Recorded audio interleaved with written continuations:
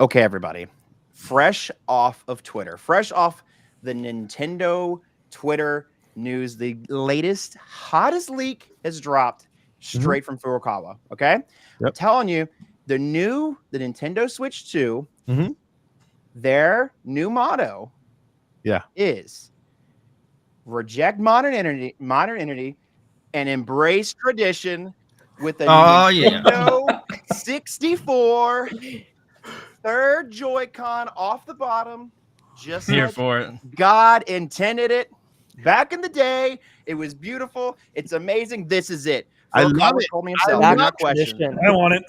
Embrace the Tradition. That's what tradition. it is. You are mad. No, one joystick. I'm Let's go. happy we have the return of the C buttons. I've missed the C buttons. I love it, right? I like Missed the location. It's like missed all the way at the bottom. That's so convenient. I'd be all over that. Will it actually work though? Oh, I mean, totally. Yeah. Third motion. The biggest We're leak gonna of all test our time. flexibility. Biggest leak. Fresh on the Nintendo podcast, baby. You stop by for the Nintenbyte. You got the trifles and it feels right. Like Bowser, you can listen all night, singing peaches until the sunlight. Summer shoots her beam so bright. Master hand always brings a fight. Catch 'em all and use that fire blast. Put the soul back to visit your past. Welcome to the Nintenbyte Podcast. All right, everyone. Welcome to the Nintenbyte Podcast, episode 5. We got a packed panel for you guys today. You might notice no Andres restart. He had some other stuff going on today, and we had to replace one of our guests. You guys might have known that Gigglypuff/Madison was supposed to come on today, but she will be coming on instead on June 12th. She's got some other stuff going on. That being said, it doesn't matter. Look at this panel. This is our first 9-pack. Our first ever 9-pack, by the way. We've never... Even the old show never hit 9. So this is a first. This is like a record. It might be a bad idea, but we're going to go. We're going to make it happen. First, by introducing all of our guests, which are a lot, since we only have our 3 regular co-hosts, not our 4.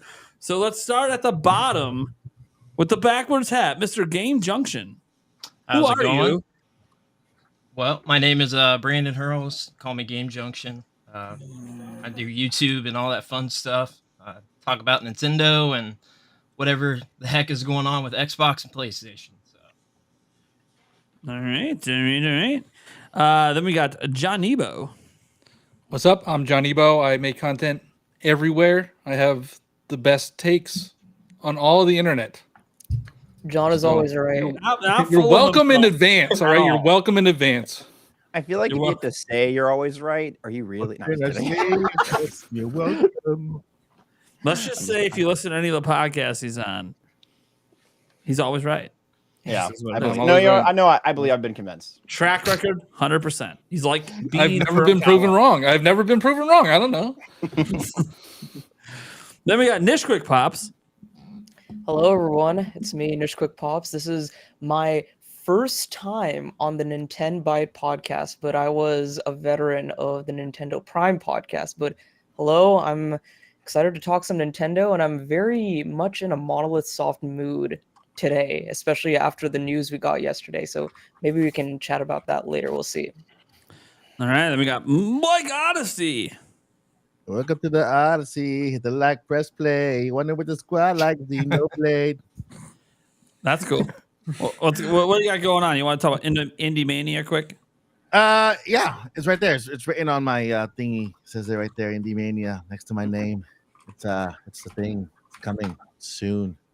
Isn't it what, September?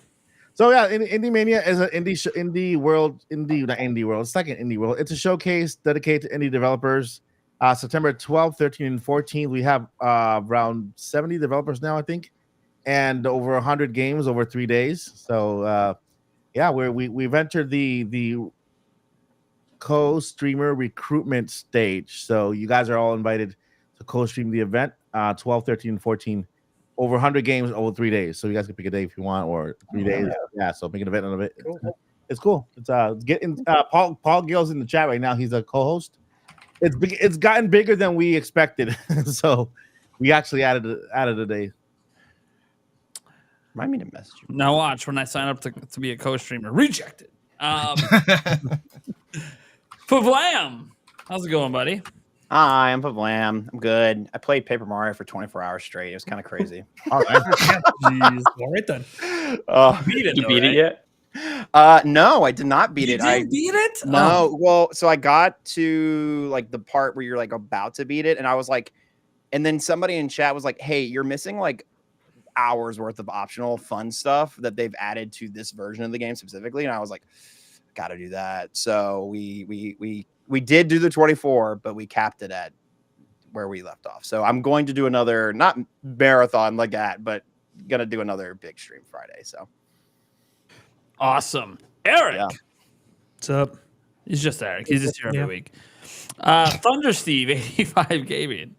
What's up, guys? You can find me, where at Thunder Steve 85 Gaming. And latest I'm working on, I just posted a video a few days ago celebrating 30 years of Donkey Kong Country. Nice. Which is crazy. Yeah, thanks, man. It's crazy to think. And been working on the next video. So between that and playing Paper Mario. No, don't be shy. You can plug in your OnlyFans Thunder Stash. yeah, I don't bring that up on this show. You know that. Come on. That's just for that's a special treat. Yeah. That's the post show behind the scenes. Stop giving it away. All right. Well, we're gonna get our topic roulette going. Wait, what am I holding on for? You didn't introduce Nintendo. Oh yeah, who the heck is Steph Tendo? The funny thing Hey, is, I guys. really work with Hey. Nintendo.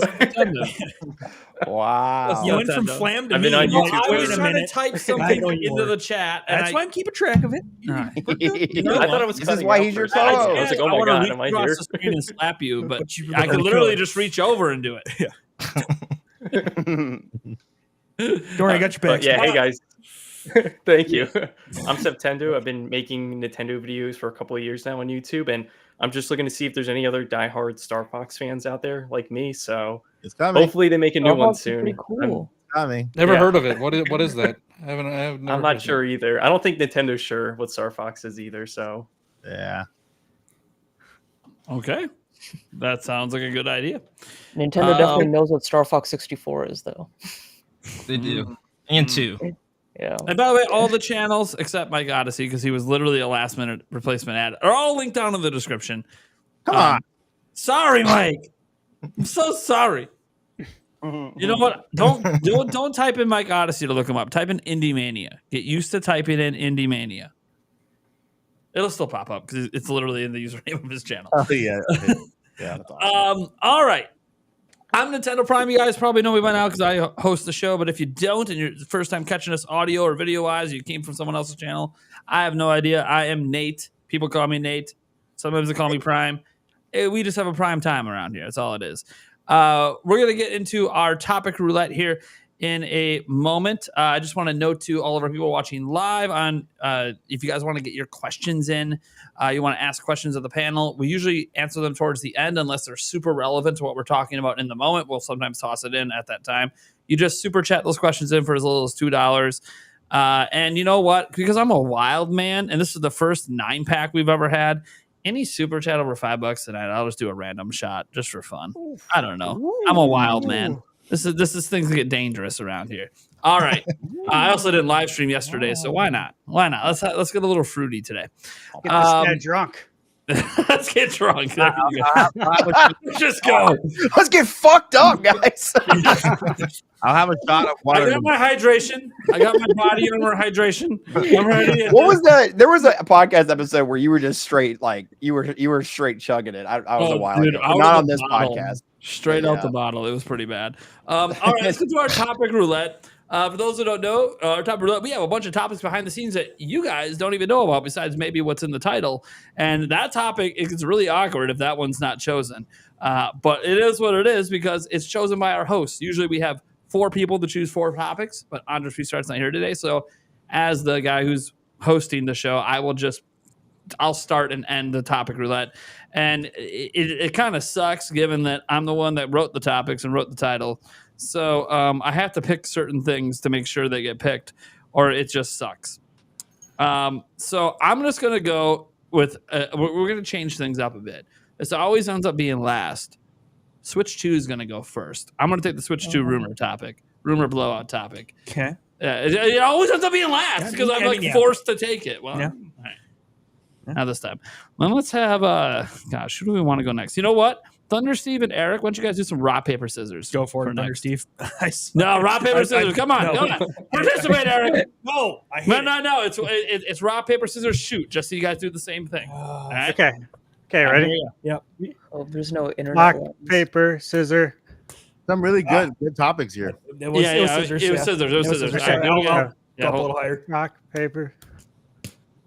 Oh, Thunder Steve's next. All right. Got her. Okay, I'm gonna pass it on to you. Actually, Oh, he's doing the pass. Eric wasn't ready for that. I'm gonna No. like to kick off. Out of nowhere. Punt. This is what Eric. Did you even read the topics today? Kinda. Okay, well that's why you I'm passed reading it. one right now. Yeah, I'm reading one. I'll take the one that's in the title. I'll do the Nintendo Direct predictions. All right. Hey, I know I don't know what I'm going to take. I thought I was going to be stuck with that one. No. That's Good one of one. the easier ones to introduce. Yeah, you're right. All right. All right, Thunder Steve. Matthew McConaughey. Is that your impersonation? I think I will go with. I think we gotta go with the top 5 games for Nintendo Switch as we get close to the end here. Kill. Cool. Exciting. Kill. Close to the end.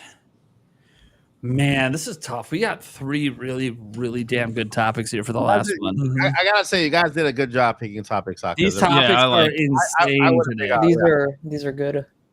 I wouldn't know. I wouldn't know what to pick. Yeah, one of mine might be better. I- Man, there's so many good ones. You know what? I'm gonna go with our graphics no longer a true selling point. Yeah, That's what I was video gonna do. that's the best one. Eyes and ears. I think so, those are too. important. That's a good one. The other ones are good too. We got some good topics. We'll just carry them over to next week. It's all right. We got lots to talk about on this show. All right. Well, let's get into our first topic then for the first time ever as the first topic. We're actually talking Switch 2 instead of the last topic. Because look, every week there just seems to be a bunch of damn rumors that come up. I don't know why. Nobody really knows why. It just keeps happening. So we're going to go over a bunch of these rumors. Midori, by the way, is seemingly the one just dropping new information every day. I don't know what the hell is going on, but Midori then every week keeps getting confirmed to be right. So you know what? Midori's like the GOAT at the moment. We all thought Piora was the GOAT. Little did we know Midori was coming for the crown. Funny thing is, Midori almost quit being a leaker. And I said, you know what? Screw the haters. What if they're the same person? Well, I don't know. Maybe they are. Midori has replied to Pure in the past, so unless she's Oh, like, no, swapping that That doesn't matter. That doesn't matter. You can do that. Yeah, Multiple swapping accounts. accounts. At the same time. So Midori hasn't leaked being from Kyoto yet, so I guess there's that. Yep.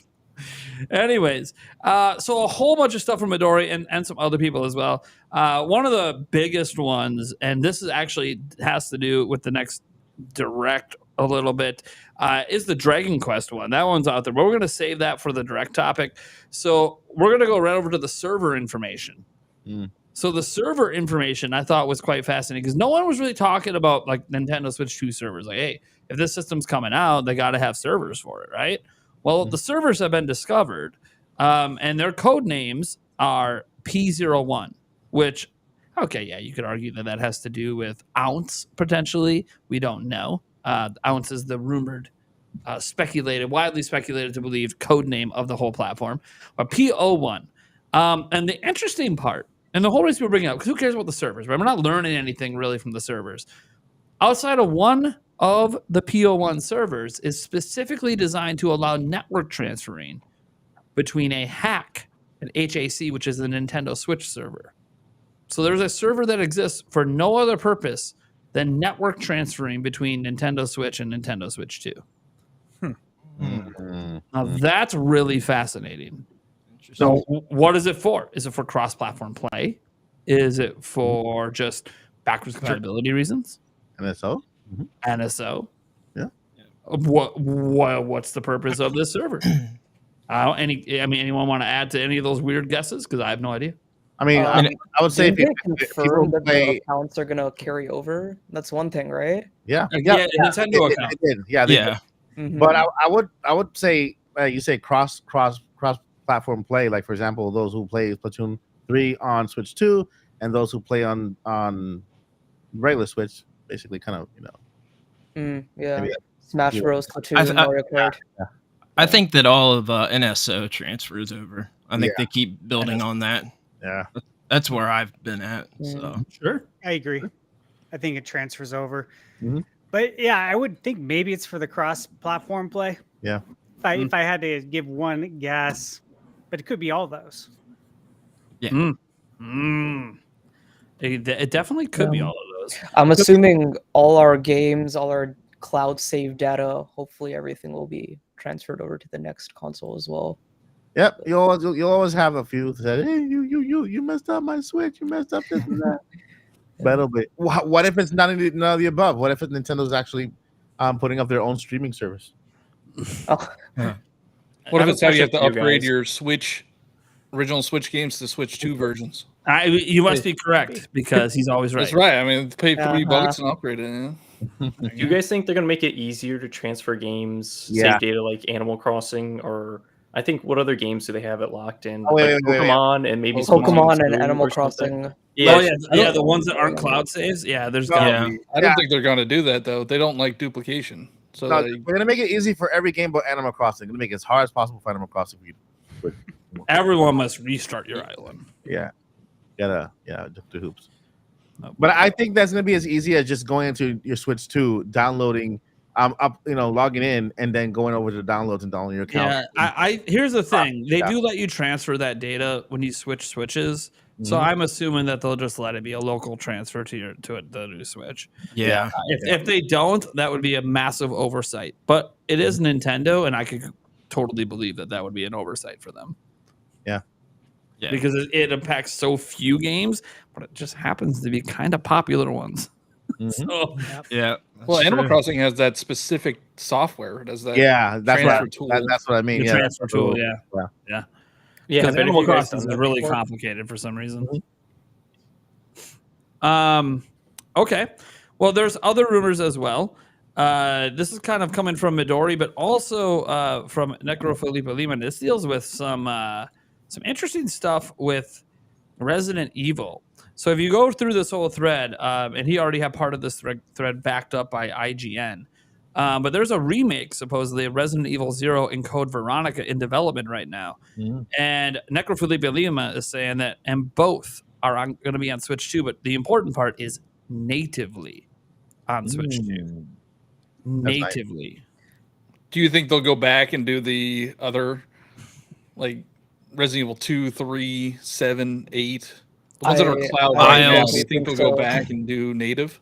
I mean, it's up to the developer if they want to port them. to I Switch think they will. I think a lot of Should. older, I say older in quotes, older third-party games, like maybe with Monster Hunter Wilds, you might get a port of World. I think Bandai Namco is going to port a lot of their older games onto Switch 2, Elden Ring, Dark Souls 3. I really want to see Dark Souls 3. Tales of Arise. I know a lot of people who wanted to play that on Switch.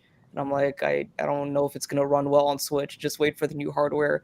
I really hope a game like Tales of Arise is there at launch, because that plus Elden Ring is going to do really well for Bamco. But I wouldn't be surprised if Capcom goes into the, I say older in quotes because they're not really that old, like RE7, 8, the 2 and 3 remake. I'm sure they're going to natively port those over. I would agree. I don't see Resident Evil why 4 we as well. wouldn't get Yeah. them because they're gonna sell. Yeah. Oh, yeah. And obviously, they'll you sell. we Yeah. could get 2, 3, and 4, Yeah. the remakes, all on Switch, along with 0 and Code Veronica. There was a story that Resident Evil 6 has Yeah, sold Resident Evil 1 million 6 sold copies on astonishingly Nintendo well. Switch. Yep. Yeah. wild. That's Which is close, insane. man. So yeah, they're definitely bringing them. And Resident Evil 4 remake, I would assume would probably be a launch title. Yeah. Can I- I've talked to a lot of people who were like, "Oh my god, I wish like so and so third party game comes to Switch 2," and I'm like, "Don't wish. It most likely is going to come unless the publisher is really stupid. They're going to really want to put it on Switch 2." Like, Elden Ring is like a big thing. Like I know a lot of people are like, "Oh my god, is Elden Ring gonna come to Switch 2?" I was like, Sure. it's more like when is it gonna come to Switch 2? Is it gonna come out long? It works perfectly fine on the Steam Deck. So if the It's just Switch the, 2 is as powerful as on the Steam Deck, it'll PS4. be easy. And this thing's more powerful than the PS4. Yeah. It's ain't gotta be a problem. Anything with on PS4 is like The only- surefire, like green light to come to that. Switch. The only third-party game that I really question is GTA 6. 6, yeah. Yeah. Everything else I think is coming. I honestly think for the first 3 years of Switch 2, it's basically gonna have full AAA support. God of War Ragnarok on Switch 2. Well, that's not gonna happen. They'll get Halo before Wait, God of War. I have a question, guys. Do you think the new Doom game is coming to Switch 2? Yes. I definitely think so. Yeah, I It's think sold- so. Doom It Eternal sold well on really well. Switch. Yeah. Sold Sold well, really and good. they did a great job porting. They, that. they really did. I think it was It Panic runs Button good. that did it. Yeah. Yep. Did It was. Eternal do as well? Because I know the Doom 2016 did really well, but Eternal was like digital only. It was digital Still did only, really well. Yeah. Yeah. Yeah. Now that's not the only news we have coming in, because look, obviously we talk about the third-party games. There's one thing we know is coming to Switch 2. It's already known. If this isn't even a question, Mario. because it's already been announced as a 10-year deal. Oh, Of course, we're talking about Call of Duty. Duty of call. And we got a little update on that coming out from Insider Gaming. And the guy at Insider Gaming that reported on it is not Tom Henderson, although Tom Henderson has a sterling track record and runs Insider Gaming. However, Tom Henderson did back up these claims by noting the sources were developer sources. And what is he saying? According to developer sources, the franchise doesn't need to move away from the past generation, dealing with it coming to PlayStation 4 and Xbox One, but also as part of the Microsoft and Activision deal, which will bring Call of Duty to Nintendo for 10 years, it's understood that Call of Duty will be released on Nintendo platforms starting with Switch 2, which he presumes is next year, as the original Switch isn't powerful enough, which is fascinating because if you guys remember all those court cases, Microsoft was arguing the Switch was powerful enough. Yeah. oh really? Yes. They made the argument that if they built a game directly from the Switch from the ground up, they could port Yeah, it. it would be powerful enough to run current Call of Duty, which it would probably be true. You could dumb down the visuals and everything enough to make it run. But also, they this is promised. coming to PS4 as well, right? Yes. PS4, Here's the Xbox thing. One. They promised, though, that it would have feature parity. And I wonder if one of those key features is that whole 60 FPS. And they're like, we're not going to be able to hit 60 if we get this thing on Switch. And people will argue we're not living up to our contract of feature parity. So they're like, hey, Nintendo, Switch 2? Cool. Nintendo doesn't care. They just want the game. Because honestly, for the purposes of Microsoft, it would be better to be on it this year because there's more install base of Switch. But it makes more sense based on the technical capabilities that you would rather put it on Switch 2. And I had a thought on this. I mentioned it in my video. I wonder if the decision really isn't about could they get it to run on Switch, but rather this is their first time bringing Call of Duty back to a Nintendo audience since Black Ops back on Wii U. And when they bring it, they want it to be a top tier experience rather than something that feels watered down. I agree. And so they figured, hey, if we're there, our first one's November of next year, or even if it's this game, but at launch of Switch, which might not be at launch of Switch. They might wait and just whatever game they announce next summer, bring that over to the Switch 2. I think that actually bodes well. It'd be early in the Switch 2's life cycle while it's building an audience, and you're giving people a portable version, which, by the way, based on the rumors and speculation all around the Switch, Switch 2 is more powerful than Steam Deck, and that's the most popular handheld PC to play Call of Duty on the go with. So it would theoretically be a better performing version. I think that this is a very good decision for at least from the point of making a good impression, because it's going to be 10 years. So. They can't just look short term. They can't just look, we can get a bunch of sales now. No, we got to think about building with the new system. Black Ops was really good on the Wii U. I thought it was great. Yeah, it was very good. It was very good on the Wii U. It had the dual screen, like one person can play on the gamepad and another one play on the I loved the it. TV. That was cool. They should have ported Call of Duty Mobile to Switch. I don't know why they haven't. I know Warzone Mobile is very popular, so why not just bring that? Totally. Now, I'm a little surprised that they're not bringing over Warzone and that they're starting things next year, because Warzone should be able to run on the Switch. Yeah. But again, I think a lot of it is that first taste. We want it to be like, yeah, this is on par with everything else. We don't need to buy a PS5. Like a Nintendo fan doesn't feel like they need to buy another system to play Call of Duty anymore, because you have the true version of Call of Duty. Do you think they would do something similar like they do in Splatoon, where you have the motion controls, and the motion controls are like the slight, you have the stick movement, but then also the motion controls for like the finer movements? I would love if they did it, because it would almost compare to other systems. Yeah. Unless they put it with, here's the thing, PlayStation's got motion. You could do it with a controller. I've heard that nothing will compare to, if it's in a first person shooter sense, nothing will compare to keyboard mouse, but I hear that it closes that gap a lot, actually, once you like not necessarily from rip, because it's not something familiar, but in terms of people who get good at it, and like that skill gap becomes smaller. So I wonder if they would do that. That'd be really cool. I know that's not necessarily by motion. You mean like the Splatoon gyro aiming? Yeah, right? gyro aiming. Okay. Yeah, correct. So back on Wii U, when Black Ops came out, it let everybody play together in the same lobbies. Within a month of launch, they had to separate the lobbies because people playing with the Wiimotes were destroying people with traditional controllers. Was it like Metroid it was a Prime controls? It was a it makes sense.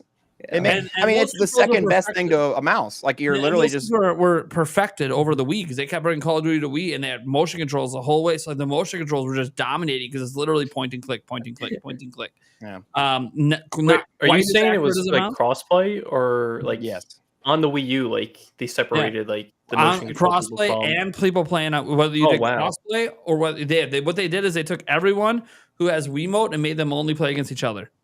Yeah. So if you made that your control option, it was insane. And so I do think that there's a potential it might get supported, especially if there's Joy-Cons again. They can have a dual Joy-Con mode and have that support. And if it's literally the same as point and click, I do wonder if they're going to be like, we need to separate you out or make you only play with PC players, maybe put you in the same lobbies as them. That would be wild. That would be which would be absolutely wild. That the control scheme is so much better on Switch 2 that you need to go play with the top tier. With the big boys. You can't play with PS5 because you wreck them.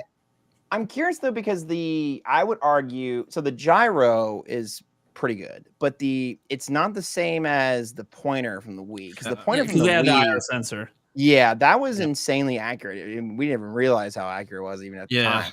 Because when I play, so two examples, both the 3D collection, so Mario 3D collection, specifically Galaxy, and when I play Legend of Zelda Skyward Sword remake on Switch, when I was trying to the motion controls on Switch, at least trying to emulate the Wii specifically, they don't transfer at all. And I would argue that Switch gyro, I would say in terms of like pointing, are not very accurate.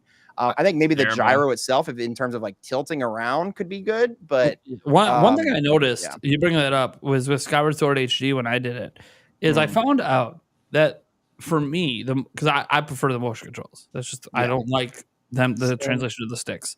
Yeah. I found the controls actually to be really good, but it what it needed to be, and this is what sucked when you had the IR thing. You could just point and everything's good. You had to be like the perfect distance and perfectly calibrated before. Like if you recalibrate your motion before you start the game, and then you're at the exact perfect distance that you're supposed to be from the TV, it works just fine. Yeah, and I had no issues with it. But again, you didn't need to be perfect in the old setup to have the better motion. So that's what I appreciated. I mean, just about Wii Motion Plus was it was so easy to calibrate on the fly. What if that's one of the things they bring back? Where that would be very cool. I kind of wish. You got the IR camera. That'd be kind of nice. Of the what if they put it on the front of one, and then all they have is on the dock just a little tiny little camera sensor that's same thing. I was literally looking at my Switch. It's on my desk right here. I was like, I wonder how easy it would be to emulate this like the Wii's like IR sensor. Oh, and the thing is, if they do that and they put it on the dock and they make it now, so it doesn't have to be centered, so it doesn't have to be centered on your TV anymore because technology is better today. You can probably get away with not having it centered on your TV. That would be quite fascinating if they brought that back with the dock, because now you're talking about, man, how many Wii remasters are we about to get? Yeah, I would love to. The one Wii remasters. Oh, we I would love to see for Prime 3 as well. Quite a bit.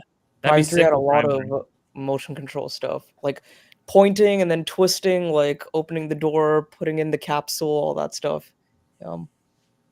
Yeah, no, I agree. I will. Well, not to go too in the weeds. I did like the stick translation of Skyward Sword. I thought it was very creative, but I definitely don't think it was very intuitive. So I can understand why somebody wouldn't like it. My experience with Skyward Sword is whenever things would like get weird, like my problem is Link would always like have his hand like all the way over here. Yeah. I would just kind of relax and I would press Y and it would kind of recenter and then it would fix it for me. That's the only issue I remember having with the Switch version. Yeah, the default positioning of the sword was a bit weird. But anyways, that would be a very cool feature to see in Switch 2, is something maybe akin, like a more accurate Wii pointer sensor, along with because the gyroscope is good. Like the actual like tilting of the Switch is good, like in Switch controllers is very good, at least in my experience, except for that one Breath of the Wild puzzle at the very beginning of the game. That puzzle. But otherwise, pretty good. And I think, I think a test of that is like Splatoon, like I was saying, like Splatoon 2, 3, they definitely have that baked in. So I think Call of Duty would benefit from that big time. So anyways. Yeah, and then we have one last rumor, sort of an update coming from Moore's Law is dead, but summarized in this WCCF article. Basically, NVIDIA may be being a little confused that Switch 2 isn't out yet. I don't know how much to believe in that, because I'm assuming that they would have access to Nintendo's launch plans way more than pretty much anyone else, since they make the technology. That being said, what's interesting is that this does note that the previously assumed 8 nanometer or 7 nanometer node, it might be smaller than that. They might have went with 4 nanometers. And if that's the case, that would be a lower heat output, which could enable in dot mode up to 4.5 teraflops versus the rumored 4 teraflops. That would be even more powerful.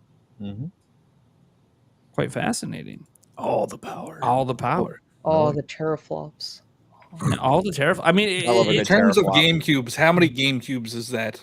Probably 60 duct taped together at this point. Yeah, maybe a building. It's a lot of GameCubes. Yeah, it is. I mean, it to me, it's fascinating because, obviously, we have a topic later about power, and what's more so about graphics, but how people keep equating power for graphics.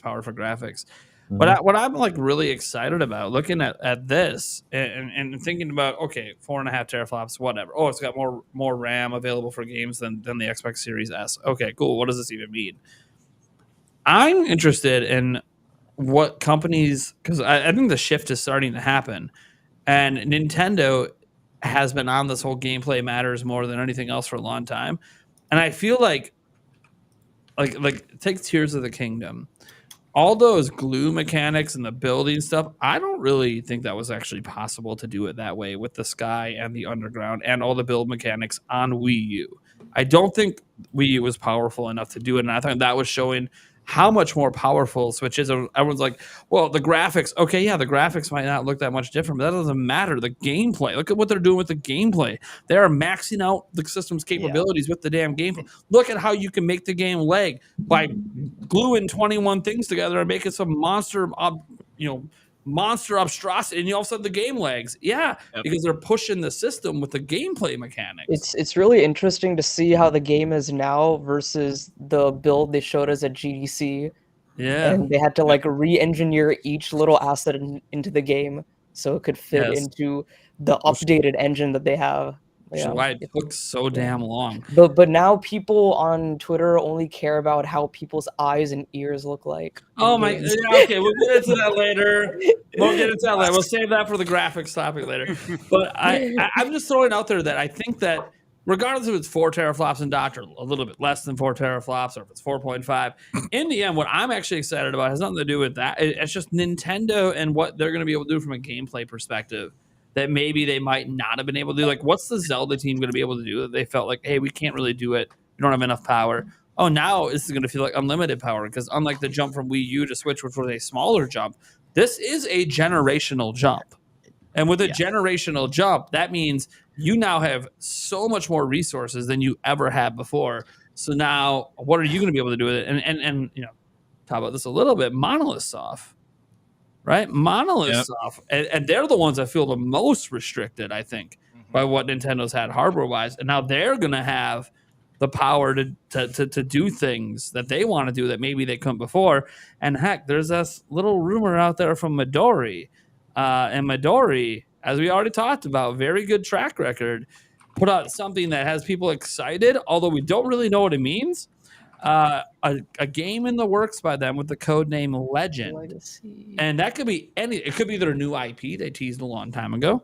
It could technically be the next Xenoblade game. We don't know. Or, and some people have speculated, because they have a dedicated Zelda team, is it a remake Legend tied into Legend of Zelda? So there's a lot of possibilities with that. And that's exciting, because we're presuming that this code name is for a Switch 2 title, because I don't think anyone feels Monolith Soft's about to drop anything else on Switch. But They're basically done for Switch 1, since they had a DLC last year, but the DLC was basically a game. Like, it was basically that DLC was huge. Content and lengthwise, it was like a full-length game with feature deemed. So it's definitely going to be a Switch 2 title. I have a whole video on this, which I just released today, but it's either down to something Xenoblade X related or the new IP. Go watch it, guys. Go watch it. Yeah. Go give it a watch after. Yeah, Link it. I highly doubt it's something connected to mainline Xenoblade, though. What is that? What is that? That's peanut butter whiskey. It's called a Nut Crusher. Nice. Peanut butter? Damn. Nice. Peanut butter whiskey. Called the Nut Crusher. I got a random question. Mhm. Did anybody pick one of these up? What is that? The Mi- mix. The mix Yeah. switch? Oh, Yeah. cool. Did anybody else grab one? No. I haven't opened it up yet, but I'm gonna do a video on Did it. you However, get I all didn't the get the contents with dumper. it? Because I didn't get the dumper. Yeah, Yeah, they're the dumper supposedly thing they're is sending the different. dumper separately. Okay, yeah, whatever. Yeah, I'm like, what am I gonna do with it? Because I was actually just gonna back up my games. Oh, well, you better hack your Switch, buddy. Yeah. I'm gonna have to get a different Switch to hack. You can hack an OLED if that's what you got. It can be hacked. Yeah. It's Yeah, more I've got it by difficult, me. but it can be done. I'm not going to tell you how, because I don't pirate. Yeah. And I don't actually even have emulators on any of my computers. But Yeah. Not allowed. Well, I do I know legitimately that every don't Switch either. has been hacked. It just happens that the version 1 Switches happen to be the easiest. Like, it's Yeah. super easy to do. Like, anyone could do it. My kids could do it. Like, it's so easy.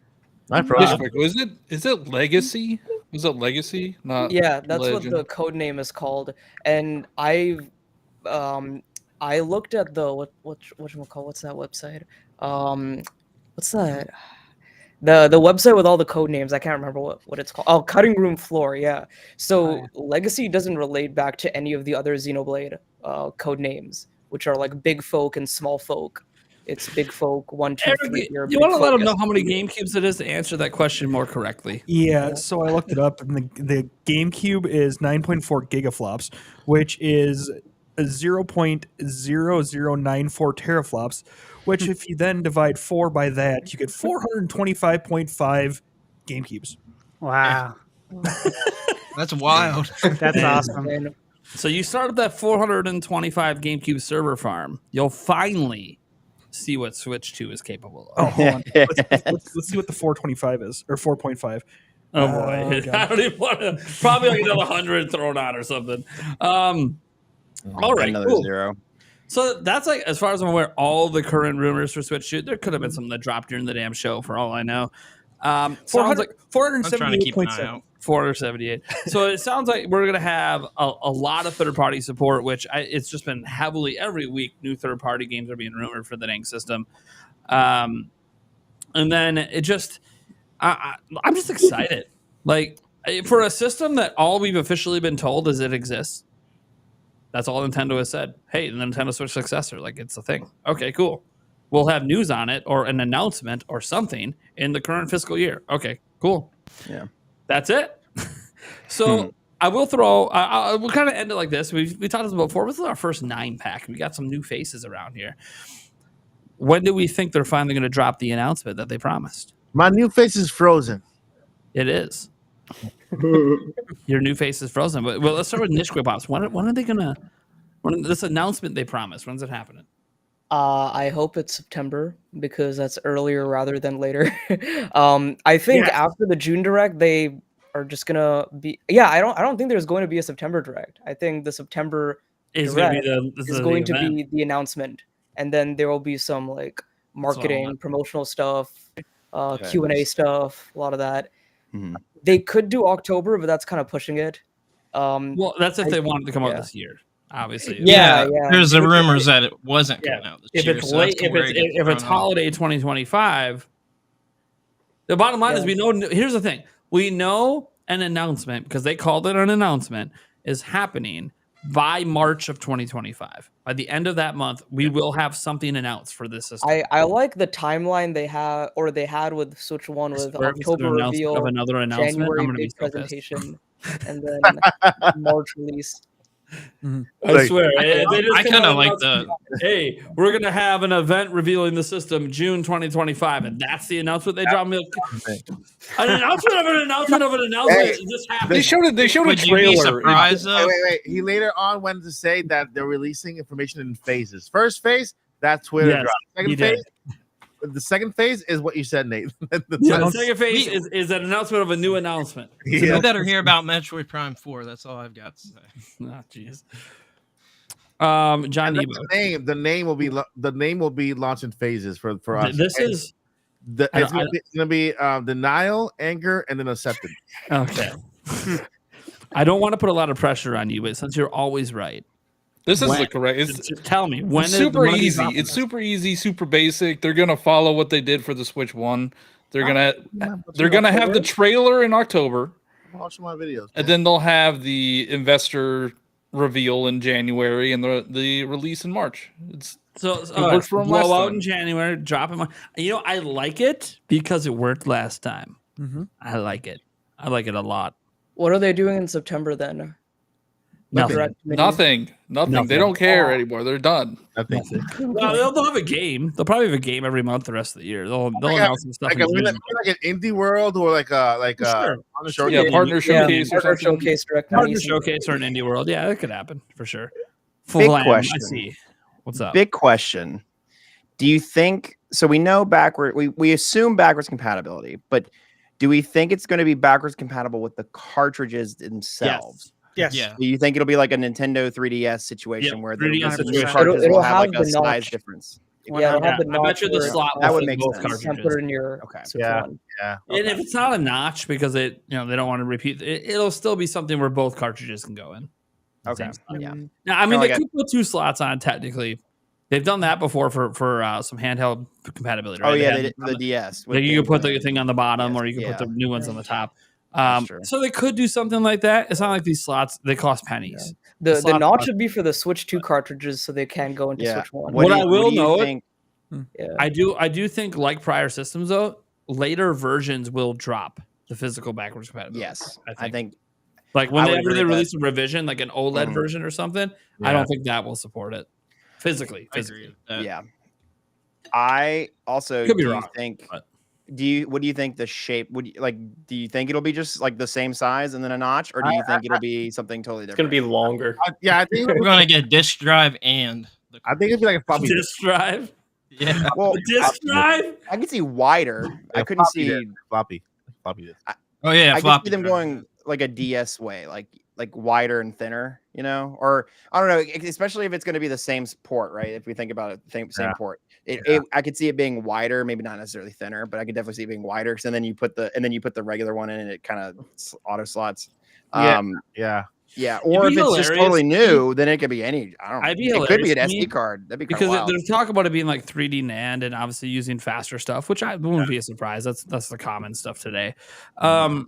It'd be hilarious to me if it's the exact same size. And if you stick it on a Switch 1, it just tells you, hey, you need to upgrade to Switch 2. I mean, possibly. Clever marketing ploy. Yeah. Pops in, this is incompatible. You need a Switch 2. Oh, mom, thank you. I need a Switch 2. Mom. I bet wow. we see a ton of remasters come over though. Do you know how many people would Everything complain about that remastered. though? Oh my god. People Sorry, I complain cut you about off. anything. Here's the only thing I hope they do. Whatever coat they put on to make it disgusting to lick, surprise me and give me a different flavor. Yeah, but say put some like lemon flavor in there. No, make it like if I lick it, it's like a bee stung my tongue. Something. Rat Something poison. different. Only literal Nintendo bees, would If do they're that. like We don't need a Zen- literal like bee Zen sting, flavor. allergies, but something. Can't believe that was a real thing. I know. That's something we're going to talk about. To be in fair, it 15 prevented years. my Like, dog They really from did that. eating the cartridge. So It's like the that was that. Tide Pod movement. But what about like SD cards and stuff? I mean, But same thing. imagine like a menthol flavored. I just wanted to do a Skittles flavor, and I'll be good. They're worried about kids getting addicted to Zens. They're gonna get addicted to Switch 2 cartridges. Anyways, they were there cracking cold ones. I see you, Eric. Look at you. No, I just thought that would be an interesting discussion point because it's like I always like found the production of the Switch, the 3DS cartridge, really interesting and like that notch. So I was like, okay, do we think it's gonna be 2 separate ports, or I always think that's an interesting point of discussion. Yeah. In terms of what I would like to see this announcements, I'm a little biased because I'm planning on going to PAX West. So it'd be really cool I'll be there. if we go to PAX West and they drop it at Nintendo Live or some sort of, or maybe like before Nintendo Live or Are they doing Nintendo Live this year? That was my not confirmed, but I'm just assuming, right? I'm assuming Australia. Is that early, Australia. mid, or late September? It is That's Labor Day the- weekend, so it is the first early weekend of September. September. So that's what I'm saying. So it'd have to be an earlier, like they would be down, like they would be a holiday launch or something. That'd be amazing. I hope that's what it is. What if they but, haven't announced Nintendo Live because they're waiting for like the That's what I'm saying, anticipation? dude. That's why I'm like I've already booked stuff This for is PAX the West. way. Here's the thing. They already announced a Nintendo Live in Australia. I don't think they're waiting to announce a Nintendo Live. okay. I don't think we're getting one in the US this year because When it's is? in But Australia. isn't the Australia one this summer? Isn't the summer? Yes. So, but that's so I think that's it's far after, more to be likely. fair. Far more likely that they would schedule another one in Japan since that one got canceled. Yeah. Oh, that's true. I'm pretty sure we're gonna get Space. I World want this year. one in the US, to be fair, but I've been noticing with their Nintendo Lives, it's not like they schedule them in every country every year. It's just not what they do. So the fact that they already have one in Australia, I can see them rescheduling one for Japan, and just the US had one last year. We don't get one this year. We'll maybe But get do one you, next do you year. think at the very least though, because I mean PAX West is at home plate besides Japan. Sure. I mean Nintendo. Yeah, Nintendo's NA. of America's. Yeah. So do you think they'd have a higher presence there at the very least, and maybe have a demo if it maybe not a demo, but like some sort of thing? You know what I mean? I don't know. For their upcoming Switch games for holiday 2024. Yeah. And that's if you're lucky because they haven't Dude. had anything big going on at PAX since Animal Crossing. Yeah, no, PAX. Oh my god, I think They've I been mentioned very some much different like, here's a podcast bunch of episodes. our games we already have. Have a good day. Nintendo, the Nintendo rep that gave me the tour of the Nintendo booth was very nice to me, and they were all amazing. However, that was a Pokemon, and it was demoing Pokemon games PAX East that this were year? 5 Yeah. years old. Detective Pikachu, Legends Arceus, according to the demo person. Arceus, And Scarlet Violet. And they were very nice, and they cut me in line for Pikachu, which was very nice of them. However, Nintendo above that person, that was their poorest display yet. I thought last year was really bad, but this year I was like, oh, this is Yeah, worse. this was even worse. It's not even a new game here. Yeah. Anyways, There wasn't a new game the year before either, but they at least had a bunch of different games for different franchises.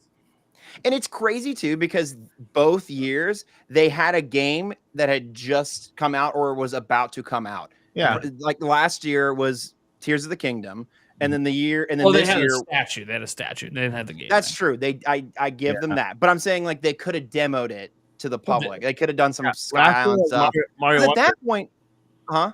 Last on Nintendo Live was Mario Wonder. Yeah, and then this, Nintendo Live actually had a game yeah, early. that's true. Yeah, They did yeah. have a First demo. of it, yeah. But this year they could have done Princess Peach. Like Showtime was like, I think it was Could've. out at that point actually. But they didn't. So they didn't. Yeah. Anyways, I think all right, they I'm just just don't complaining care about a about convention at this PAX. point. They just don't Well, care. it's just unfortunate to see these. Like I get from a marketing and financial standpoint that it's way easier to do everything in house and just post a video on YouTube and also have Furukawa just fucking tweet at 3 a.m, right? But it's really disappointing that the in-person experience is becoming more and more lackluster. You know, I don't know. That's just me. And I Well, agree with here's the thing: Nintendo Live wasn't lackluster. So my thing is, Yeah. if they're going to start doing that, Sony does their own event as well. Mhm. I think that's fine. They just have to Yeah. find a way. I think they're feeling their way through Nintendo Lives right now by putting them in different countries and getting Yeah. all the feedback they can get. And then from that, they're going to determine, all right, how often do we want to do these in each country? And do we want to start For sure. putting more games ahead of time demo there like we used to at E3? So I do think that, the one last year, I know it was extremely positive feedback. Yeah. And then they didn't get feedback from the Japan one because they couldn't do it. Now they're going to have the Australia one. So I think during the Switch 2 era, we're going to start seeing that Nintendo Live is going to be a more regular thing. And they might always time the US one with PAX to kind of partner with them, or they might just decide we don't need to. We're going to do our own thing whenever the hell we feel like it because that's who we are. We're Nintendo, and you're going to show up for us. So who cares? Yeah, I would. I would show up. Just I would not. I would go just to that over PAX West at least. I like PAX East because I have a lot of personal friends. But I always wonder. Because since Reggie left the company, Nintendo doesn't have as good of a relationship with Jeff Keighley because they were really close. So we got a lot more Nintendo stuff at Jeff Keighley events when we had Reggie. They haven't been officially partnered with Summer Games Fest ever, right? Yeah, no, not ever. But here's the thing. Well, when their direct is announced, Jeff Keighley will put it on their website like it's part of Summer Games. Yeah, right. He'll tweet about it like like Dextero. But what I find interesting though is they did bring Doug Bowser on as a key person for the Game Awards. He actually is on the panel that helps make decisions for the Game Awards. Yep. And I always wondered, like, over time now that he's actually been over a number of years, been at these events and been behind the scenes and been talking to Jeff Keighley, that if the relationship is starting to foster to a point where potentially, if we ever see a summer Nintendo Live in the US, if he times it to be around Summer Game Fest, because Summer Game Fest, those who don't know, as of last year and now again this year, does have a behind the scenes E3 style event to go play games. You have to sign up for it. It's already sold out. You have to sign up to go. But they have a demo event. They take over an entire block in LA. And it's a bunch of these different buildings you can go into and demo all these different games, plus have food and all that in between. This is Games Fest? Yeah, Summer Game Fest. They actually have an in-person festival now, not just the show. Oh, wow. But again, right now I think it's mostly just media right now that get to go to it, which is fine. That's how E3 started. I always wonder if the relationship is fostering. Not that Nintendo will show something at Summer Game Fest. I think they'll always just do a direct instead. But if they want to have a Nintendo Live that's kind of like alongside in LA, the Summer Game Fest stuff. Have their own, if you're a media that has a badge for this, you can also come to our live kind of thing. Yeah. Do you think that Xbox or PlayStation could do the in-person event to the capacity that Nintendo can? I just feel like the audience. PlayStation's been doing it. Oh yeah, sure. PlayStation's been doing it for years. They left E3. They were the first company to leave E3 before E3 was done. They've been doing their own in-person event every year. Oh, I didn't even know that they were. Yeah, doing it's it. it's widely attended. Yeah, there's a lot of people that go to that one. All right. What about? It's kind of like how Blizzard has BlizzCon. They didn't do it this year. Oh, okay, yeah. Like BlizzCon's packed every year. I mean, so is the Sony event.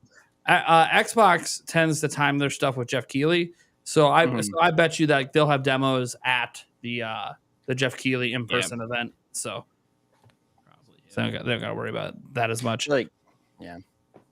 And I know I'm pretty sure after I believe next week is called Preview Week. So a lot of media are actually going to be in LA next week before all the events happen, already playing private demos of everything. Oh wow! And I know that Microsoft every year, the last 3 years after their presentation they've done, they've also had an additional period behind the scenes where you can go play the games again. So That's how Microsoft's always done it because they're still doing in-person events. You got to remember they're still doing the hey, come to a theater and watch us. They're like one of the few companies still doing that. So,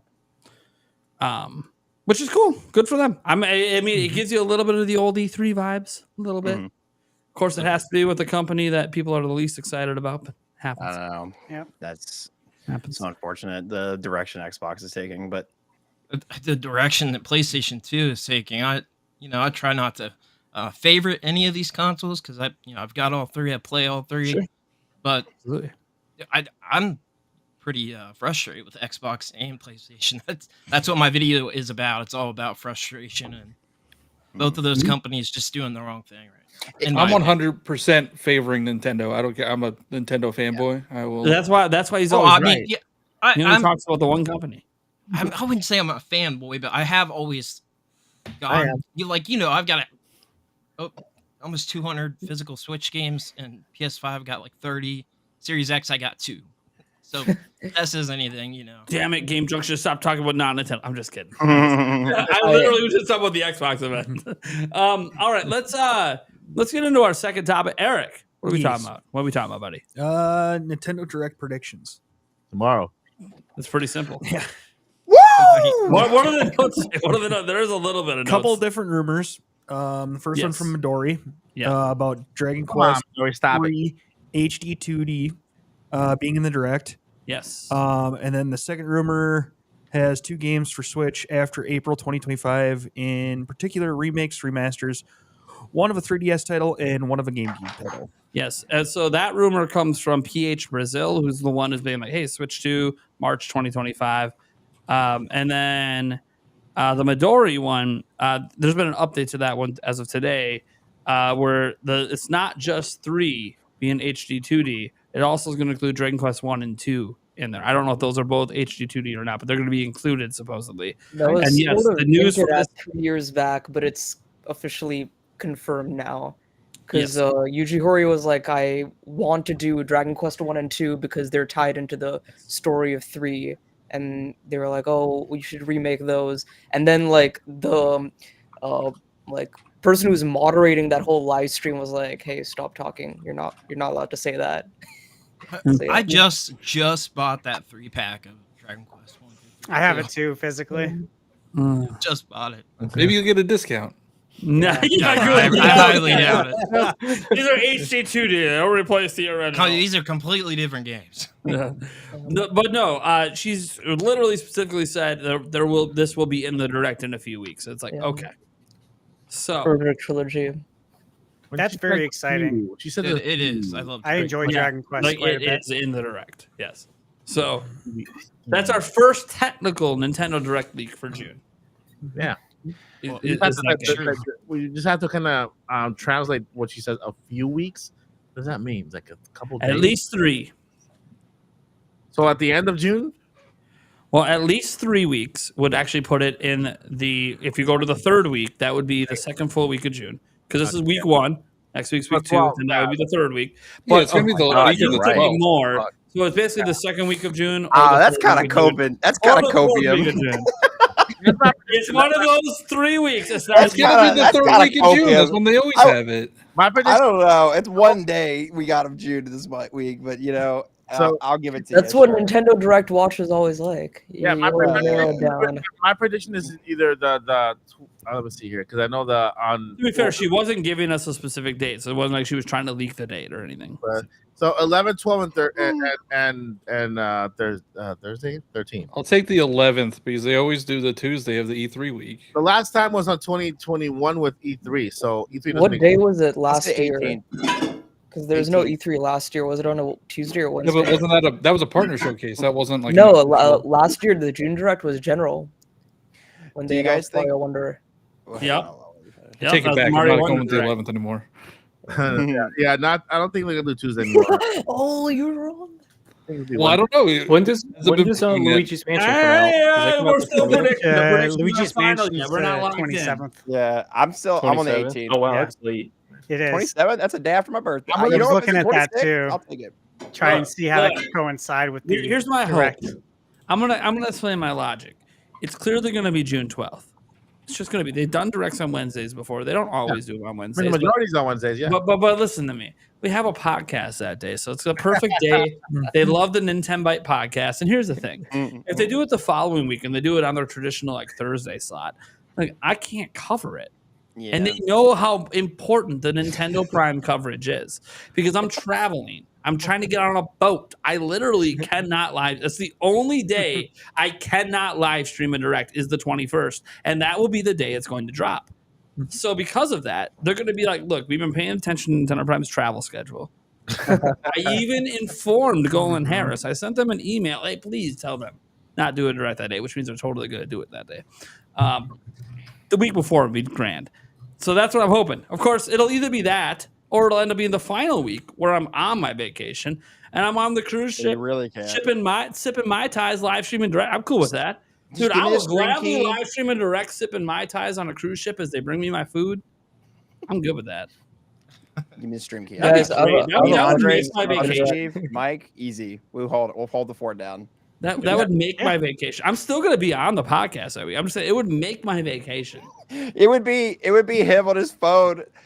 No, on the boat. Laying on a beach chair. Whoa. I'm bringing a whole setup. I've been on a cruise ship and had to live stream the Xenoblade Direct from that cruise ship. I'm not dumb. I'll be working. I know, but I just imagine you going all like grandpa on Zoom. I'm gonna be on the beach, and they're gonna be delivering things to me as I There you sit there go. with my laptop and I go, how this direct? I'm like, this direct sucks. I'm like, yeah. Oh yeah, it sucks so much. And then when Metroid Prime 4 is shown, you're cheering on the beach. I know. When Metro Prime 4 is shown, I might literally grab the laptop and run into the ocean and dive in and then realize, oh shit, this is a rental. Guys, I have a question about the direct I want to ask you guys. So, if all our dreams come true, this is what the hypothetical direct would look like. Metro Prime 4, Fire Emblem 4 Remake, Wind Waker and Twilight Princess, Metro Prime 2 and 3, Dragon Quest. Do you think all of these are going to be No. at the direct? No. You're missing No Star way. Fox. Star Fox, Yeah, there you Star go. Fox Zero. Remaster. They got to do 2 and 3 before the. Yeah, that's my thing. Are we gonna get Metroid and Zelda? Because if we don't get Fire Emblem, I'm gonna be really mad. I think there's a like- big chance we get Metroid and Zelda. I think we get Metroid Metroid Prime 4 announcement for 2025. And I think we'll get Zelda Wind Waker and Twilight Princess for this year. Here's what I think is happening. These are two games. The Nintendo plans to sell 13.5 million Switches this fiscal year. There's still a lot of Switches to sell. They gotta have something big this holiday. Yeah. All the Switch 2 stuff, Luminar, they gotta have something big. Metro Prime 4, sure. I think, yeah, that could be their big game. But here's the thing: Metroid is not like a massive seller. This could be the one that breaks the mold. We don't know. But for now, okay, you can guarantee 3-4 million sales there. Maybe sell an extra million Switches. What's gonna be that other one? Well, there's only one. You can say that because Zelda Andres remaster. isn't here. Yeah, there's only one Zelda remaster that I think they need to bring, but they can't just bring it in the way it was before. And that's Twilight Princess, because Twilight Princess will sell very well and could move systems. But they can't just be like, oh, we're just bringing you the HD Wii U version. No. They need to have re-HD'd it, which means they actually remastered it. Yes, they pulled off. Is that a thing? I don't think that would go over well. I think people will be upset about that. I don't think they will. Because gives- listen. The Twilight Princess remaster is widely considered not impressive compared to the Wind Waker one, and everyone thinks the original Wind Waker still looks good today. Yeah. And yet that remaster had way more work seemingly put into it visually than the Wind Waker HD did. So when I say remaster, what I mean is they actually went in and replaced textures and went in and replaced character models and redid that stuff. Oh, like to make it look significantly better than the original. I'm not saying Wii U tech demo style. That's a pipe dream. It's a pipe dream they went that far. But I'm saying my they main actually. thing is I want those games to be at 60 frames. If they're not, then I'm bringing out the Skyward Sword HD apology forums because everyone was so mad about Skyward Sword HD, and I'm like, look at all the improvements. And if Wind Waker and Twilight Princess don't have those, if they don't have 60 frames per second, I'll be mad. That's fine. Be mad. I don't really care. It'll be the remaster, and it's going to go on to sell 10 million. It's going to go on to sell 10 million, and that's the game they mean in the second half that will carry the system. It'll be 10 million I don't sellers. know. Would they sell them individually then if they I just remastered it? see in this scenario, my Wind Waker's God. not coming. In this scenario, there's no Wind Waker. Dude, I think Twilight Princess is not I coming. think yeah. $60 a pop. Oh, riots in the street. I mean, look, if they remaster it, 60. I'm telling you, with the They're going remaster, 70. that changes everything. Well, I think you mean a remake. I think a remake. No, that's from the ground up. We're not going to go from the ground up. So you're giving it like Xenoblade Definitive Edition, right? Which is Look, I'll put it teetering on this- remaster. I got it remake. for you. That's Guys, exactly I got how you it. described it. Metroid Prime remaster.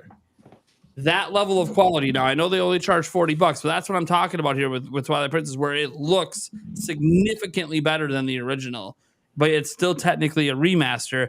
But however, because it's Zelda, they're still charging $60 instead of 40. That Wasn't they're not wasn't gonna Twilight do Princess on Wii U 60, but you also got an amiibo? Yes, Yeah. that's if you got the amiibo. If you didn't get it, it was only 50. Pretty cool. I like it. I like it. $10 for me, bro. But that's not happening. Let's just be honest. I don't Wind Waker, think- you got the little I don't think the Ganondorf. direct. Yeah. No, Look, sorry. Skyward Sword HD was 60. We're not getting no less than 60 Zelda coming out. I don't like the character models for Twilight Princess. They look weird. Hey, well, you shut your mouth. Yeah. You shut your mouth. You don't. that's you the point. blasphemy. They're Blasphemy. supposed to You be blasphemy. off-putting. That's like Yeah, the it's supposed point to be a of it. very dark. Yeah, it's supposed to be take on It's off-putting. supposed to be weird. It is like, is it Link's father at the beginning of the game? That guy No. that's next to who is it? Like uncle or guardian or something? He has, Link like, is solo. Russell. He is solo. There's the hero of time Uh-huh. who's like an ancestor. He's an ancestor in the game, teaching him the sword moves. Yeah. That's the- The idea is it's How about the guy that is the beginning of the game with Link? He has like, the blonde guy. he has like this Russell. face like he looks like a half man half dog or something. Like, What? They are You not really, related. I need you gotta drop a picture. They're I not need you to screen related. share. You're talking. He's talking about the opening scene. They're at that little pond, and there's the guy talking to you. that's where I'm at still because I can't He's figure calling him out a horseman, is what he's saying. Oh, the yeah. tutorial area, right? The tutorial area. Yeah, he's like your father figure or whatever. But Yeah, he's not technically your father. Yeah, he's not your father. That's why I Link said is an father figure. only. There is no family Link, of his yeah, in the game. Jesus. oh. He's only himself living in a treehouse. No one I else. will say, Anyone else knows? No one else lives in a treehouse. It's just him. What they need to do is just put the Breath of the Wild character models in Twilight Princess, though, and I'm happy. It's almost like they copied Ocarina of Time or something. Steph I will say Tendo's I'm over here happy just with like, what- I'm just ready to strangle all of you. This is not the conversation I signed up for. My point stands. Do you think we're going to get all those things in one direct? Nope. Metroid Absolutely remasters, not. Metroid Prime 4, Twilight Princess, and Wind Waker, Fire Emblem No. remake, which I definitely think this is coming. It's been rumored for the past I will 2 say years this. now. All So- of that but Wind Waker. Yes. Okay. Minus Wind Waker. Then that's automatically the best Nintendo Direct we've ever had. No, it's could not. see us getting I will one. tell no, you it's why. not. I will tell you why. I'll tell you Well, why. remakes One or of remasters. those games Yeah. is new, and we've had Yeah. directs with literally the direct starts with a brand new massive game announcement and ends with a massive brand new game announcement. And Metroid Prime 4 is an already announced game, so you can even argue there still isn't a new game announced. What if it starts with a remake, like a full on remake? Let's say Ocarina of Time on a Link's Awakening. From the ground up. But Nintendo has not shown the willingness to do from the ground up remakes. Yeah. Yes. Well, I mean, they use Yes. they use the Origami King engine to do. Yeah, I'm about to say they, Link's Awakening was like the one that they did do from the ground up. no. I feel That like was Grezzo. isn't Thousand Year Door ground up? Because like that's Yeah, that's what. it That was I don't know. meant to be. Yeah, Yeah. It was built on the Origami King engine. Yeah. yeah, because it Yeah, is it's made out not. of paper. So Yeah. when I say from the ground up, and this is the thing, excuse me, 1,000 Year Door might be from the ground up. I know it's using a new engine, but from the ground up means you're not reusing the original code base at all. They I use don't know. I don't know if they're reusing it in the game I or would not. I imagine, haven't at least seen the it's data not. mines of it to know. And I say that because and you might go, why does the original code base matter? Well, because if you use the original code base and you just convert it into a new engine, that requires a little bit of work, but that also means you can make the game in less than a year. Yeah, you're right. If you have to go from the ground up and rewrite code, and like that's a completely new game with the Especially 'cause bones they of the machine original. code. Oh, yeah. But what we I'm don't, saying is and we don't know, and we don't know what they did. So they already have an engine with that they built Link's Awakening on. They can use it for either Ocarina of Time. They can use it for any of those games that are top down. Link's Awakening with Between Worlds. Oh my Yeah, god. Link Between Worlds. That's the one I was gonna say. That's that all shit on there would- too. Man. With that 3DS game coming over, it's like God, I would could love be that or it could be Kid Icarus. Well, and Yeah, that Kid Link Between Icarus Worlds is needs to already come. like halfway to that art, the Link's Awakening is. art style. it would really actually is. be a Yeah. great candidate for it. Yeah. But I think Kid Icarus needs to come over. I do love too. that multiplayer. They I would, think it's they would a have to phenomenal fix the game. controls They somehow. would. They'd have That's to a completely big redo thing it. too. The controls. All right.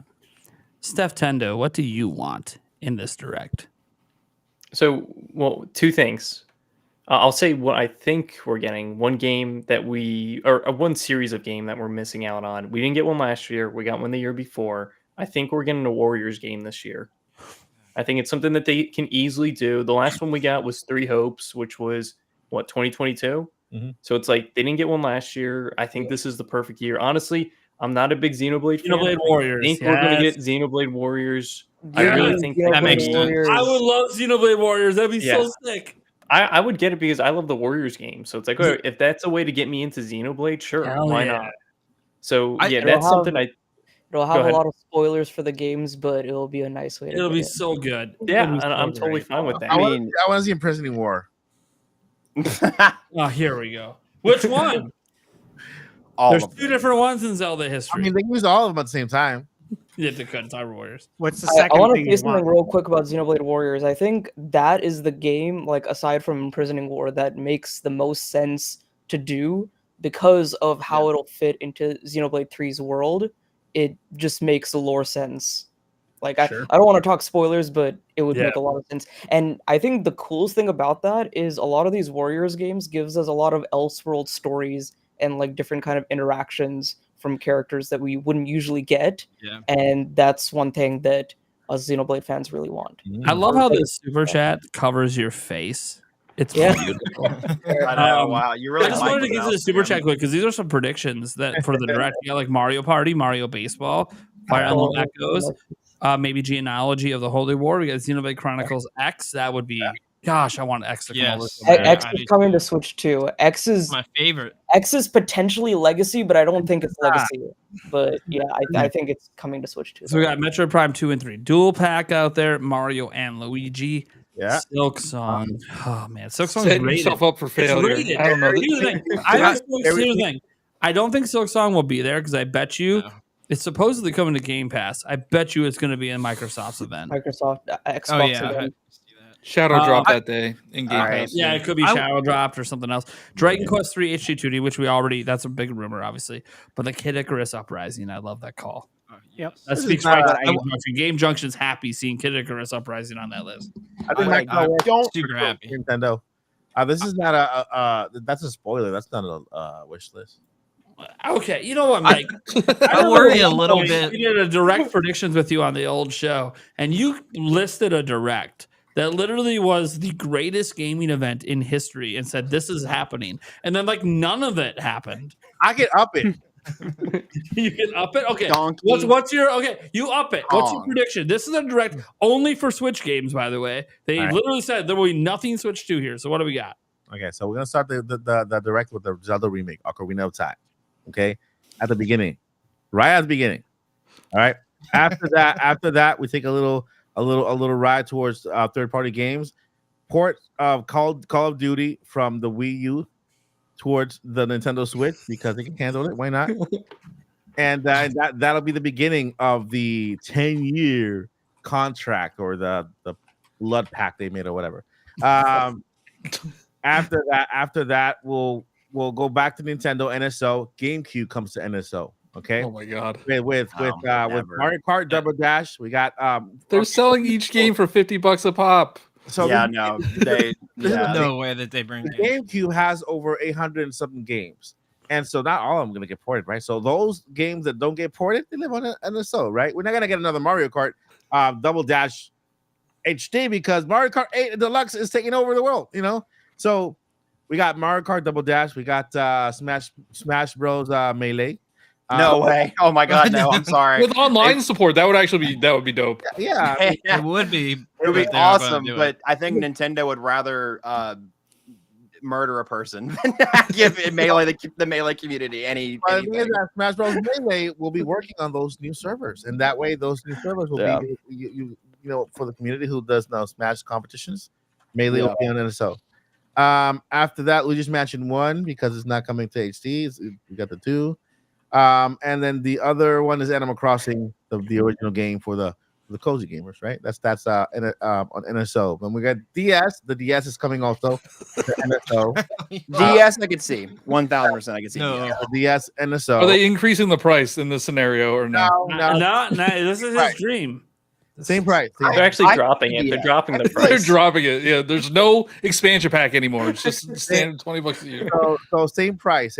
Add some couple games on DS because I didn't play DS. And so then we move over to Twilight Princess and Wind Waker dual pack for $49. That's it. $49 for both of them. After that, Twilight Princess, Wind Waker. We get some third-party games. We get the Xenoblade Chronicles X. X, yeah, that one. Okay. And then we get Zelda, Twilight Princess, Wind Waker. After that, we see Metro Prime 2 and 3. And that's it, right? They don't even give us any more. This is all coming this year. Well, no, Fire Emblem remake. yeah. I would say that Xenoblade is coming in October. Twilight Princess, Wind Waker dual pack in November. Metro Prime 2 and 3 Shadow Drop, but the digital version only. When's Fire Emblem Full remake coming? Coming in 2025 for the Switch 2. What? And so They're not. It's just not no Switch 2, Mike. No Switch 2, I said. it's a remake. It's like But Furukawa said It was no supposed Switch to come 2 at before this direct. Engage. I That's don't the whole believe thing. Furukawa. I don't believe it. You think he's a liar? Well, He's he got no history of Fire lying. Emblem by the 4 way. was literally supposed to come before did say Engage. that no mention of the actual system, but not with the games. Jeez. I will say, like, all of these are remakes and remasters. Yeah. What's this your one's dream new. new game? What's a Yeah. new game that you really want? brand new? Brand new dream game. Not Metroid Prime 4 doesn't count. Yeah, it's already announced. You know that's coming. I don't know. I think I'm gonna lean towards a new Firefox game. Firefox? Firefox. New Mozilla Firefox game? That too. I knew Firefox. The internet browser. It's like Yeah, a, that's all. Mozilla. Mozilla 8.0. Got it. Star Fox. Firefox. Yeah, Star Fox spinoff. like an open, Firefox. like a Star Fox, like a Star Fox game that's No, kinda like he meant Firefox. He meant he wants the web browser to come to Switch. Hey, yeah, there you go. I'm in. Yeah, yeah, I get works those. for You me. do need a web browser on the Switch. Yeah. Yeah, I mean that'd be a fire Yeah. announcement this late in the life cycle. Hey, now you can watch all those things that we don't support now with a web browser. could sell us officially. a- Here you go. A cart like you did for the DS. Listen, to be honest, I don't have I think my dream game would be it wouldn't make it on Switch because Switch can't handle it. That's Oh, see, Yeah, but my that's a hypothetical look, dream. Like, here's a hypothetical. I got you. Oh, Brand new hypothetical- Monolith Soft IP dropped on Switch this holiday. Ends up being a 20 million seller. The next big thing for Nintendo. Oh, And you might go, hey, that is, hey, for if the Wii U with 13 million can drop Splatoon and make that a massive franchise, 140 million plus late generation brand new IP. Let's go. I want to see a brand new IP. I agree, but I I don't have know a about question. Monolith Soft with both RPGs. you and Andres are like, I watched Andres's video on this today. You guys are very confident that this is going to be like a new IP that sells more than Xenoblade. Yes. I'm confused as to why. Metro Prime. Because here's the I thing. want to know the logic Is behind it a JRPG? Like, are we assuming it's a JRPG? I'll give It you my is logic. going to be a JRPG. It'll probably be JRPG. I don't know. Probably. But the reason I say I don't know is because they've had teams working on different Nintendo games. So maybe they want to go with something else. I don't know. We know nothing about the game. It's most probably going to be a JRPG. Because that one piece of art makes me feel like medieval fantasy is the direction they're going. Medieval Pokemon fantasy with swords. Let's go. No, medieval fantasy is very appealing right now in the marketplace. And so even a JRPG that's medieval fantasy could end up doing really, really, really well and have way more appeal out the gate than a Xenoblade.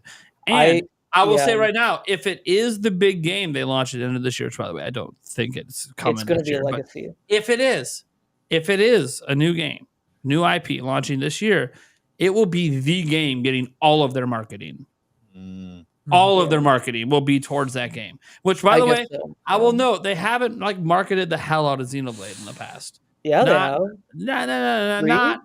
Oh, I'm sorry. When's the last time JRPGs are hard sells, though. Let me ask you Operation Rainfall. Let me ask you something.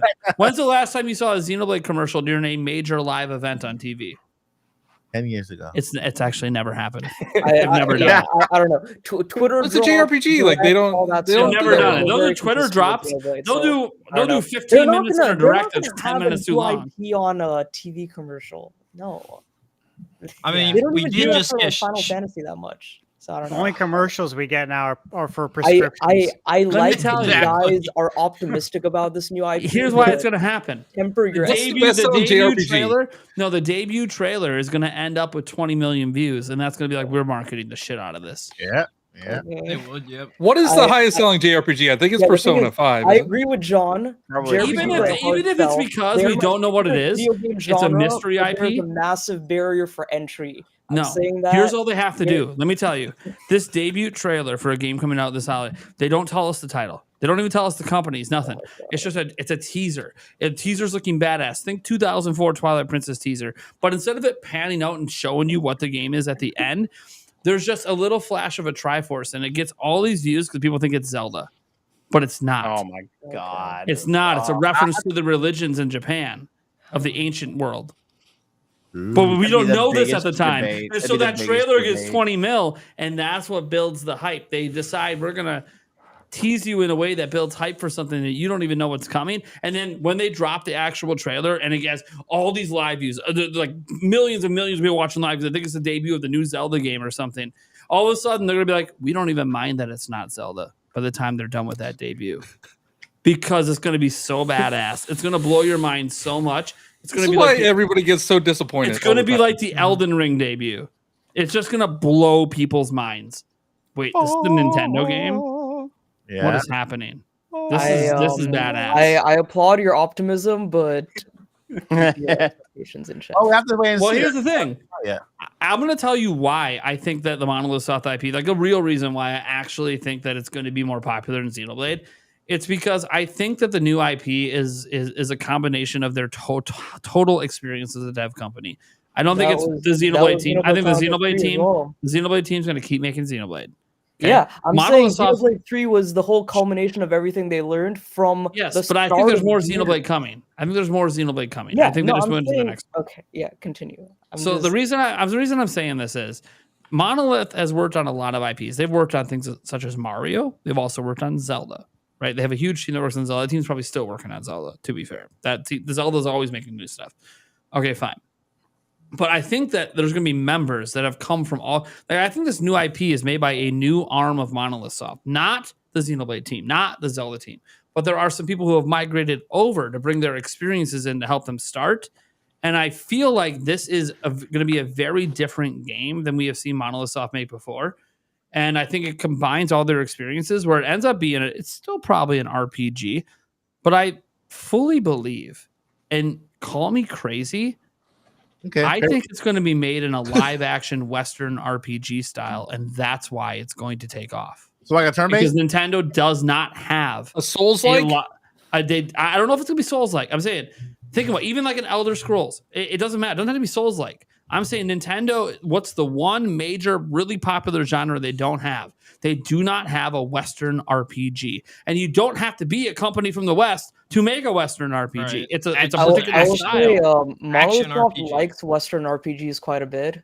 I'm sure Nate, you know this. I know you've played X quite a bit. X is the most Western. Yes, the most Western they've done. Ever, yes, but a new IP separates away from the expectations of JRPG. And a medieval fantasy setting is a perfect way to get in. Yeah. Even Dragon Dogma 2, that is just an okay game, did very, very well. Performed very well because it's a Western medieval fantasy RPG.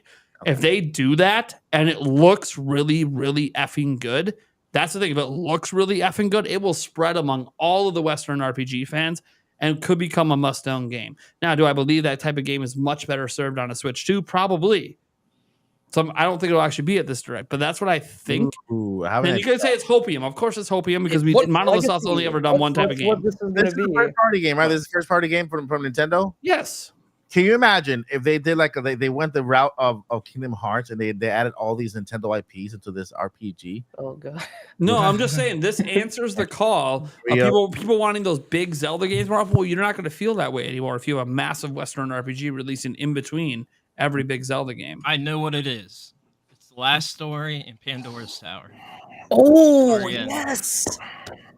Oh Just no. saying. I think Here's the I thing. think those need to I come wouldn't. over. I wouldn't be mad with that, to be honest. No, I really Wouldn't think those either. should come over because Xenoblade's like on modern consoles now. The other Operation Rainfall games Right. need to come. But going back to the direct, Game Junction, you reminded me of this. There is another game that Midori has been teasing, which I really, really hope to see at the direct. I don't know if you guys know what Fantasian is, but Mhm. Fantasian is It's a on game Apple. that is It's on stuck Apple. on Apple Arcade. That's stuck. And It's just there. yeah, Stuck. yeah, but no, the thing is, that is a game, but it's similar to Last Story. It is Hironobu Sakaguchi and Nobuo Uematsu, and that game has been overdue to come to consoles. Yeah. And I really hope we see it at the next direct because Midori has teased something about it, Mhm. but I don't remember exactly what it was. But she said that it's Yeah, coming to consoles soon. I remember. I was hoping it would You be got a Sonic bunch of Dream Team reports from about it. Apple Arcade. Yeah. So, before we move on, Thunder Steve, you got something to add? Understand. Some prediction Yeah. style? What we got? Yeah, I got some predictions. Let's see here. All right. So, Sony is tomorrow. Yes. Xbox is June. What is it? 8th? 9th. I think it's the 9th. It's a Okay. Sunday. Yeah. The 9th, yeah, the 9th Sunday. I think Nintendo goes last on Wednesday, which would be June 12th. Yep. For the game predictions, I'm gonna go with one that I think if Andres was here, he would predict, and ever since he mentioned it, it really makes sense to me. And that would be one of the games would be Luigi's Mansion 1 Shadow Drop. That way you have all three on the Switch. It just makes sense. It sells, it prints money. I think we see Mario Party, especially with that. What was it? It was the banquet rumor, buffet, whatever. I think that's why we'll see Mario Party. Of course, Metroid Prime 2 and 3. We have to see that before 4. The Wind Waker, Twilight HD. Obviously, I'd love to see that. I love those games. But I think if we don't see that, there's a chance we could see a Link Between Worlds. That could be the 3DS game. If that's not it, I think it's Kid Icarus. Like, I really think it comes down to Link Between Worlds and Kid Icarus as the 3DS game I that would makes love it to over see to Kid Icarus Switch. on Switch. Yeah, I'd take either. Dual analog control Kid Icarus. Maybe cool. For the GameCube title, I'm leaning towards F-Zero GX. And I think why is because I think F-Zero 99 came out to kind of lay a fresh foundation for F-Zero, introduce it to the modern day audience, not the people like me who grew up on regular Nintendo and Super. They introduced it to everyone who's on the Switch, all the nearly 140 million users. 41. There you go, 141 million users. And so I think F-Zero GX would also look really good on the Switch, on the OLED. That was a good looking game, and I think that would be a really good candidate. I looked at all the GameCube games that were Nintendo published, and out of all of them, I think that one stands out the most. I was looking, of course, a little bit at Star Fox Adventures. That'd be nice. I was looking at Eternal Darkness, and it was looking into the copyright in that, and that's pretty messy. And Nintendo didn't renew it as of 2020. They did in that, and so that would be nice. But I don't see How did that he beat me? ultimately happening. And then My computer hates me. Yeah, I was like, what is Oh, it's going all on? good. Yeah, what is going I was on? gonna just keep My going. computer is just invading the chat. All right, go on. Sorry. The one last thing I think we'll hopefully see is, at the end, literally the one last thing, they're going to say it like they usually do, Hell yeah. would be Metroid Prime 4. But guys, I'm still not able to let go of the idea. And Mike, you mentioned this, the idea of the Ocarina of Time remake, especially with this Lego set now coming out. True. On That's September a great 1st. point.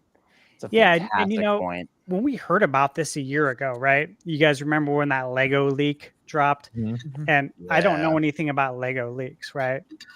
If there's something Nintendo, though, no doubt I know about it. And when I had heard it was going to be the Great Deku Tree, I'm like, interesting. Like, I wonder when this would come out, because I could really see that coincide with the Zelda remake. But then at the same time, is this going to be, because I think we're getting Ocarina of Time remake, whether it be on Switch or Switch 2, I think we're getting it. So it's really, I think for me, it comes down to that. Is it going to be a Switch 1 title, or are we going Switch 2? And then last thing, I think we get a Mario baseball game, because we have all the other sports. We have all the other sports. Ooh, true. Fire Emblem, actually, I do have that on my list. Thank you. I do think we get that. Now, are all these games coming out this year? I don't know, because part of this rumor is that we're getting one 3DS and GameCube game that we don't know of yet. And that's before, or was it before or after March 2025? It was after April. It was after Okay. April of 25. Yeah. So this would be what I think we could possibly see at the Direct. Obviously, I think we're going to see as well the Dragon Quest games, Sure. which I'm very excited about. Dragon Quest is an excellent series that I think it would do very well with the HD 2D treatment. So it's funny. There's one game nobody mentioned that could.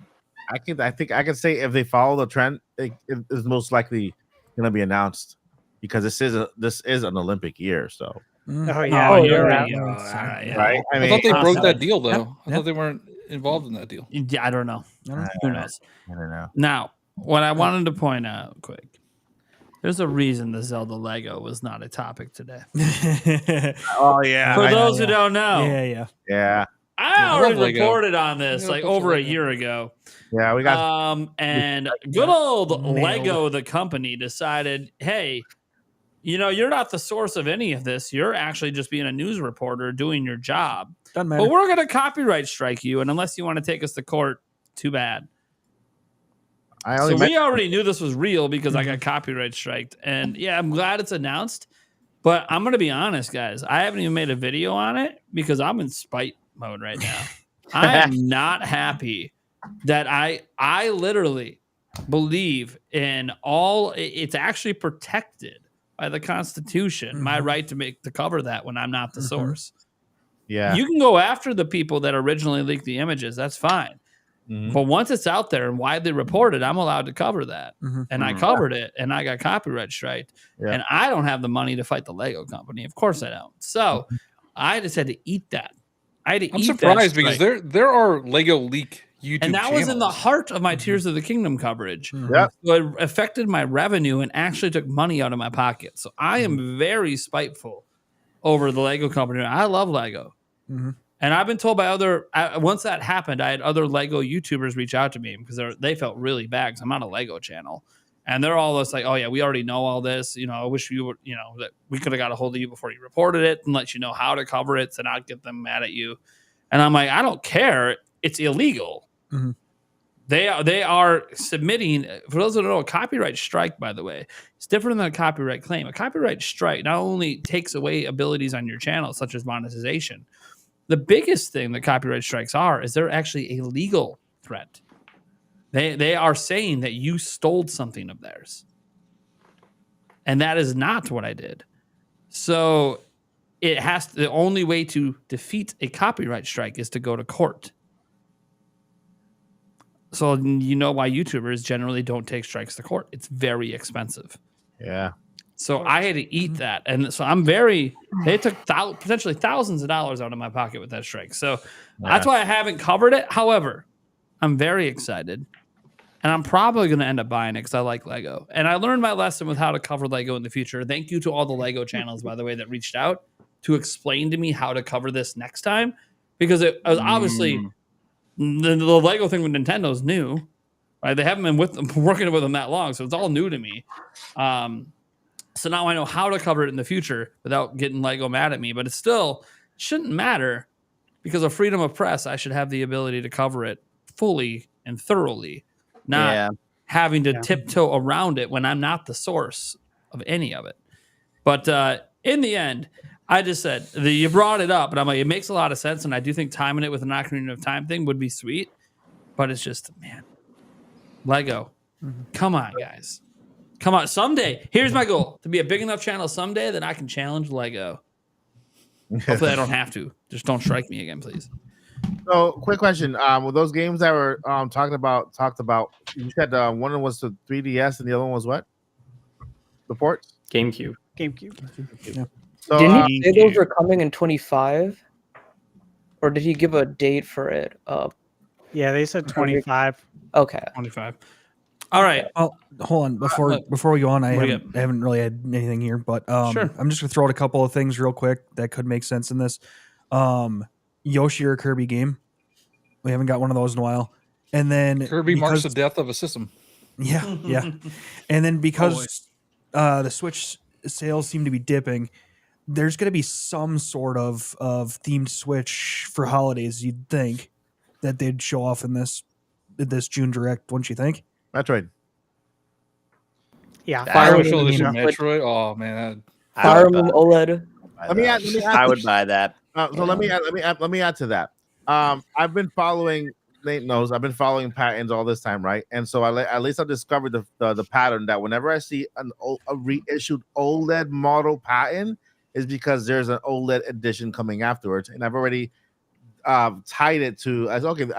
If you look at my channel, just type patent Switch patent, you'll find that there is a video for a patent release right before each edition, and this goes back all the way back to the Pokemon edition, and then for the Mario one as well, and then for the next one as well. And I would say about maybe 2 months ago, that's when I saw the last one for a regular OLED model. I say, okay, so that doesn't mean that that's like it could be related to an actual edition. So I say it's Metroid. I wanted to throw out there, I think there's a possibility. I thought with the 3DS game that it could be Kirby Planet Robobot. Because, like you said, Kirby always. A certain member in our chat right now is going to be very happy that you brought that up. He's been pressing me on Robobot for literally the last year, every single live stream. It's good. It's really good. And then, I mean, what about a 2D Donkey Kong? Is there a possibility for? Oh yeah. What was Retro doing before Metroid Prime That's 4? what I was Like, trying what to were they doing? say. Donkey Dong. It is the 30th anniversary of Donkey Kong Country. Yeah, and we haven't heard anything. So yeah, there's also some updates on some what do you call those things? Trademarks for one for Yoshi's Wally World, the other one for Star Fox, and then the other one for 3DS Mario Party something. Oh, Banquet is also the other thing that could be at the top. That could be Kirby as well, like Banquet.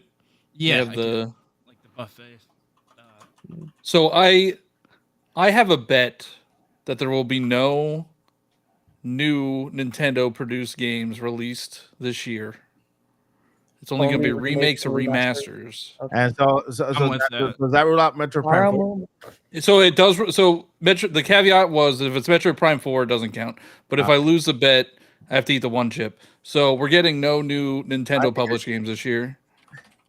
Just make sure it's not wait. Did you just say no new Nintendo published games this year? They've already published.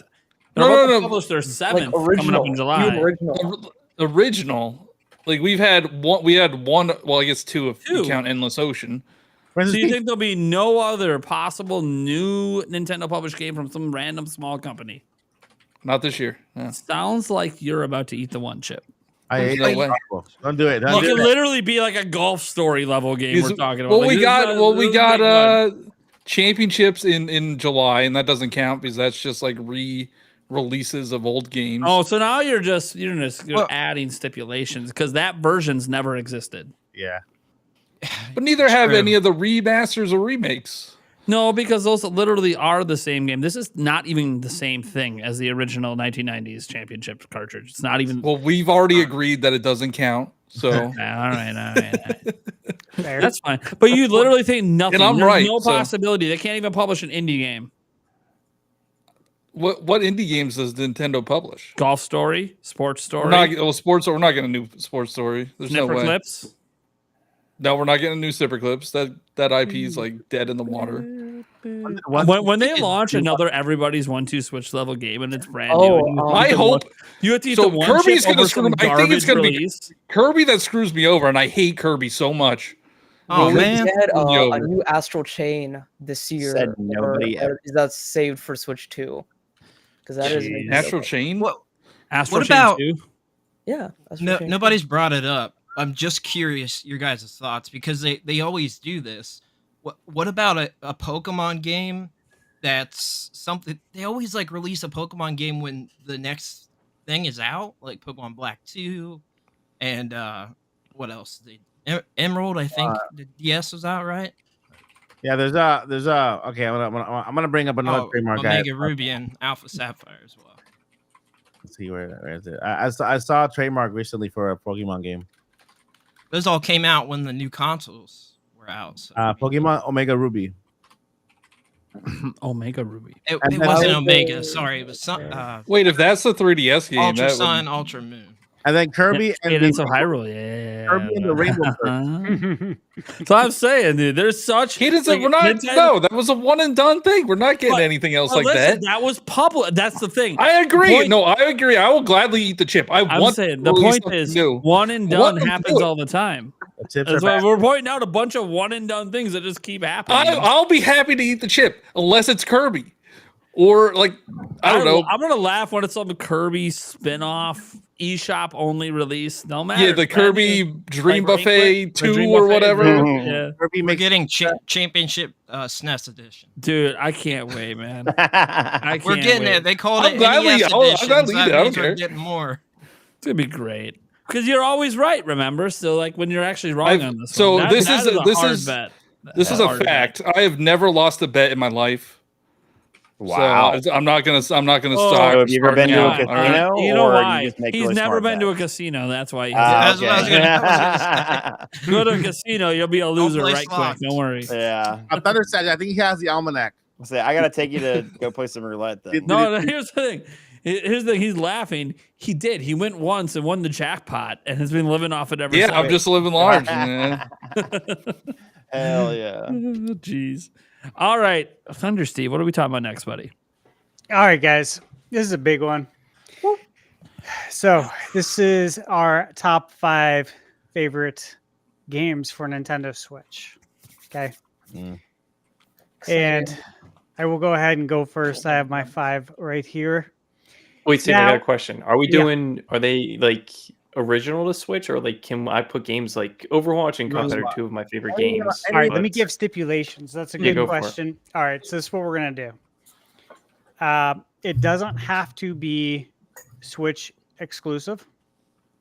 That's 1. 2 is you can only choose 1 game from each series, meaning you can't have Xenoblade 1. Oh, so 2, and Breath of 3. Wild and Tears of the Kingdom can't be in the Correct. What if I tie? That way we actually get some variety here. I What would if I have also a say Breath tie of the Wild was in originally a franchise? Wii U game. So I mean, That's true. What were you saying? Well, what if I have a tie in one entry of the That's same fine. franchise? That's fine. just Okay. combo hear it. them. Combo. Yeah. I'm good. I'm good. More is Xeno, We're your not- list is like we're not Xenoblade dicks around Definitive here. Edition Yeah. 2, 3. Xenoblade 1, 2, 3. Does DLC Breath of the Wild, count? 2, Put the DLC Here's in the there thing, too. Here's the thing. Yeah, Xenoblade We 1. all know 3, that my no, list is the definitive list. I'm Nintendo Prime, bitch. Yeah. Just got to remind everyone, I got the definitive list. Anyways, no, it's okay. Neil, who do we want to start with, Thunder Steve? I'll go first and hand it off. Okay, first, and this is in no specific order, okay? We're going Super Mario Odyssey. Got it. Okay. Tears of the Kingdom. Okay. And it could have been Breath of the Wild. Doesn't matter. They're both excellent games, but I'm going to go Tears of the Kingdom because it's bigger. There's more to do. Next, I'm going to go with a game that I actually bought the day it came out on the Wii U. And that game is Mario Kart 8. Yeah. But it was so good, guys, on the Wii U. 10 years And the old fact- today. Yeah, it is. I saw that. It's crazy. The Crazy. fact that they added, though, 48 new tracks, characters, all of that. To me, this is truly the definitive Mario Kart experience. So I can't leave it off the list because it really is that much better on the Switch. And speaking about Ultimate, now we have to go with Smash Brothers Ultimate. Again, it may seem a little cliche, but the Switch essentially gave us, the ultimate editions of Mario Kart and Smash Brothers in the same console generation. Just between the amount of content, packed into Smash Ultimate, the excitement and hype around new characters being announced, that was a lot of fun. Trying to predict what characters were going to come out at each Nintendo Direct. Like, if you guys think about it, I actually made a list. We have characters that represent Castlevania, Persona, Dragon Quest, Final Fantasy, Fatal Fury, Street Fighter, Minecraft, Tekken, Banjo-Kazooie, and Kingdom Hearts. That's freaking crazy, man. So you got to wonder, man, what's the next one going to be like? And that's just the DLCs, right? Yeah, and the thing is, though, is that by having these, we talked about this last week on the podcast, but by having these characters added into Smash Brothers, these franchises grow as well. They make It more money. introduced me to a lot of franchises, believe it or not. Yeah. So that when we get our next Smash Brothers, more companies are going to want to make bids to get their characters in Smash Brothers. It only makes sense. And then for my last game, obviously, guys, it's tough to narrow down only 5 with how many great, amazing games are on Switch. Oh yeah. And I only suggested a top 5 because we could go all night on this topic. We don't have time for it. So there's tons of Nintendo exclusives I could pick, but I'm going to choose one non-Nintendo exclusive to make my top 5 because honestly, I think this game would possibly make my top 5 JRPGs of all time. Might be number 5 though, but it's that good. And it's Dragon Quest 11, Echoes of Melusa's Age as Definitive Edition. Very long title. Excellent game though. I 100% of this game. The fact that you can get HD 3D graphics or 2D 16-bit graphics, which I grew up on the regular Nintendo, so for me that was awesome. The fully symphonic soundtrack. That is an amazing game. And, there's other ones I thought of, right? Xenoblade, Metroid Dread or Prime, Link's Awakening, Fire Emblem, etc. There's so many great games, but this game was excellent. And if you guys haven't played it, check it out. This is an amazing JRPG, especially with Dragon Quest coming out soon. I started Dragon Quest 11 on Game Pass when I was a Game Pass subscriber, and then it left Game Pass. And I was stuck in the where was I? I was right before the Kraken boss fight, and I never got to continue. Didn't you use your Game Pass discount at the time to buy the game? There's and a then lot of good unstuck post from game Pass 'cause content. I was like, I don't use this thing, but I definitely want to go back and play 11 because You should. It's good. I love Great. turn-based It's games. very good. It's You very should. good. Even after One you of beat the it, best. the post game content in it's really good too. Yeah. So yeah, Everyone says you don't beat the game once the credits roll. It's not the end at all. no, and I appreciate that. That was nice. All right, so let's go. Let's go with Flam. What is it? Oh, Flam! Well, you see, it's a great thing you called on me because I You am got You it. looked prepared. ready. So, I picked 5 off my shelf, and I'm gonna re-mention my 5, but I also have honorable mentions just to shine a spotlight on I'll be quick with my 5 that I was trying to honorable mentions and stuff that we didn't mention, right? So you already mentioned Odyssey, Mario Kart 8, and I'm gonna go. This is controversial. I'm gonna go with Tears of the Kingdom over Breath of the Wild. I love Breath of the Wild, don't get me wrong, but Tears of the Kingdom, man, I love the building mechanic, and then the fact, just the way it's put together. I don't man, want it to. It's controversial. It's the only choice. Yeah, They there's perfected it. There's a lot Perfected of the people. formula. Get There's out. a lot of people out Terrible there who opinion. still prefer Breath of the Wild over Tears of the Kingdom. They find the build mechanic and like puzzle solving mechanics of the building all too overwhelming. Actually, it's a very common thread I've heard. Anyways, but I think the majority of people think this is the definitive edition. I agree. So I agree with you. I think Smash. I have thousands of hours in Smash Bros. Man, Smash Bros. On Switch is amazing, beautiful, awesome. My Super Mario or Mario Party Superstars is definitely my top 5. Mario Kart, Zelda, Superstars, Smash, and maybe I'm just some Regency bias, but man, this remake, I love Thousand Year Door, and this remake, I don't know how they did it, man, but it's like it's even better. They I don't know what they put in this bitch, but they made it so much better than the original, and it just feels awesome, and it just feels so good. And then lastly, if I had to do like an honorable mention, I was gonna ask Oh, if the it reversible. got that. I did not. I wanted to so bad. I need to go get it though. Print it out, I man. need one. Print it out. Easy. Pikmin 4. Pikmin 4 is like the definitive Pikmin experience I now. agree. This game, it blew. I did not have high expectations. I'm not saying that Pikmin is bad, but I thought it was going to be like a Pikmin 3. Like, I had fun. It was fine. I wouldn't describe Pikmin to everybody as like, oh yeah, this is the best thing, and I'm there, if you're the blue puppet man, I'm sure you would, but this right here is the most approachable, perfect Pikmin experience in the entire franchise, and you don't even have to play the other games to play it. Anyways, that is my top 5 plus honorable mentions list of Switch. There's plenty more I could list. None of them will be Pokemon.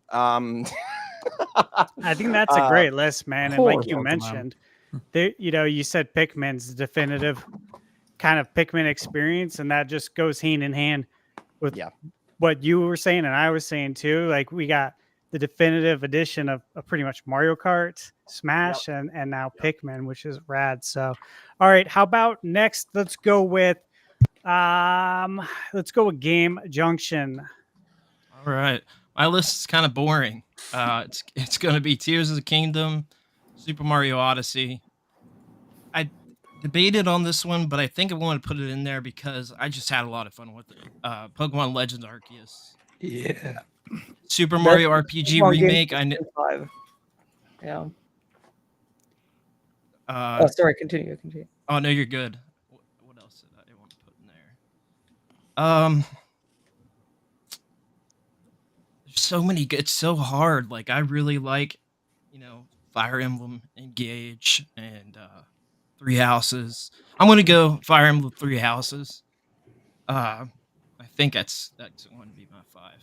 But I mean, I do want to mention like Link's Awakening remake. I know it's a remake, so it's kind of hard to like throw it in there. But there's other weird ones that I enjoyed, like Monster Hunter Stories 2, and even like Dokapon Kingdom Connect. I thought it was a pretty good game. Like, for me, it was like an 8 out of 10. Just stuff like that. So, but the very top is all the boring stuff. I mean, Super It's Mario not boring. 3D World. It's just like Well, facts. Look, Yeah. boring. Right. Nintendo creates elite. They, and it's okay they to do. admit it. Yeah, I think that's going to be my list. Peak Nintendo is top to top. It's a good list. And you had Super Mario, you said RPG on there? Yeah, I mean, that's hard to put on there because it is like a 1-to-1 remake, but Oh, I mean, it's hey, so good. It's I so thought good. about putting it on mine. Yeah. I absolutely love Super Mario RPG. Me too. Obviously grew up with it on Super. And when it got announced that it was coming to Switch, like, I nearly shit my pants. For real. Me too. Dude, No, I was really excited. I was man. very excited. And I got to mention Metroid Dread too. I think Right. that perfected the 2D Metroid. Absolutely perfected it. Dreads. All Yeah, great that's honorable that mentions, game. man. Absolutely. Yeah. All right, let's go with John Nebo. All right. Well, my top one is Tears of the Kingdom. I'm gonna try to give a little bit different list, hopefully. I'm gonna go with Metroid Dread in the top 5. I just had a blast with that game, and I really just want more people to play Metroid because I feel like nobody buys Metroid. Yeah. Yeah, I know. Yeah, But that is the best-selling Metroid ever, right? Is that the yeah, case? yeah. But it only sold like 3 point. So I judge it by 1-2 Switch. If it doesn't outsell 1-2 Switch, it's not good. All right. Yeah. That's That's hard pretty good. because That's that a was pretty a good long- metric. Yeah. Sorry. That's the metric for if it gets a Wait, what sequel did or not. 1-2 Switch sell? It was like hold on, let's see. I think It 3.5 outsold million Metroid or Dread, something. just to let you know. It outsold Metroid Yeah. Dread. What Yeah, I about know. the That's what I'm second one? saying. 3.74. It's almost 4 million. Did it Yeah, that's the outsell metric. Metroid Prime? It That's what sold I'm more curious than most Kirby games. Metroid Prime only sold like 1 million copies on the Switch, Really? and Yeah. Yeah. It was, that It is also- just it also criminal. It also That's Pikmin dreadful. 4. So you're saying that sequels only happen if it outs. Well, then what's all these games from Nintendo that keep getting sequels that sell less? It's the than metric. Switch? We didn't get a Captain Toad. We haven't gotten a Donkey Kong. We Prime haven't 3 got- Prime I 3 think we got Deluxe one didn't coming. outsell it. Yeah, we still got Pikmin. Sorry, Pikmin 3 Deluxe didn't outsell it. Yeah, we still got Pikmin 4. Yeah, but that was in development before 1-2 Switch Oh, even so you're came saying out. Pikmin 5 is not going to happen? Yeah, exactly. Well, no, that will because it's Miyamoto's baby, but Yeah. True. So we're not that going to is- get that a is we're not cool. going to get another Yoshi's game because they don't outsell it. I hope not. Oh, Hard. controversial. Love Yoshi. Oh, that is harsh. I I'm really sorry. like Crafted World, so Yeah, me too. that hurts. Was You was are that- hurting my feels right now. I'm sorry. Not really. Yeah, I know you're not sorry. That's the problem.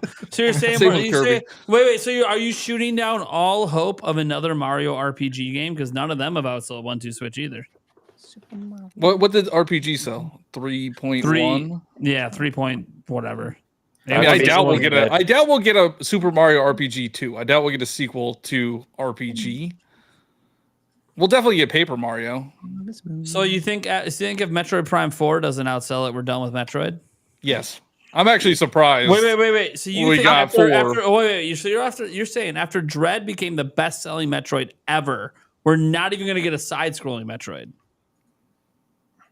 We might get the 3D. Maybe that's the 3DS game. Maybe the Samus Samus Returns, yeah. Returns. Yeah. Could be. So let me ask you, what was the deal with Xenoblade Chronicles 3 then? It's a JRPG. It has a different metric. Look, excuses for everything. Excuses for everything. It's not a Look WRPG. at that. Oh, there's it's a always exceptions. JRPG. Excuses for everything. I swear, man. That's funny. No Nothing wonder but you're never excuses. wrong because you keep giving yourself. Yeah, I mean, I could argue this all night. You know. Yeah. Xenoblade 3 okay. didn't even outsell Xenoblade 2. So, Yeah, now Yeah. 3 didn't. Yeah, 3 didn't outsell 2. So like, So you think Monolith There's Soft's no never way. going to make another Xenoblade game ever? well, you think they're making a new IP, so like, Well, they announced they're making a new IP. That was an announcement. you better like hope. You years better hope ago. it sells more than 3.7 million copies. really. Yeah, I'm sure they're really worried about Monolith Soft sales when it's like one of their best development studios. It helps with every major game they make. True. I think that's why they get like the excuse card. They don't care about sales with that company because they're helping every major Nintendo game. Monolith Soft's profits like increased like 95% or something last year. So Crazy.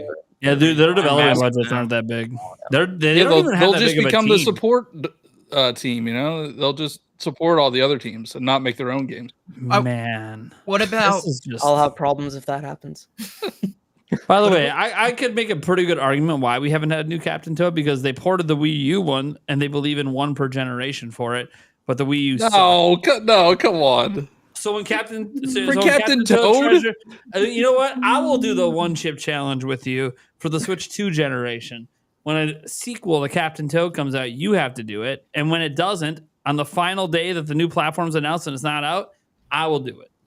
I know it's like an 8 Okay, year I might be bet or dead something. by then, but I'll take that bet. You know, I'll take it. I might be dead by then. I'm almost 40.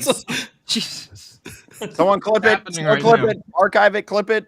Flip it. I will This bet glad is if on. I love Are you- Captain Toad. I love are you Captain Toad. taking I would the eat bet? that chip.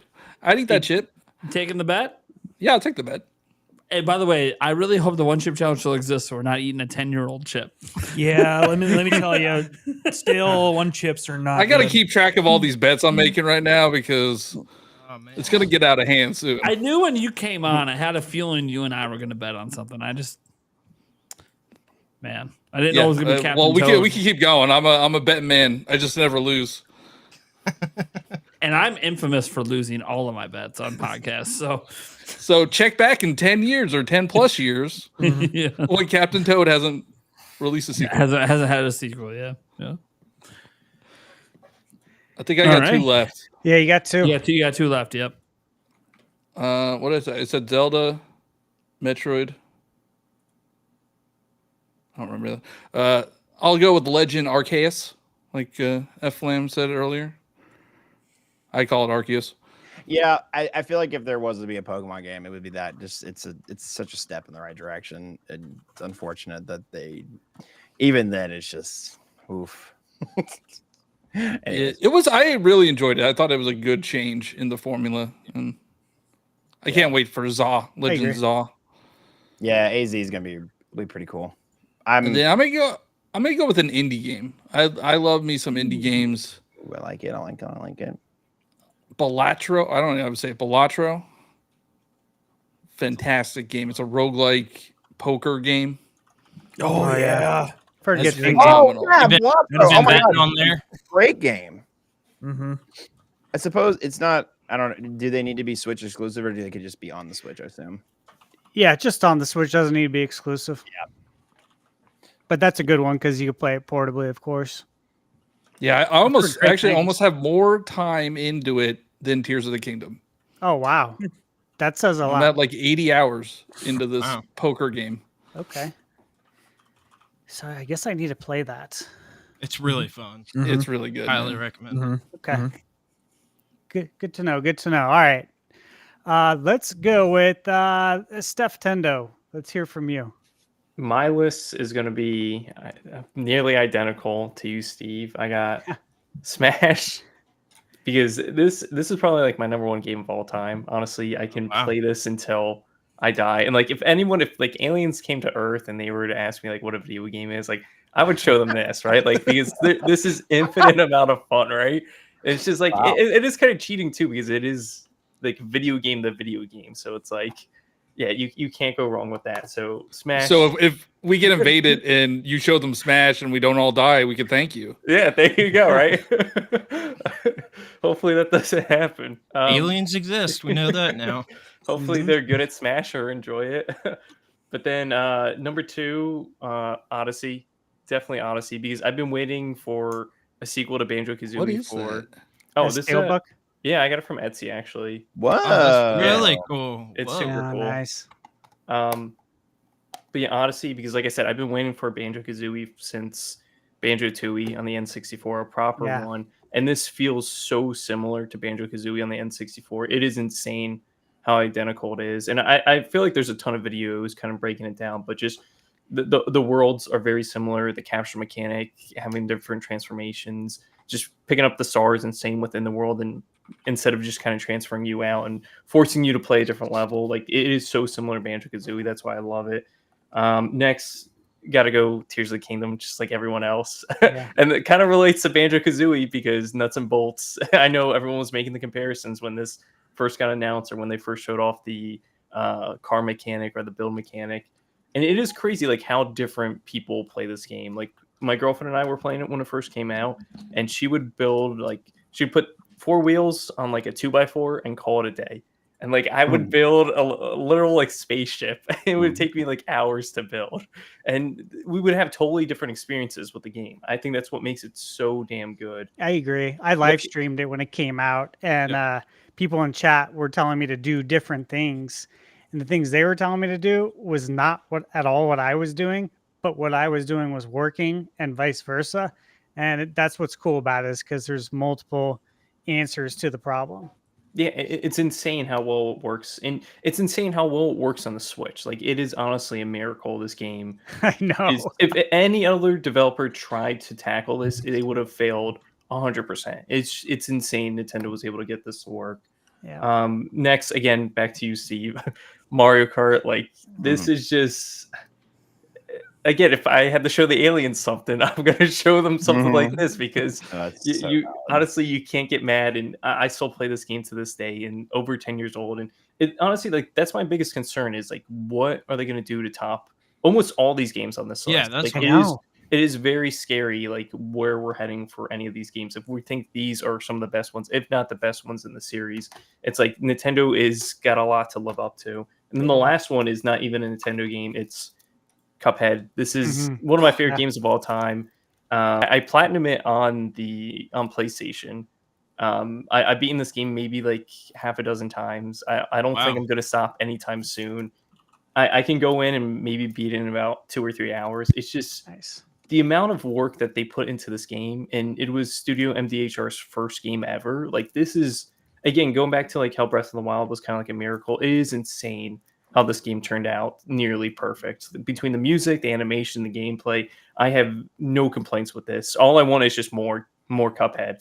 So whenever they're going to make the next one, who knows? They have to be working on something because like after you make something like this, you don't stop. So yeah, that's my top 5. Great list. Thank you. Cuphead is awesome. It's a very unique game. Obviously, the art style is amazing, and the DLC on it was awesome. So yeah, I absolutely hope we get another Cuphead soon. You got Jaeger over there. Yeah, I forgot that. yeah. So $20 super chats or like gifted members, I do Jaeger, and I forgot that Bama Hut a long time ago gifted 5 members, and I'm like, oh, whoops. And this isn't just this is a 1.75. This ain't like your grandma's Jaeger. I see that. Wow. This is for people who like have hair on their face. Yeah. Kind of Jaeger. I can't handle If you that. have a patchy hair, drink some Jaeger. No, that is not medical advice. Ones who have hair on their face and want to lose the ones on their nuts. Wait, Enjoy it. You know, I can confirm that is not what happens. All right, let's go. Nish Quick Pops. What do you All got? right. So I'm going to rank my list. I have 5 games. I'll rank it, but I do want to have Someone ranking. Let's go. one quick honorable mention. That's I got my 3 steelbooks here that I have. 2 of them are part of the list, but this is a Shin Megami Tensei 5 honorable mention. I'm not officially including it on the list because it's now with SMT5 Vengeance. It's going multi-platform, so it's not technically a Nintendo Switch game, but that was a really fun game, really grueling, really difficult, really disheartening at times, but it's so much fun. One of the best turn-based RPGs I've ever played. Number 5 is Super Mario Odyssey. I'm controversial take. I'm not the biggest Mario fan, but that game, when I played it, it reminded me of all the amazing Mario memories I had when I was a kid. And I was like, hey, this is great. This is fun. It was one of the first Switch games I got, and it was just a really good time. I have memories of playing that game in the plane for the first time. I was like, whoa, I'm actually playing a console like level game on the plane in handheld mode. That was just mind-blowing. Number 4 is my tie. It is this is another kind of controversial pick, but I am tying Fire Emblem 3 Houses and Engage. And the reason I'm doing that is because right now I'm doing a new game plus of 3 Houses. I'm doing Golden Deer, and I'm realizing that there are things that I actually do prefer in Engage, but there are things that I prefer in 3 Houses. Characters, story, things like that I prefer in 3 Houses. Strategy, gameplay, combat, class system, all that stuff, Engage is the best in the entire series. I've played a handful of Fire Emblem games, but when it comes to the strategy aspect, the build mechanics, all that, and the emblem rings are one of the coolest mechanics any Fire Emblem game has ever had. So Engage is up there in those aspects, but when it comes to story and narrative and characters, 3 Houses has it in spades. So that's my tie. Number 3 is Metroid Dread. I like to call Dread and Super the most gamer games ever. Like it's just like a game for gamers almost. Like that's a way someone described the game Prey, and that makes me want to play that game. But if I just think of like a game with fun mechanics, just feels fun to play, just really fluid, snappy fun, it's Metroid Dread, and it again blew me away. I played Super a few months before Dread, and I was like, this is great in every single way. It improves on everything except for the music, but that's fine. Dread is one of the best games I've ever played on the Switch. Number 2 is Breath of the Wild, and the reason it isn't Tears of the Kingdom is because Breath of the Wild had that massive impact on me. I was a Breath of the Wild denier. I said, this game is not going to do it for me. Where is my dungeons? Where is my story? Where's my Skyward Sword? Where's my Twilight Princess? Why are they going so open world? I was very hesitant. I saw all the trailers. I just wasn't feeling it. And then I played it for a week, and I was immediately blown away that a game like this could ever exist. This was back when I was a freshman in college. So many people were coming over to my dorm. They're like, what is it? What is this game you're playing on the Wii U? What is this? And I'm like, this is Zelda. And they're like, this isn't Zelda. And I was like, yeah, it is. This is what Zelda has become. And it was just a few months of disbelief. We were just playing this game and figuring out all the things you can do, and it was amazing. And Tears of the Kingdom had that as well, but that level of wonderment and excitement, I'll never get that again with Breath of the Wild. But yeah, here's my Engage Steelbook. But my number 1 favorite Switch game, you guys probably won't be surprised by this. It is Xenoblade Chronicles 3. The reason it is this game has every single thing I look for in a video game. Amazing story, amazing story, amazing characters, phenomenal OST, one of the best soundtracks I've ever listened to in a game, only beaten out by Xenoblade 2. Really addicting, really awesome gameplay loop, amazing combat, amazing customization, progression, all that. It's, like I said before, I think I mentioned this before, it's everything Monolith Soft learned from all the other games made into one final game, and then Feature Redeemed is the cherry on top. It incorporates concepts from X. Literally, it incorporates concepts from Xenoblade X into the gameplay loop. And if you guys love story, characters, really emotional, engaging, impactful, existential storytelling, this is your game. This has still the best story moment I've ever experienced in any video game. People in the chat definitely know what I'm talking about. The best story moment I've ever experienced in a single video game in this game. So yeah, if you haven't played it, give it a shot. Yeah. That's an awesome list. Yeah. Awesome stories to go with it too. Yeah. I like how you say Metroid Dread is a gamer's game, because I was definitely sweating up or standing up and sweating during the final boss. I was pissed off, so I'm like, yeah, it is a gamer's game. That boss was I could feel it in my whole hand, the pain. It was good though. Yeah, Dread was really cool because when it got announced that it was coming out, again, it was one of those moments where I'm like, no way, because you guys know Metroid Dread that thing was rumored for it was a canceled game from a decade ago, right? I still remember all that. And when Nintendo Power, I remember exactly when they brought it up. Mm-hmm. Yeah, so when it got announced, I'm like, holy shit, we're getting this. This is awesome. And we've had so many moments like that, obviously, on the Switch, where we get these games that we never thought we were gonna get.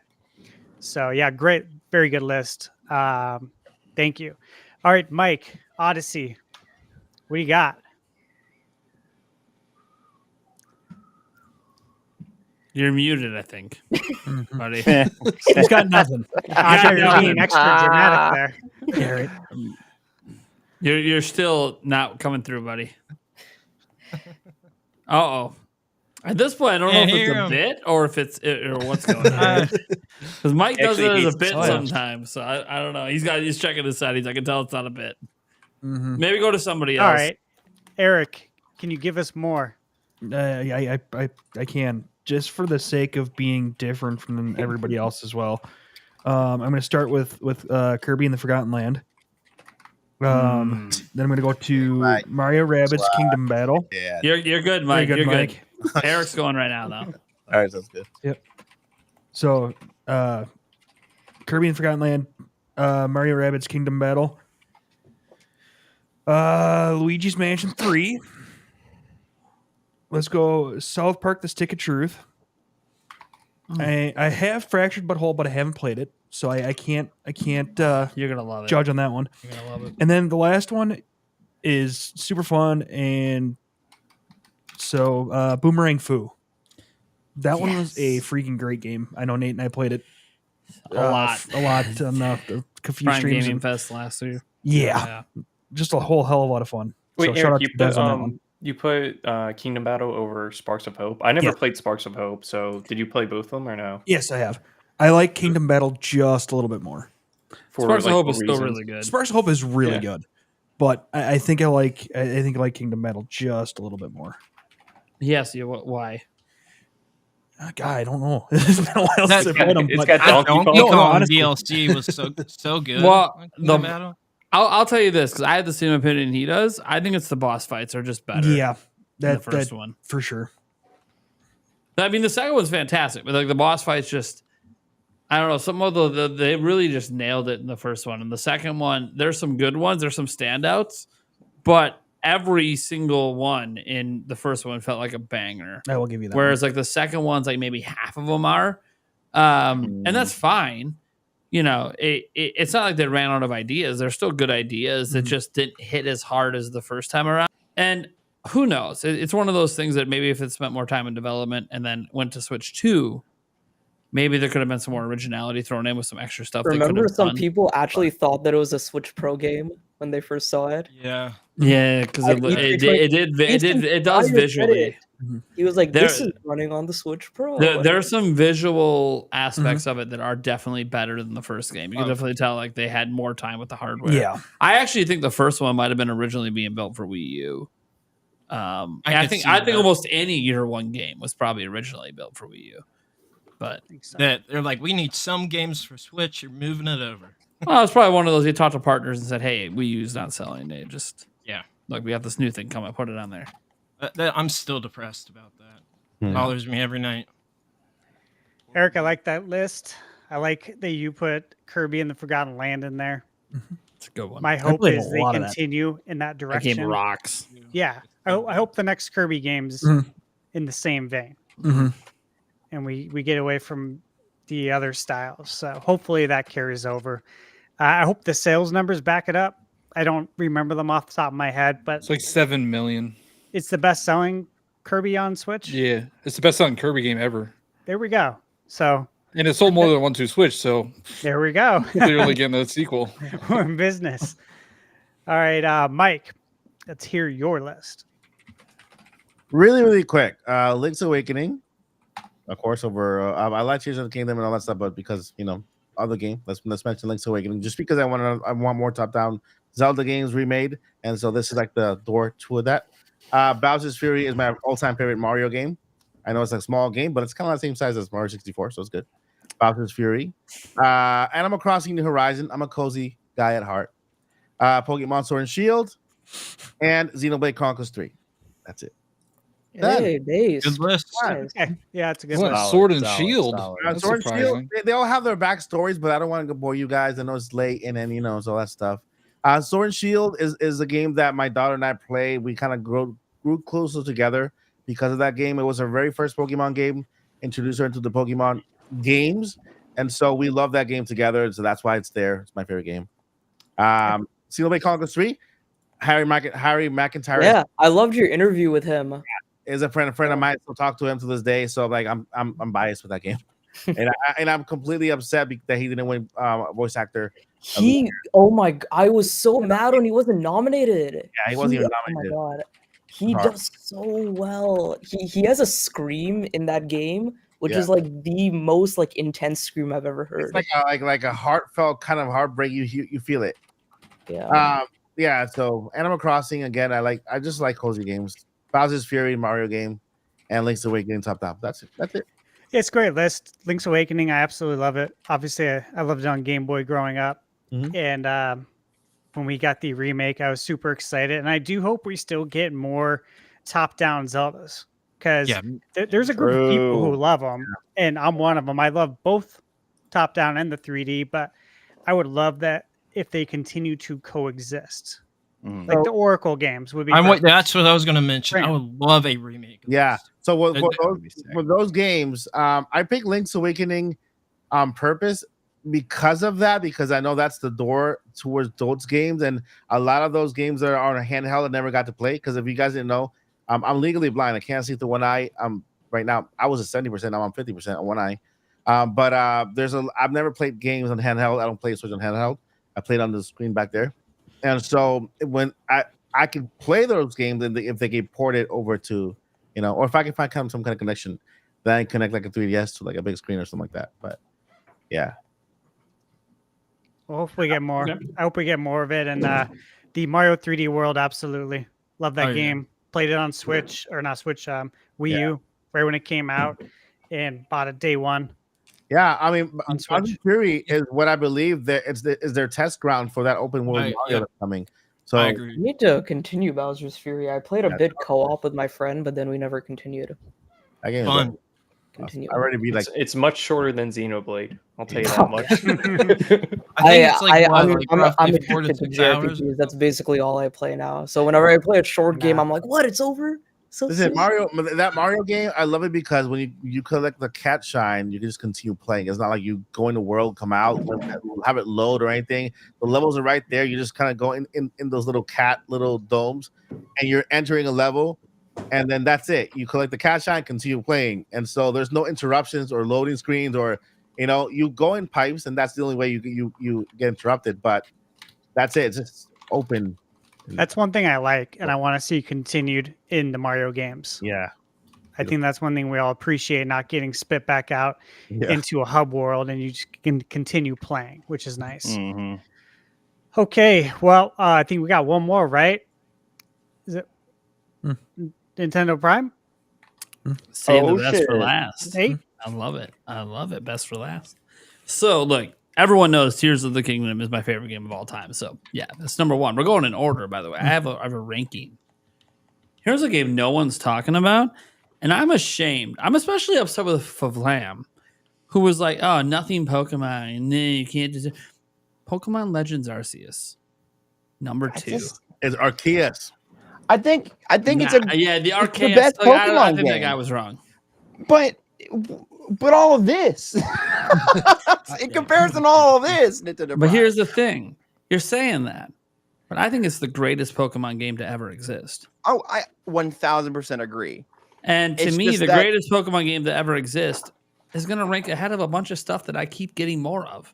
I keep getting more of all that. We have one Arceus. Yeah, that's fair. I'm good. No, I I'm get good. that. Dude, it's like a it's gem. number 2. Gem in the I rough. can't, dude. I just booted it up again the other day. Still holding up to my original experience. But I love it. Yeah. That game deserves recognition. Legends You know what? Arceus is the best Pokemon game since Gen 5 to me. It was it was a nice surprise. It was the first breath of fresh air I've had in a while. Maybe I would say Gen 6 because Megas were pretty cool. It but made yeah. Scarlet and Violet hurt that much more. You guys think that It really get- did. You think we get a new Let's Go game?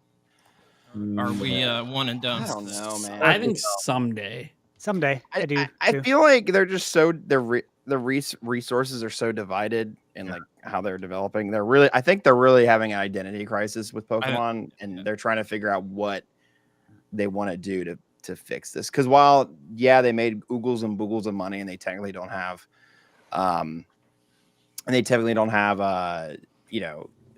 what am I trying to say? Jesus, I'm sorry, I lost my train of thought. But yeah, they technically don't have that, but it's like I think they can just find their identity soon. Like I think it's going to come eventually. So I don't know. We'll see what happens with Pokemon. I don't want to get too in the weeds with it. Yeah, they won't find the breath of the wild and stick to it. They need to, yeah, because right now it's just been it's miss after miss after miss after miss. I mean, there's things about each of these games that are like you can tell they're putting effort into it. It's not because of a lack of effort. It's just a lack of how they're doing. Anyways, After Scarlet and Violet, I started bullying Game Freak. Yeah. All right, Nate, what do you got? Nate, You're go on back game to it. 3. Sorry, I cut you off for a second, but yeah. Yeah, no, I'm on game 3. I'm gonna go Splatoon 2. Ooh, Now 3 is probably better, but for some reason, I tried to play a lot of 3 at launch. I played it on some streams, even with other people. I can't get as into it as 2. I don't know if it's just one of those games that should just be once per generation, and so it felt a little too iterative on itself, going with the third entry over the second. But then also, I really enjoyed the second's DLC more than the third, which is technically still to finish. I I just really like Splatoon 2 a lot. And I feel like it's a franchise that whenever people make top 5 lists, they just never put it on. And I don't know why, because it's huge. The game's huge. There are people that's all they play on Switch is just Splatoon. So, I mean, it's easily my number 3 game. I don't even think it's particularly close. I think there's actually a gap after this to get to number 4. And number 4 is a game that I think is going to take a lot of people by surprise. It's not made by Nintendo, but it's only on Switch. Triangle Strategy. Oh, nice. Base decision. Base pick. I haven't played Triangle Strategy yet. It is I really want to though. And I love like Ultimate Traveler. I haven't, to be fair, I haven't played 2 yet, so that that has a potential maybe, but very good. But it's also on everything else. Yes, I played Live Alive. Yeah, and I'm only not counting it because it was on a prior system, even though for most people they've only ever played it on Switch. But Triangle Strategy's only ever existed on Switch. Very good game. It is on Steam, but like console-wise, console-wise, it's only on Switch. It's just everything I like about JRPGs is in that game, and look, there's a lot of good JRPGs out there, and you got Triangle Strategy does everything. If you haven't played it, please give it a try, guys. It's been on sale several times. It's gone super cheap. I've heard it's up there in tactics gameplay with Fire Emblem. It's very, very good. It's a love letter to FF Tactics, from what I've heard. It's like a modern day Final Fantasy Tactics kind of game with split pathways and stuff. Good stuff. And I did a lot of thinking on this 5th spot because it originally was Mario Odyssey, right? Love Mario. But I've been watching my son replay Mario Odyssey. He got it for his birthday. Shout out to my son. He turned 11 technically today, but we had his party over the weekend. All he wanted for his birthday was Mario Odyssey. So, I mean, what's Nintendo Prime to do? Of course, you're getting your Mario Odyssey. Of course. Anyways, he's already like halfway through the game. He's just plowing through it. By the way, he saw me beat the game, so he kind of knows a little bit what to do. I'm glad he's having a really good time with it. Especially, here's the fun thing: he loves playing Roblox with his friends, but Mario Odyssey has dragged him away. So shout out to Mario for being so damn fun. It drags an 11-year-old away from Roblox. That is not easy. If you guys have children, you know that ain't easy to do. That's hard to drag away from an addictive game like that. But shout out to Mario Odyssey. Anyways, really love that game. But over the weekend, while I was watching him play it, and I'm like, oh, this game rocks. It's awesome. At the same time, I rebooted up Astral Chain. And I started to realize that as much as I love Mario, Astral Chain is a masterpiece. One of the best masterpiece systems. Yeah, it is literally I think it's one of the best games ever made. And I am actually almost debating putting it higher on my list, but for now, it's chiming in at 5. If there's not a sequel to this game on Switch 2, I will be very disappointed. I understand that it wasn't the greatest of sellers, but it also wasn't in development very long. It sold very well for a new IP on Platinum, though. And Platinum Games, for some reason, I don't know what it is. They make really awesome games that nobody buys. I don't get it. Yeah. I don't know how you can have like so many excellent games and none of them are big sellers. It makes no sense to me. But maybe it's just a marketing thing. I don't know. Astral Chain is amazing. If you like action combat, and let me just tell you, it is maybe the best. And I'm talking to someone that's got Tears of the Kingdom #1. That's an action, focused fighting game. I mean, dude, you can do all this crazy, build your crazy things. I'm telling you, the literal combat system in this game may be the best combat system I've seen in a game ever. And then it's got an enthralling story on top. And for Switch, I don't know this art direction they went with. It's so good. To me, Astral Chain is peak Platinum Games. And I don't know if we'll ever get another one, but I really hope we do. And that might be a surprise. I think a lot of you guys thought you knew my top 5 based on prior live streams, but this has been a cold calculated. When Thunder Steve brought this topic up as a possibility for today, he didn't know behind the scenes I had already been rethinking my top 5. Like it isn't like my top 5 is completely different today than it was 6 months ago. And that's because I've had time to now reevaluate, revisit some things, and realize, you know what? The Switch has such an amazing library. You can pretty much just draw out of a hat an exclusive and go, yeah, it's top 5. You could. It's top 5. Yeah, So many franchises have had their best ever entries. Maybe the only one that I would argue hasn't is like Bayonetta. Bayonetta 3, I do not think is the best Bayonetta entry, although it's still very good. But outside of that, I think you can make a good argument that every major IP has had one of, if not their best entry on Switch, which is insane. Yes. Best selling as well, you know. Yeah, even best selling. Obviously, Switch's sales numbers for games are insane.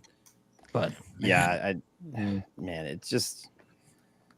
I agree with you We're guys. really in a golden age. You got to realize it, man. We're just in a golden age of Switch. I didn't mean to cut you off, Thunder. I'm sorry. What did you say? No, you know what? You're right. We are in a golden age for Switch. No doubt about it. And Nintendo. Yeah.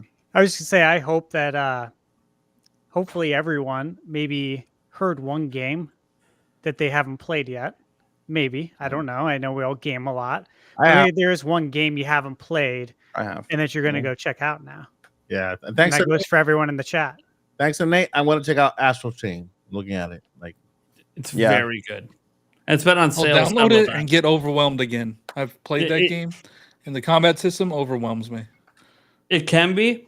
As I always suggest to people with overwhelming combat systems, because there's a lot of them out there, is you have to put in the time. Once you get about 5 hours into the system, it starts to click. Same way with Xenoblade too. Xenoblade can be very overwhelming at first. Look, I like when I throws play a lot like, at you. when I play Elden Ring or like a From Software game. I like big stick, and I hit things unga boonga. You know? Yeah, Elden Ring's much more approachable because you don't have it has a complex system, but you can kind of ignore all that. Astral Chain is nice because at first I felt like it was kind of I wouldn't say basic, but it was kind of like simple. And then I got more legions, and when I got more legions, I was like, this is insane. The things you can do with different legions and the different combat styles of different legions. It's they really brilliant. do play different from It's each just other. brilliant. is it not? And the combos, like the button prompts and the combos are Yeah. basically the same, but the attacks are different based off of your legion. It's so cool. Yeah. And it's so satisfying getting the chain off of Yeah. the enemy and you wrap it around. That's the best thing. Yes, it's awesome. So is Astral Chain on Xbox? No, It's a Nintendo published it. first-party game. Nintendo owns the IP. Yep. Okay. Yep. All right. It's a lot. You It's asked a that on game a many people Nintendo missed. episode. I'm just looking for an excuse to turn it on. It's right here. Like I have the Xbox Series X. I'm just looking for an excuse to turn it on. Hellblade 2. That's all. I hear that. Tomorrow, he has the PlayStation. I hope for Spider-Man DLC, Spider-Man 2, and then I'm trying to look for a reason to turn my Xbox on. Hellblade 2. I'm with you. Hey, Hellblade 2 Mike, it's how's a short how's game. Final Fantasy VII Rebirth? It's really going? fun. It's like Hellblade 4 2. hours, right? Hi-Fi Rush. You got Hi-Fi I mean, Rush. for an Grounded. average player, probably 6. Yeah, Probably you 6 for an can. average player. I But, put I like mean- over 200 hours into Rebirth. By the way, Oh, man, I do I'm want to not even shout out done yet. Hellblade 2 quick. I understand it's getting a lot of flack because it's not very long and all this stuff.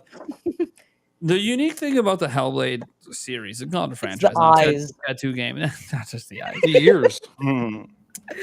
No. The thing about the Hellblade series that gets me is, and while I do agree with many that the first was better than the second still very good.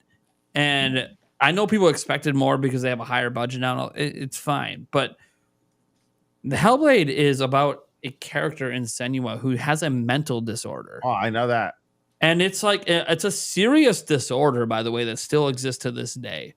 And the way she's able to use it in ways that benefit her, yet scare the shit out of her, is awesome. And it's such a great, like, the games aren't long.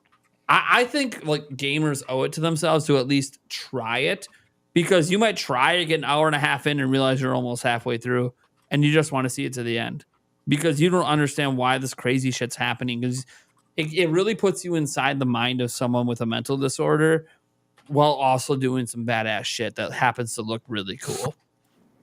And the combat's not difficult. It's not meant to be a very hard. It's not a Dark Souls kind of game. It's a game anyone can get through. My kids could get through if I thought they were old enough to deal with some of the experiences of the game, but it does deal with some very adult themes that I don't want my kids to be exposed to right now. But I'm going to probably suggest they even try it. I just feel like the series gets a bad rap because people expect it to be something that's not. It knows what it is and it owns it, and it's very good at it.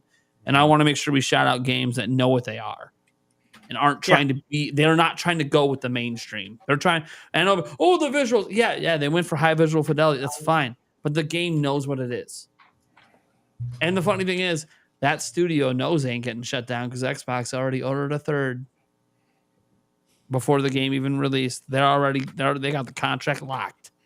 Now after the third, maybe they're done. But right, the way Microsoft is, they're probably done after the third one. But I agree with you. The game's getting a bad rap on the old internet, on the Twitter. Yeah. People are upset with how short. You think it it's is. because it's an Xbox exclusive? Like, if it was on PlayStation, do you think people would care as much? You know, I think people think would it's the ding length. it on PlayStation. I will It's the say length. It would be like the order. People assume that. By the way, Hellblade, I've heard similar criticisms for Last of Us, similar criticisms for other Sony games. yeah. Here's the thing. Here's why it's getting a bad rap, and it's because people are. I don't want to say people are stupid, but they're not paying attention. People think this game's been in development since the first one came out. That is not the case at all, actually. It was not in development since the first game came out. They actually worked on a completely different game that came out in 2020. When they had that debut trailer with the Xbox at the end of 2019, that's all that existed of the game. There was no game. They were just announcing they were making one. So people are like, why did it take so long? It didn't even begin development. In their own interview, they put out an interview in 2020 saying we didn't even start development until this year. So the game was only in development for 4 years. This wasn't a 5, 6, 7 year, 8 year development AAA game. They started development during the pandemic. So let that sink in. They started development during the pandemic, and you already know the pandemic extended things. So this is probably more like a game that realistically, under normal circumstances, was like 2.5 years. But it took them 4 because of the pandemic. So it wasn't a game that was in development that long. And I think people are overestimating how big the budget was on this game. I really don't think the budget was as crazy as people think it was. And it's one of those, people forget they released a completely another second game in between Hellblade 1 and 2. And nobody paid attention to it because it was a smaller title that didn't do very well. But this was before they were bought by Microsoft that this title was. So it was a prior contract, pre-Microsoft. So I think people are, what I'm trying to say is it's entirely possible that Hellblade 2 sales actually make the game profitable. And that's why they ordered a third one already. Because they already had the pre-order numbers in and they already knew it was profitable. Because I don't think the budget was really that big. I think the backlash too is compounded because, well, obviously the length, and for some reason, people think that games have to be very long to be good or to be worth it, right? Can't be a $60 game if you're 6 hour experience. The order, I mean, it is a factor, though, right? It is a factor. It is. You have to consider it. Mm-hmm. I think it's between that and the fact that Xbox big title games have been in a drought, to say the least, right? And so they finally get one, and they're excited. And Xbox was doing pretty much little to no marketing for the game. Yeah, they weren't giving out review codes till the day the game came out. Is that right? Yeah, something like that. Yeah. So that's a red flag. Historically, that's been a red flag when developers do that. And then it came out, and I think people went into with that preconceived notion because of that. Yeah. And they're like, wait, 5 hours, the game's over. And then it was a shitstorm. I was reading that stuff. I'm like, yeah, I thought the same thing. It's unfortunate because, I mean, I'm going to play the game. Everyone giving it flat. Did you play the first one? It's supposed to be short. That's the entire point. That's the whole, yep. It's like if you didn't play the first one, then you came into the second expecting it to be something that did. And I will say part of it's Microsoft's fault because they debuted the Xbox Series X with a trailer for a game that wasn't even in active development yet. They should have used Halo Infinite or any other game they had in the library. I mean, they could have used Hi-Fi Rush for all I know. I'm just saying it set expectations for the game as being the game that proves the system. And to the point, like John Ebo says, like how long a game is should matter. I think the quality of the experience is what matters. I mean, I'll pay. You get your popcorn, soda plus movie ticket. You're paying $30 to go to an hour and a half, 2-hour movie. $60 for 6 hours. That's right in line with what I'm paying to go to a movie. I understand. Like, game length doesn't equal quality, but when you think about how many different games are out there, like, I wouldn't recommend, because it's not just the game length for Hellblade 2. There's the just the subject matter that might not appeal to everybody. Sure. So I wouldn't recommend Hellblade 2 over, Tears of the Kingdom, which you can get for the same price. But Tears of the Kingdom and Hellblade 2 are not the same game. You wouldn't recommend them to the same people. People that enjoy Hellblade 2 recommend Tears of the Kingdom to everybody, all right? That's an everybody game. I don't think there's such thing as an everybody game or games that have billions of players. Everybody's one to Switch.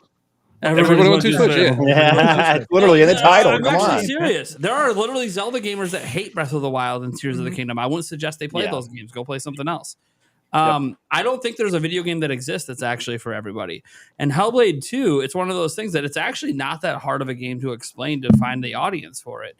I think people just want it to be something that it's not, and that's what it gets flagged for. And the reason that I'm saying like the quality of the experience matters, that you're saying, I'd suggest Tears of the Kingdom over this game. Well, they're not the same type of game. You wouldn't suggest a horror game to somebody. You wouldn't suggest Tears of the Kingdom to people who only play horror games. Like it's quite literally not even in the same genre of video game. It's a psychological thriller. That's what this game is. It's a psychological thriller. And you're not going to get that experience in Tears of the Kingdom. And I'm saying this as someone who's Tears of the Kingdom is my favorite game of all time, but it's just not the same type of game. And I think that's the problem is we're in this industry, and this is going to lead really well into our next topic. We're in this industry where people think you need to have 1 billion hours into a game for it to be justifying price points. I like games that respect your time. Tears of the Kingdom, if we're honest, has a ton of fluff. A lot of extra stuff that doesn't really matter, but it's just nice to have. It's fun, but it's nice to have, but it doesn't need to be there. That's one reason some people prefer Breath of the Wild, because it lacks some of that fluff. Hellblade respects your time. From the moment you start the game, the moment you end the game, it's jam-packed all the way through. And it's a high quality. Here's a question. experience. Did you pay for it, or did you get it on Game Pass? I got it on Game Pass. Why does that matter? Because I think it's a different Game Pass. I haven't played but a it's single not game it's a different you don't see games on Game Pass. Everybody's like, I got it for free. It's on Game Pass, even though you don't. But it's not free to me. I pay $15 a month. I spent it all year long. I haven't played a single game on Game Pass till this game came out. You can argue I spent $100+ who have said like they played it on Game Pass, but they were like, I would not have wanted to spend $50 on a game like this. Oh, I would have spent $60 on the game easy. I would have spent $60, no problem. Yeah, it depends on the consumer. Everybody's different. Yeah, it's really hard to say. Yeah. That's what I'm saying though. Like the experience is different for everyone. Like for John Ebo, you'd never spend $60 on that game ever. You don't know me very well. Hey, did you guys know it's not even? You suggest Tears of the Kingdom over it, so I'm presuming you got. I would. That doesn't mean I want to buy it. What, for 60? Would you buy it for 60? No, I have Game Pass, so I wouldn't pay. I wouldn't pay for it anyway. But I bought Hellblade, the original Hellblade for $3. All right, so. Yeah. But in a world where Game Pass doesn't exist, would you have bought it for the $50 it's charging? No, probably not. But I haven't honestly. I haven't bought a game on Xbox or PlayStation in like a year and a half. I mean, Game Pass makes you not have to do that. PlayStation, but I haven't played a game on Xbox for a long time. You didn't check out Starfield last year? I did play that. Yeah, I did play Starfield. That's probably like the last. That's like the last. I'm paying $150 a year to play Vampire Survivors. Like that's what I'm doing. Let's say there's something. There's got to be okay. Vampire Survivors. All right. No, and I just bring this up because I feel like. And this isn't just about this game. The same controversy came up with the Order 1886 on PlayStation 4 back in the day. The same controversy has come up with certain Nintendo games that aren't very long, that you can power through in less than 10 hours. Kirby games are famous for being chastised for being $60 experiences that you could just plow through. And they're not difficult. And yet they keep selling millions of copies. I honestly think that when we talk about games and value, one, obviously values in the eye of the beholder, right? Like the consumers determine what's worth what it is. But I just feel like there's such a wide breadth of experiences that I don't think we can ever label a $60 or even now the standard $70 prices. Oh, you have to be a game that does X, Y, and Z and mark off all these check boxes, or you can't charge that price. Because I think you pay for the quality of the experience for what you're expecting. Like there are certain indie games I could argue could charge more than what they do. They don't because they don't want to be competing next to the AAA games with their prices. This game. Yeah, Cuphead. Prime that game is easily bucks. worth more than $20. Plus indie games they're perceived. If you've seen an indie game like Bomb Rush Cyberpunk, fantastic game, So but it's good, $40, which is really high for an indie game. Indie game, really high, yeah. But well worth it if you played the game. Well worth it. Yeah. I just think that this whole idea of perception is getting very skewed in the industry. Because we've had so many games doing these hundreds, thousands of hours worth of gameplay. Every game feels like a lot of the AAA ones feel like they want to own you. I don't want you to own me. I want you to respect me. I don't want to do 100 hours of fluff to get to the next fun thing. And a lot of games are that way.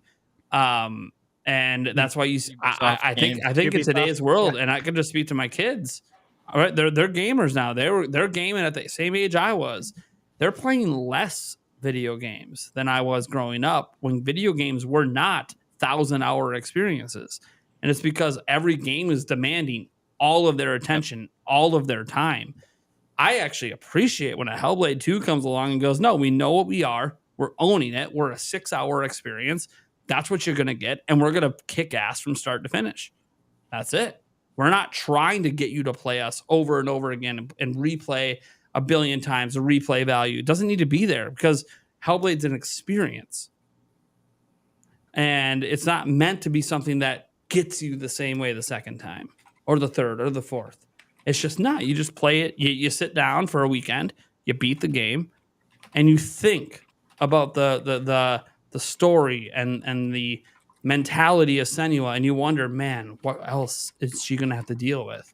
What else is being set up here for that next one? And you go, God, I'm really glad that they ordered a third because this is Microsoft and we assume they're going to close everyone. Sorry. That being said, let's get to this next topic quick. This kind of leads into it because Hellblade 2. Hellblade 2 is part of this topic, yeah. So there's a debate out there about graphics, right? Graphics are debated with every new generation of hardware. And it mostly happens on the internet. I would say the general consumer has always you just buy what you want to buy. I mean, look at the most popular games: Minecraft, Roblox, even GTA 5. I mean, the game came out on the Xbox 360. Okay, we're not talking about a graphically intense game here by today's standards. So some of the most popular games in the world are all these games that aren't really that graphically intense. Fortnite, and you lead to this point where people think the entire reason to buy a brand new generation of hardware is the graphics. That's what we need to look forward to. And what did I say earlier, way earlier in this podcast that I'm excited for Switch 2 is the gameplay possibilities that you can get with the new hardware for Switch 2, not the graphics. Well, unfortunately, people like to be fanboys, fangirls, whatever, and tout one thing over another based on visuals because you can't do it based on gameplay, of course. It's got to be based on visuals.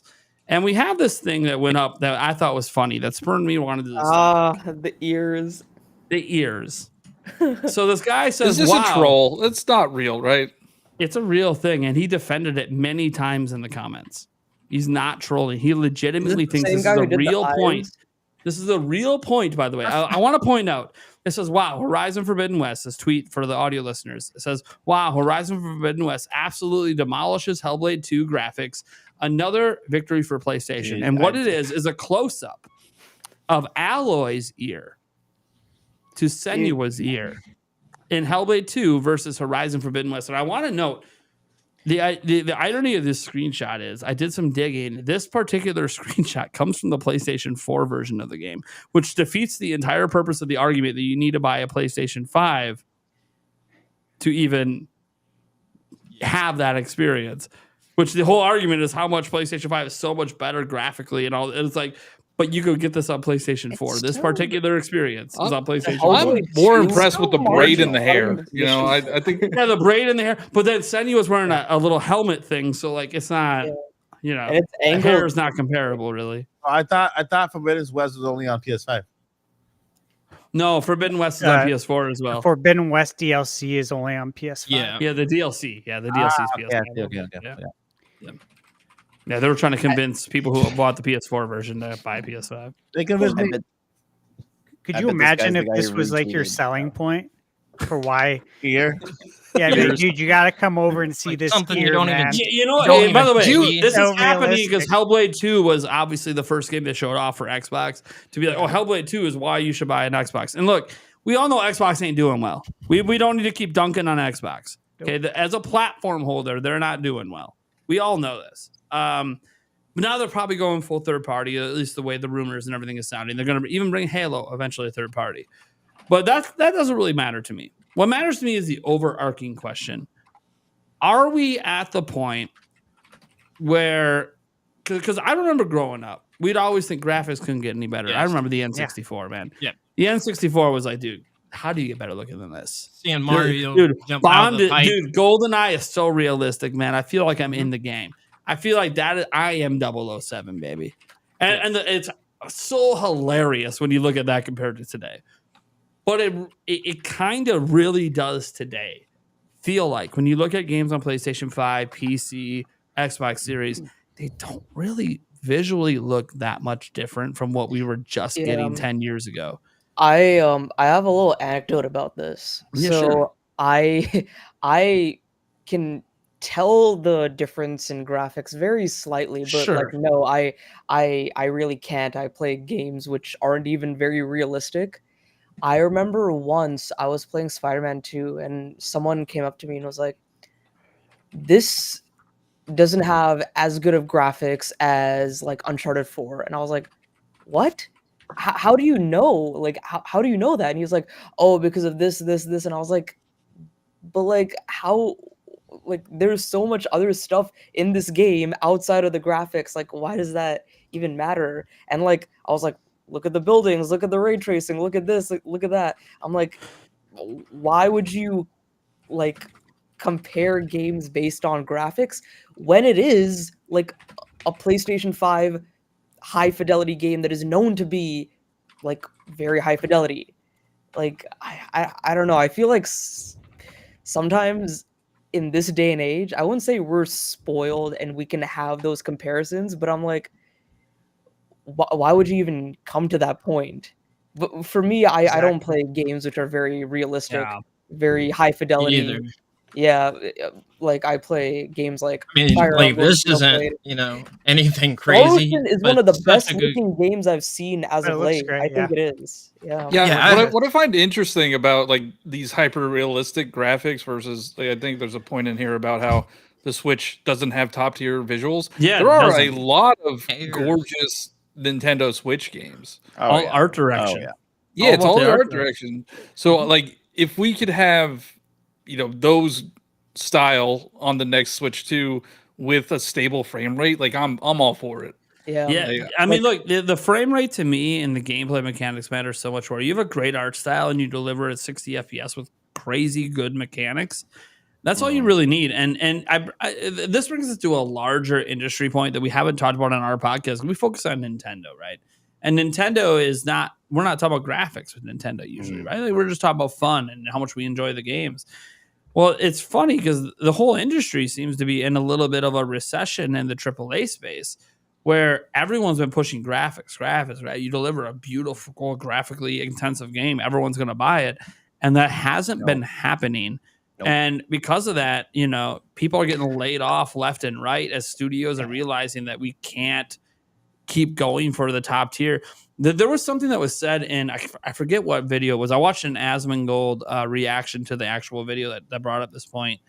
But graphics have gotten to a point where what's happening is budgets are inflating a whole lot to get that last 10% that makes this really stand out at a top tier level. When the 80% you were at before of being at the top tier was totally fine. Good enough. And you should have, if you invested in anything else, should have been in more content or gameplay mechanics. And I'll give you one positive example because we talked a lot about, some negative stuff.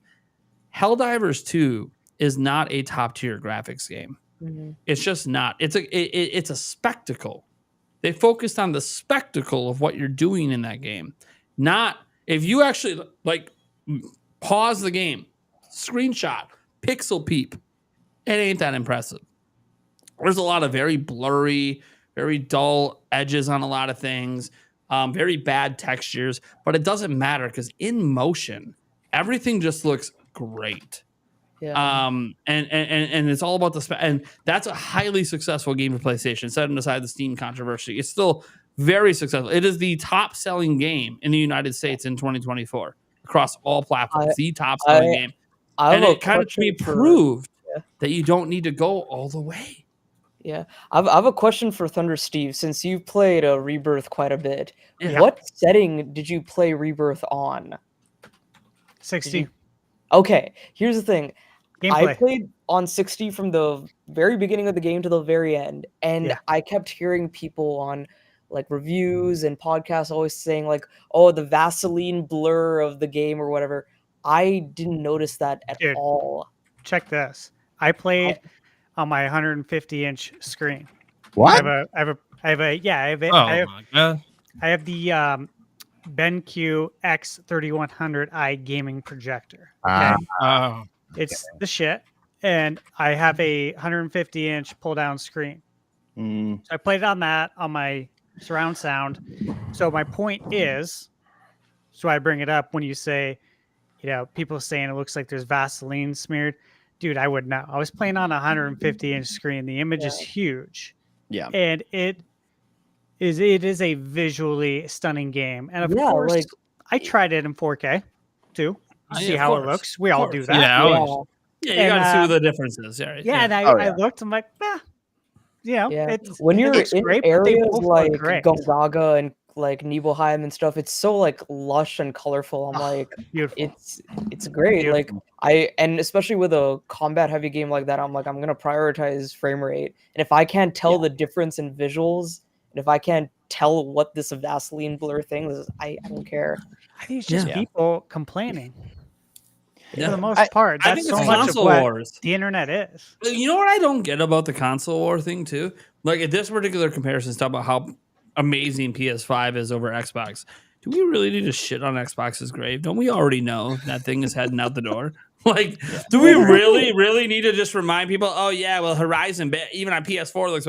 Okay, who cares? One, we're talking about an ear. Two, come on now. At some point, I feel a little bad that Xbox is getting shit on so bad because it's not like they didn't try. They just didn't deliver. Good. It's good to have competition. Yeah. We want it that. is.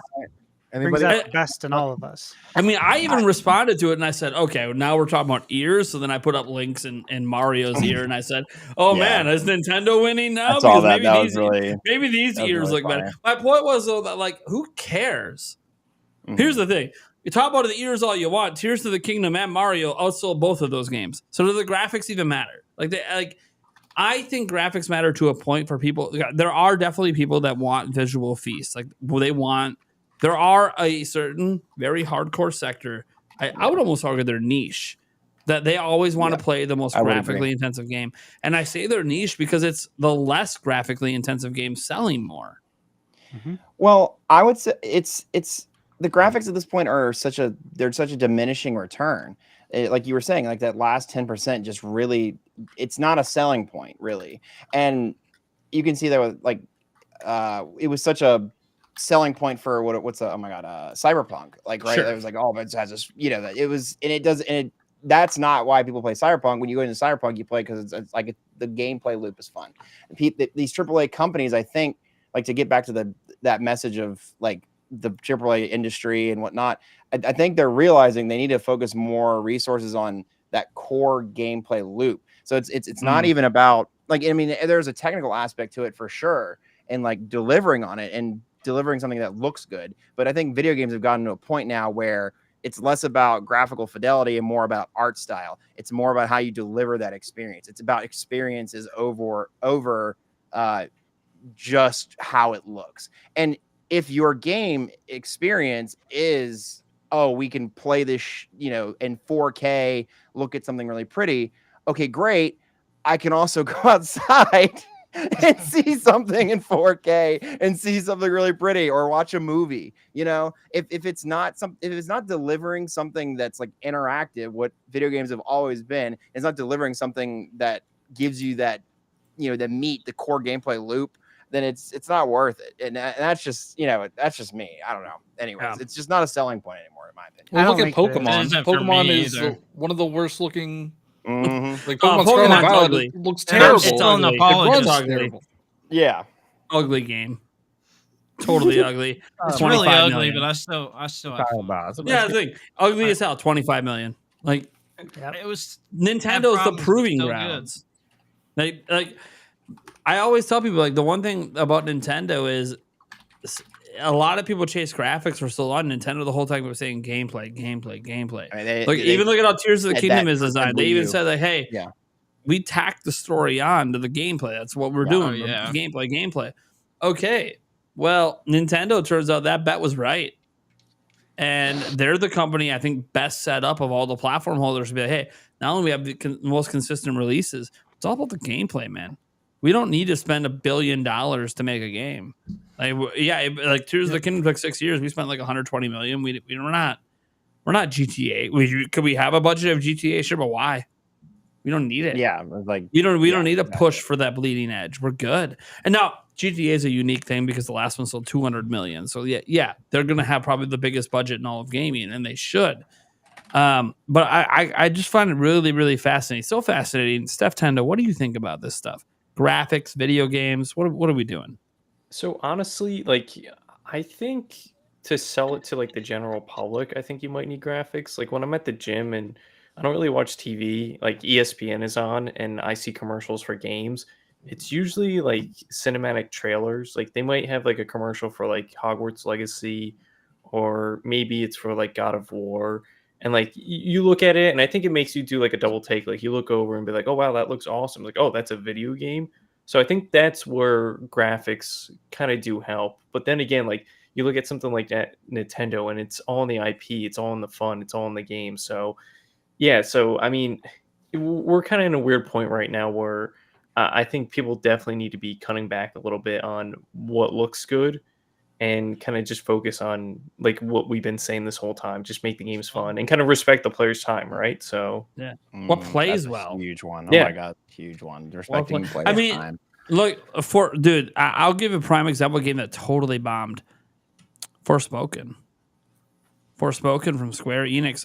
Big damn exclusive beginning of last year for PlayStation 5. Was supposed to be the next game that proved the PS5 needed to exist. Wasn't on PS4. Game, I was hyped. I watched all the trailers. I had it pre-ordered. Reviews came out, panned it. Then I watched a live stream of it. I'm like, oh my god, this game isn't fun. They got me with the visuals, they got me with the spectacle, and then the gameplay sucks. I'm like, no, I'm done. I'm out. I canceled my pre-order. Oh my god, I can do magic. Ooh. Yeah, it was just not, and it had nothing to do with any of the social stuff. People talk about female characters. I don't care about any of that shit. I play games because they're fun. I don't give a fuck who the main character is. The game just wasn't fun. It just wasn't a good video game. And yet it spent like almost 8 years in development. Apparently had a budget of like $300 million, and it just bombed. And I'm just like, man, what are we doing? Why are we doing this? Why are we not focusing on great gameplay? Like, that should come first. If you don't have great gameplay, it doesn't matter how good your game looks. Always. Yep. I also think the games as a service, they're trying to mimic Fortnite, and they want to be like chasing. They're chasing. Yeah, they're never going to be. It's a whole nother Fortnite. topic. Yeah, That's like- Helldivers 2 is like one of the established first games to franchise. finally break through a little bit. But man, Right. Yeah. Oh, But I think for concurrent players, like longevity wise, I feel like there's no way. here's the gonna- thing. Here's what Nintendo's doing. Nintendo is actually among all the platform holders the most profitable overall company. Now, I want to be clear.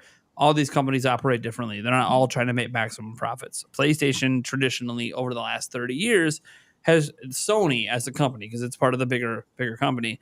They try to have a balanced sheet at the end of their fiscal year. So they don't want to show a bunch of profit gain. They just don't want to show loss because they pay less taxes that way. It's just the way the company operates. And to be fair, a lot of the biggest companies in the world try to operate that way. Nintendo is different in that they don't care about what the taxes are. They just want all the profits, and they're going to bank it. It's just what they do. They'll make interest on their bank. That's just how Nintendo operates. They operate differently than every company in Japan. It's actually funny because some of the biggest Japanese banks actually bank on Nintendo making that decision to help increase their value. It's kind of insane how important Nintendo is to Japan's economy. But setting that aside, that's just because the companies operate differently. What I find really fascinating, though, because I get the fan wars between Nintendo and Sony fans arguing profits versus revenue. It doesn't matter. The companies don't operate the same.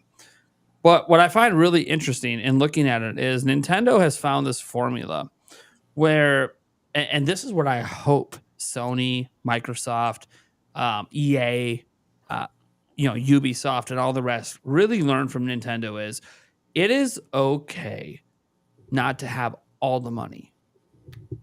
You don't need the next Fortnite that's raking in billions every year. If you had a budget of 10 million and made a side-scrolling game, but that side-scrolling game's profit margins were 600 million, that's a lot of money. And you make a lot more of those games, you will collectively make a shit ton of money versus trying to rely on a single game to make all of the money. And I feel like Nintendo has done a very good job during the Switch era showing you do not need to spend $300 million for a game you hope gets an install base of 100 million. And then you keep them along with season passes and all this other stuff. There are games that do that, and that is totally fine. I'm happy for Fortnite. Happy that Minecraft has found its continuous audience. Roblox with allowing all that user-created content, copyright be damned. Fine. That's fine that those games have pulled that off, but not every game can be that. Because again, we talked about this before. Every game demanding all of your time. Well, those games demand all of your time. It's okay to have games that don't, but have smaller budgets that make you massive profits. And I honestly think one thing that gives me some hope is Ubisoft released a game earlier this year that I believe was a pretty small budget game in Prince of Persia. I agree. Not only did it sell that killer, well, though. well, but here's the thing: we say not sold that well. Its cumulative sales are over 2 million. That's a Nintendo type of game, baby. You have a small budget and sell a couple million at full price. That's 100, 200, 300 million in the bank. Now, is that the thing is, does Ubisoft consider that good? We don't know. That's the bit. Nintendo would say, I talked to them and they said they consider the 1-2 switch metric, and like everybody's using this 1-2 switch metric. It's kind of crazy. You talk to Ubisoft, they're using the 1-2. But actually, does Ubisoft consider that? Like, I guarantee you, Prince of Persia was successful in terms of it made Ubisoft money. But is Ubisoft okay with the amount of money it made? That's what we don't know. And I hope the answer is yes, because you release more of these and you have like 6 of those a year. That adds up. And you're going to get that profit margin you were looking for from one big game that you spent 200 million on. So I'm hoping that Ubisoft learned. And by the way, if you guys haven't played that Prince of Persia game, this isn't about rewarding Ubisoft. It's about rewarding yourself. That game kicks ass. That is a very good game. If you're not playing that game, you're missing out. I've been debating on getting it. It's always on sale for like $30. Oh yeah, you should pick it up. Play it on Switch. I just picked it up for 15 on Amazon. It's so good. Yeah, Wait, so good. One of the deals that got tweeted out. The Prince of Persia. It's so good. Just follow Wario 64, guys. Yeah, Wario 64. Unless you personally have something against Ubisoft and will never buy a game from theirs, which I understand. They've had some issues with some. I would never buy a practices game at full price for them. That's I the wouldn't thing. either. But I for don't wanna $30, support them like $15, the game is so good. And the thing is, I always tell you guys, like as consumers, we're trying to tell these companies the kind of games we want. If you want more games like that from Ubisoft, then buy the fucking game. The game's awesome. Yeah. Forget the development hell that Beyond Good and Evil 2 is in and how that might cost $500 million to get out of development. Fuck that. Give me more of these side-scrolling Prince of Persia games that everyone panned because, it's not like Sands of Time. Not everything needs to be like fucking Sands of Time. If they could make another game like Sands of Time, they would have did it already, but they failed every single time. Instead, they just said, you know what? We have a small team making a side-scrolling game, and that side-scrolling game took all of its cues from all the successful indie games and said, yeah, except we're Ubisoft and we have a budget, so fuck you. This game's awesome. Yes! More of this. I want the industry to realize that that's what, like, look at how successful indie devs are. Why isn't the AAA space learning from, hey, your UIs are firing people. Meanwhile, all these indie studios are spewing up, making millions and millions and millions of dollars. Like, I understand that you need to satiate your investors, but at some point you go, you know what? Fuck you, investors. We don't exist to make you money. We exist to make money, period. And it doesn't matter how we make it. We don't need to make money if you're not a company. Yeah, like Epic Games is way bigger today because of Fortnite. But you know what? You don't have to have a Fortnite. You have enough. Oh, I'm sorry. Nintendo, to me, has just built this roadmap of, I mean, I've watched, okay, so I know some game developers.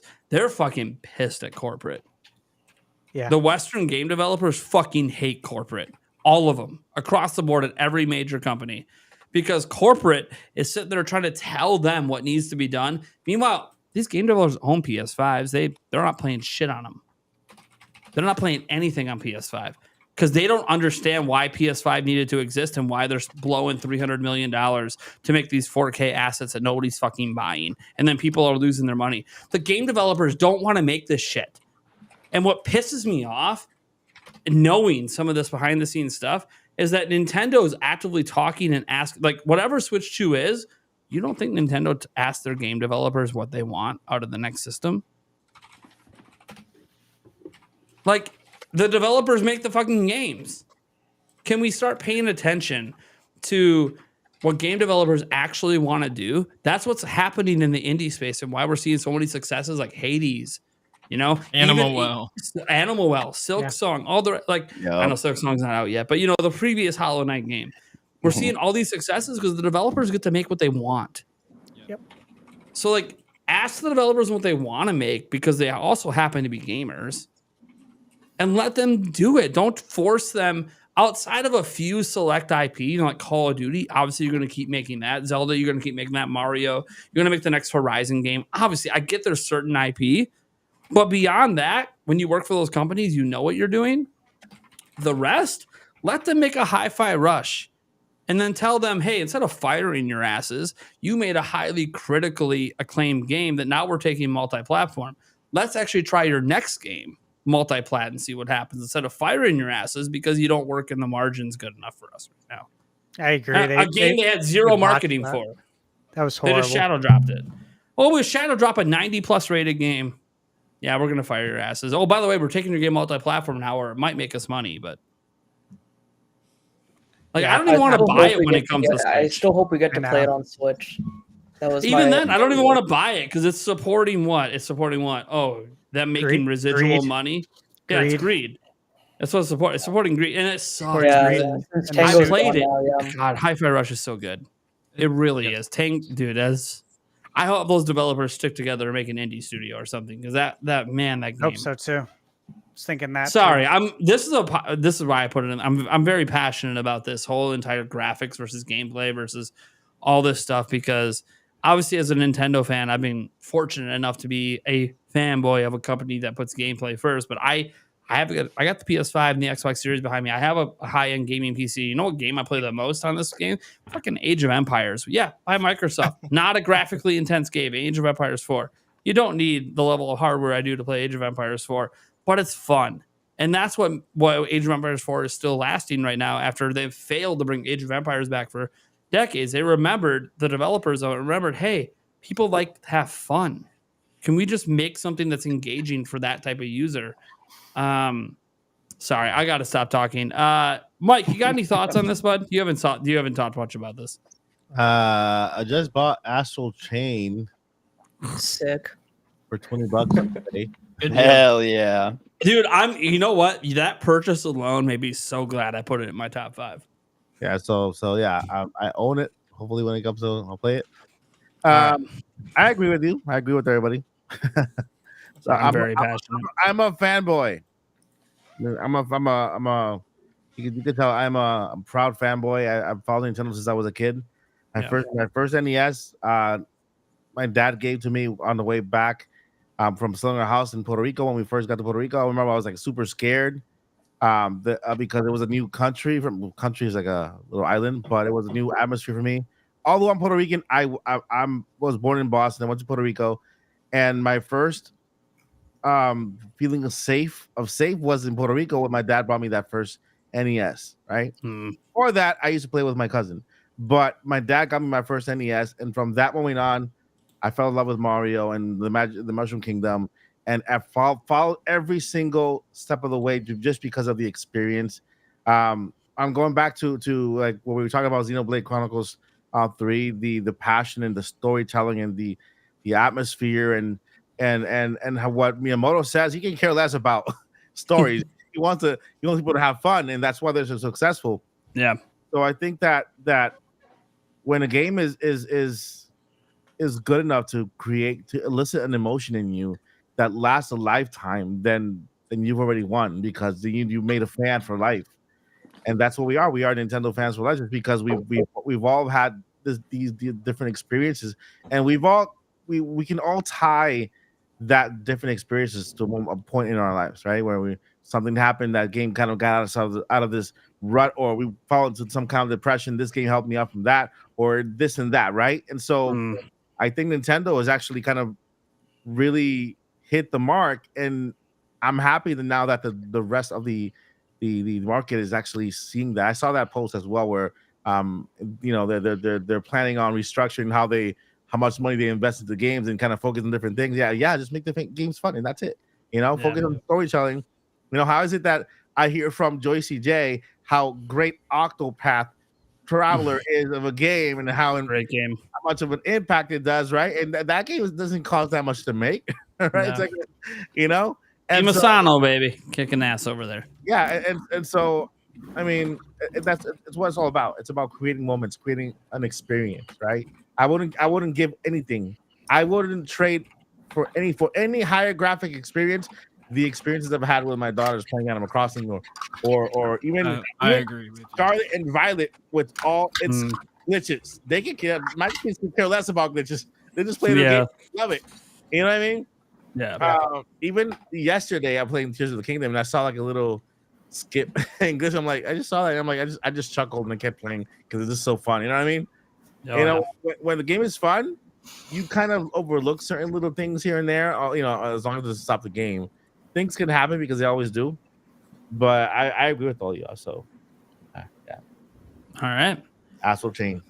We're gonna wrap that topic up here because we got. But I have one final thing to say about Johnny, but you can throw it in. We got. Yeah, this is. I'm bringing it back around. So 1-2 Switch has like no graphics. It's all like video, and it's like super profitable. There's no way that game didn't make a ton of money. Switch go. You can't let it go, can you? No. Mario Switch Sports. 15. Yeah, 12 million, 13 million copies or whatever. How much did the second one sell? I pre-ordered it because my daughter. Everybody's 1-2 Switch? Excited about it. Yeah. Not well. So we can't change the metric to everybody 1-2 Switch. It didn't sell over 1 million copies. It wasn't on the list. So we can't change it. At my Walmart. Hey, the next financial update, look for the million sell. Nah, it's probably not even close. I figured. Yeah, it was very clearly not a good idea. All right, let's get to the Q&A section here. We got a number of really good questions coming in from the chat. Thank you so much for you guys' super chats tonight. First one coming in from Attack the Backlog saying, let's go. Hi, everyone. I want to hear your opinions on Monolith. One of my favorite video game studios of all time. I think they're great. I will say this about Monolith Soft. I'm very familiar with Xenoblade 1, 2, 3. One of my next big new experiences I'm gonna get into is Xenogears this year. I've put that off for the past 2 years. After beating 3, I said I would play Gears. I didn't. After beating Future Redeemed, I said I would play Gears, but I still didn't. And now I am going to, me and a few friends are going to play it together, and I'm very, very excited for how that's going to go. Now you have to go back to Saga.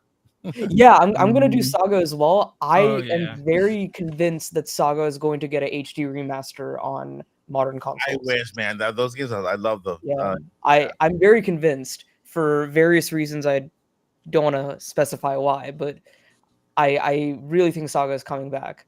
But yeah, and then I also want to play Baten Kaitos, which is on the Switch. I want to give that a shot. That was their game. really good It's good. GameCube RPG. Very good. I wanna do Card-based battle system, very good. It's that. Yeah. expensive GameCube game too. Yes. I'm glad that they put it out.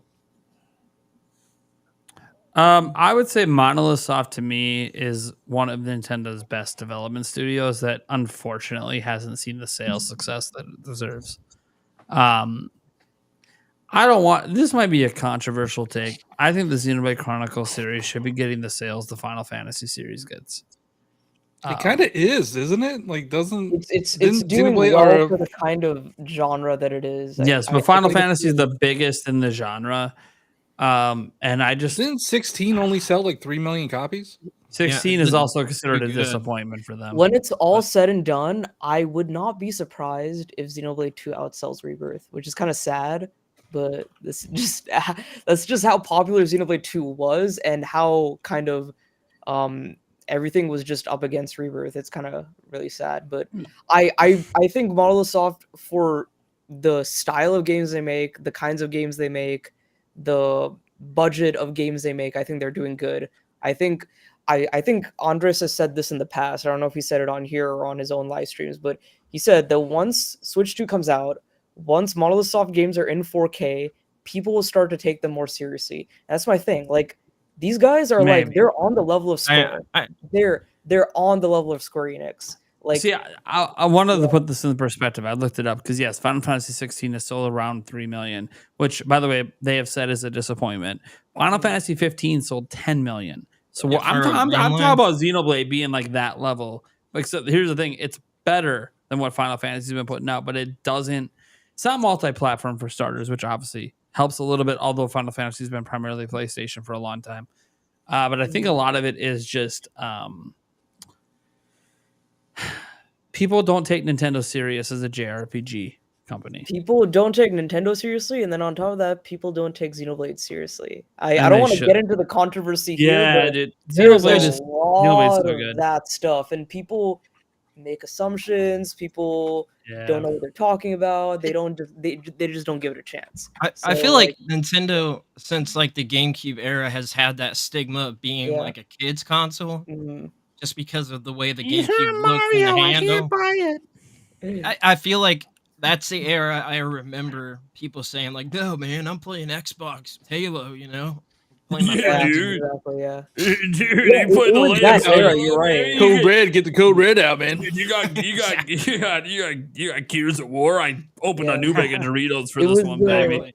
Yeah, I It got my was, Mountain Dew. It was that era. Yeah. I don't want Doritos. By the way, those franchises are totally fine. This is Yeah, it's a whole thing if you grew up back in the day about the Yeah, it was real. stigmatisms around it. Yeah. I feel like it still has that because It's making a Dude, comeback. bro. Dude, hybrid bro. Seems like- system. Also, one thing that Xenoblade does very well that some other RPGs don't do, and it's just the way some games are, is you can jump into any one of the games, and like people say don't do that. They're like, oh, play 1 and 2 before 3. It is preferable that you play 1, 2, and before 3, but you could start with 3 and still enjoy it. Whereas That's a lot like, of time. You know what? Yeah. Like I exactly. started at 3 because I'm like I don't feel like going to 1. Yeah. Because then I would have to pay 80 hours. Kind of like understand what's happening, because like the whole like references to 1 and 2 don't happen until like the final few hours of the game. So like it's not like, And I'll it's never not- get there, so it would be fine. it's not like a hard prerequisite. Whereas like Final Fantasy VII Rebirth, you had to play Remake, and for many people, it is advisable that you play the original to understand the Remake trilogy as well. Which that's like a I like whole- the remake. It's a whole thing too. Yeah, I did a Yeah. video Man. on it, and the comments blew up. Like you wouldn't believe. People are very spirited about that. I had no idea because I had never heard anybody talk about it, but I got that Final Fantasy 3 remake, and I was blown away. For the time, I thought it was great. So, Yeah. All right. Get to this next question here from Attack the Back Thought. I'm gonna throw us at Steph Tendo here first. What chance do you have Astral Chain of appearing in a Junior Direct, or will it be switched to? I assume he means Astral Chain 2, obviously. Yeah, I don't think we're going to see it. I mean, it's a Platinum game, and I'm not sure what Platinum's working on right now. Hopefully Star Fox. That's just me being biased, but yeah, it didn't sell well. Did they do Zero? I don't know anyone else. What's up? Yeah, that was probably the last game, Zero, which was 2016. I hope they don't do Star Fox then, because Zero is terrible. Yeah, I mean, that's the problem with Star Fox. They've had so many different developers. They went from, I think it was Argonauts Systems or something like that, or was that the Super FX chip, and then in-house with 64, then Rare with Adventures, and Bandai Namco with Assault, then Platinum with Zero. So, yeah. But Astral Chain being in the June Direct, yeah, I don't think it has any chances, unfortunately. Has there been rumors like that? We've been bringing up Astral Chain a lot tonight. There isn't. I feel like I remember any, but No, there hasn't been any rumors. yeah, I didn't think so. You could thank me for bringing up Astral Chain, and now Yeah, Attack the Back it Thought. was on his top 5 list. It was in my top 5. It kind of kept the conversation going longer than it usually would for that kind of game. All right. We'll get to our next question here. We got Vanata712 chiming in, saying, do you think ARMS, haven't heard that game in a long time. Do you think it will get a sequel, or is it one and done? Well, John Nebo, do you just go first? We already know your answer. This is where the meme started for me. It did not sell more than 1-2 Switch. So I don't think we will get it, but I would love to see what they would do with the sequel to ARMS. Like, I really enjoyed ARMS. Legs, yeah. Legs. Armbar. Maybe. Feet. ARMS 2, The Revenge of Fingers. Here's the thing. Guys, Nintendo does this thing where a lot of their franchises are once per generation. I don't think we can write off ARMS because I think it's a once per generation game. I agree with on the that. Switch too. I think it kind of got screwed over because of Splatoon 2 came out the month after. But did it? Splatoon 2 is not the same. See, here's the thing, and I've talked about this a long years ago. It's been a while. Look at how well fighting games sell. ARMS 2 is one of the best-selling fighting games in the market. It is a fighting game. It is not a multiplayer shooting game. It's a fighting game, and it's an arena fight. It's actually the best-selling arena fighting game. But setting that aside, it is a best-selling fighting game. I just think it's a once per generation, like Smash, like Mario Kart. Hell, apparently like 3D Mario. So I'm just saying that, like, I kind of think that, that team also works on another franchise. I just kind of think that, hey, this is a once per generation thing. Just wait for that. Min Min being in Smash gives me hope. Like, they are still thinking about that.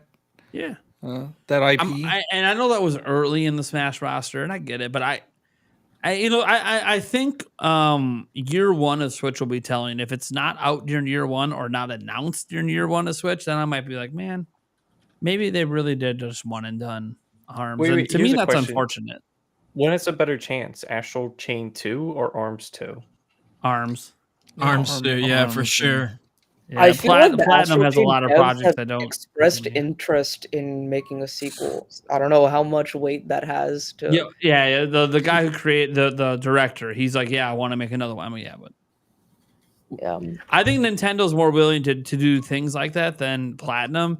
I mean, think about how many games at Platinum have just not gotten sequels. I mean, I'll just throw a Nintendo one out, the Wonderful 101. Yeah, classic. But they did re-release that, though. They did re-release it, but there's not another one.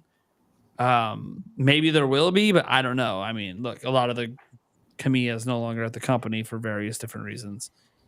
But I don't think it's sold well.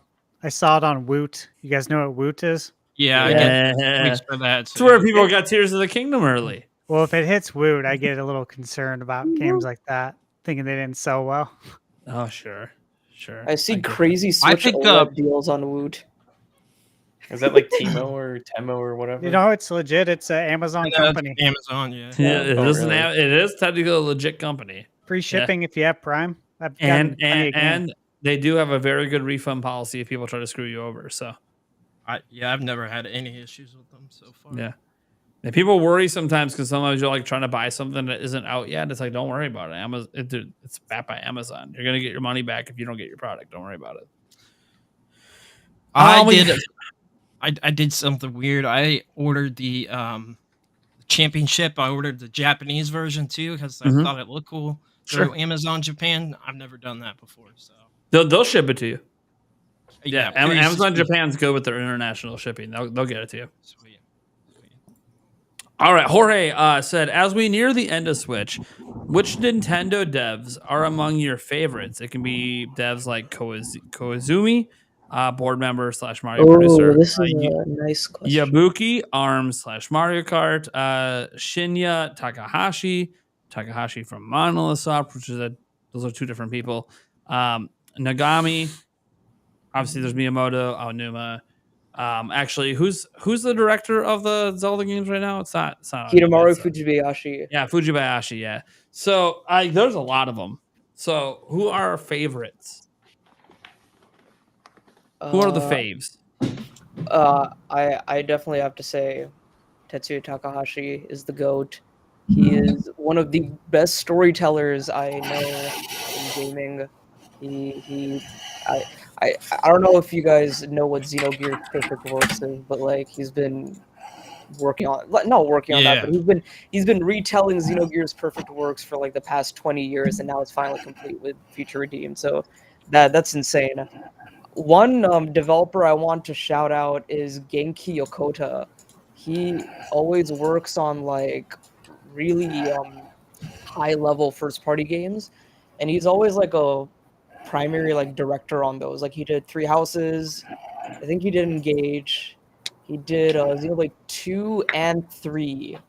That's where I remember him. But he works on a lot of like really big AAA games. So, That noise. Sorry, I was trying to talk to Favlam behind the scenes. I don't think you have the right mic selected. But mashing.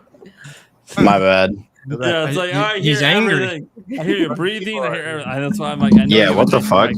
Yeah, you have a nicer mic than that. So that's why I'm like, Is it better now? Hello? try typing a bit. No, it's it's still it's a little better, but I think the gain is a little high. the gain might be higher. The echo cancellation's on or something. I don't know. the echo cancellation is on. So Okay. I don't know. It might I have don't been a game. Because I like my Wi-Fi went out. I don't know what happened. It's just Oh yeah, that happens. yeah, something's going sound on better. here. Is that better? You sound fine now. Actually, let's get to you. What's one of your favorite like directors or devs from Nintendo? Me for Yeah, Blam? you. Yeah, Oh you. man, jeez. You can't current. I'll keep it real. I mean, I don't know too many. I know I appreciate oh my god, who's Tears of the Kingdom? I forget I'm blanking on Fujibayashi. their name. Hidemaru Fujibayashi. Yes, they're amazing, goated. I mean, they make such an amazing IP and all that. Yeah, I mean that's as far as I know. I don't know too many directors in Nintendo. So, but that's if I had to pick one, I'll pick a game and then I'll be like, that's the kind of director I like. So Yeah, that works. That works. John Ebo. Oh, man, I have no idea about any What names of people. What game from Nintendo are you like most impressed by? And that'll probably be that guy. 1-2 Switch. You know what? He has brought up 1-2 Switch more than any guest we've ever had on. I'm keeping it alive. I'm keeping it alive. You know, I want 1-2-3 Switch or 2 or 3-4 Switch on the Nintendo Switch too. The universe is 1-2 Switch. I mean, I do like Enuma. I mean, I don't know if they're still active like devs or if he's just kind of a producer. Active. He runs the Zelda series. But. Yeah, so I mean, I'll go with Enuma. What they did with Breath of the Wild and Tears of the Kingdom is super impressive. Okay. I mean, it's him combined with Fujibayashi. It's kind of like when Ocarina of Time, Majora's Mask, it's like multiple people. Like Miyamoto was, Ocarina of Time, but then also there was other masterminds behind that too. Majora's Mask was Aonuma and Koizumi. Yeah, it was Aonuma and Koizumi, dude. Oh man, I want that team up to happen again. Anyways, how about Game Junction? Who you got? I think it's gonna always be Gunpei, Yokoi, and Miyamoto probably. Okay, Just yeah. because the Some amount. I mean, OGs. yeah, it's generic, but I've just played so many of those since the NES that it's left, a massive impact. Gunpei Yokoi is the father of the original Ultra Hand, right? That was him, right? Yep. Game Boy, Yeah. Wonder Yeah. Swan. Yeah. So I was gonna go to Eric and I was gonna be like, hey buddy, you'd be the only person I think in the known universe that would know who directed Snowboard Kids. Oh fuck. my God. But he doesn't know. He doesn't I know, will but he tell you loves about this he shit. loves those games. So like, if he Snowboard knew, he'd Kids be like, too. whoever made Yeah. Snowboard Kids, those are the ones. He's looking them up right I'll now. tell you in a second. Who directed it? Who's the director? One of my friends absolutely loves Snowboard Kids. He always says, "Can I come So over and good. play Snowboard It's- Kids?" Snowboard Yeah. Kids 1 and 2 I love are it too, so actually. good. Second They're were one. so good. They're not. I don't think they're Nintendo people, anyways. But they should be, because Yeah, that's the kind of that's- game Nintendo would make. Yeah. Yeah, Atlas it slash is, yeah. It Nintendo. is. Yeah, yeah. And We're missing Nintendo was someone on around- this list. Hideki Yeah, Sakurai. Yama. Oh yeah. And Wait, Yeah, Masaru Sakurai. Yeah, Sakurai is arguably most. Oh, probably the it's best, it's Hideki Yama and Takeshi. Wait, what's the last one? Matura. Oh yeah, yeah. I recognize those names. They've done some other stuff. Sakurai Eric, technically isn't. give me a Nintendo, real answer, but, like, Eric. he's worked with most of Nintendo stuff, so I always Yeah. include him. I give always me- associate him with Give me a real Nintendo. answer, Eric. What do you got for developer slash that you like the most from I mean Nintendo? Miyamoto, because he just gave us Miyamoto. so many phenomenal series and stuff. So Dude, you know what makes me upset about Miyamoto? And I'm not really mad about it. It's just the realization that he's pretty old. Mhm. And sometime in my lifetime, I'm going to be making that video. Yeah. That's it's Rip, Yeah, that's it's Rip sad. Miyamoto. And Yep. and like it's not like Iwata. I thought Iwata might actually outlive me. Don't That even- was shocking. Yeah, that was. Yeah, that was. I didn't believe it for very a while. tragic. It was. But Miyamoto, just knowing that I'll be around to make that video, most likely, barring any unforeseen things, it's man, what he's meant to the whole of the gaming industry. It's not gonna happen. It's not gonna It's happen. nuts. He's gonna live forever. Insane. Yeah. Or I'm dying first, is what you're saying. Got it. You think I have an early death coming? Thanks, Mike. I appreciate the optimism of my lengthy life. Not gonna happen. It's not gonna live forever. He's a I mean, he'll I live have- forever, and he'll be an icon. I mean, if a Mount Rushmore of video games ever existed, he'd permanently on it. he is a clone. He'll live forever. He's a clone. I have a lot of Okay, now. favorite developers outside of Nintendo as well, but like, What's your I- favorite Nintendo one? yeah, no, You yeah, don't want to bring up the Xenoblade directors. Come no, on. yeah, no. Takahashi's the best, but also another thing about Takahashi is he's worked with so many other like franchises before Nintendo. Like he did Final Fantasy VI, he did Yeah. Chrono Trigger. You know the Magitech intro of Final Fantasy VI when the music is playing and the credits? That was I love Takahashi. that. That was I him. love that. That was the Xenoblade guy. Tetsuya Takahashi did that.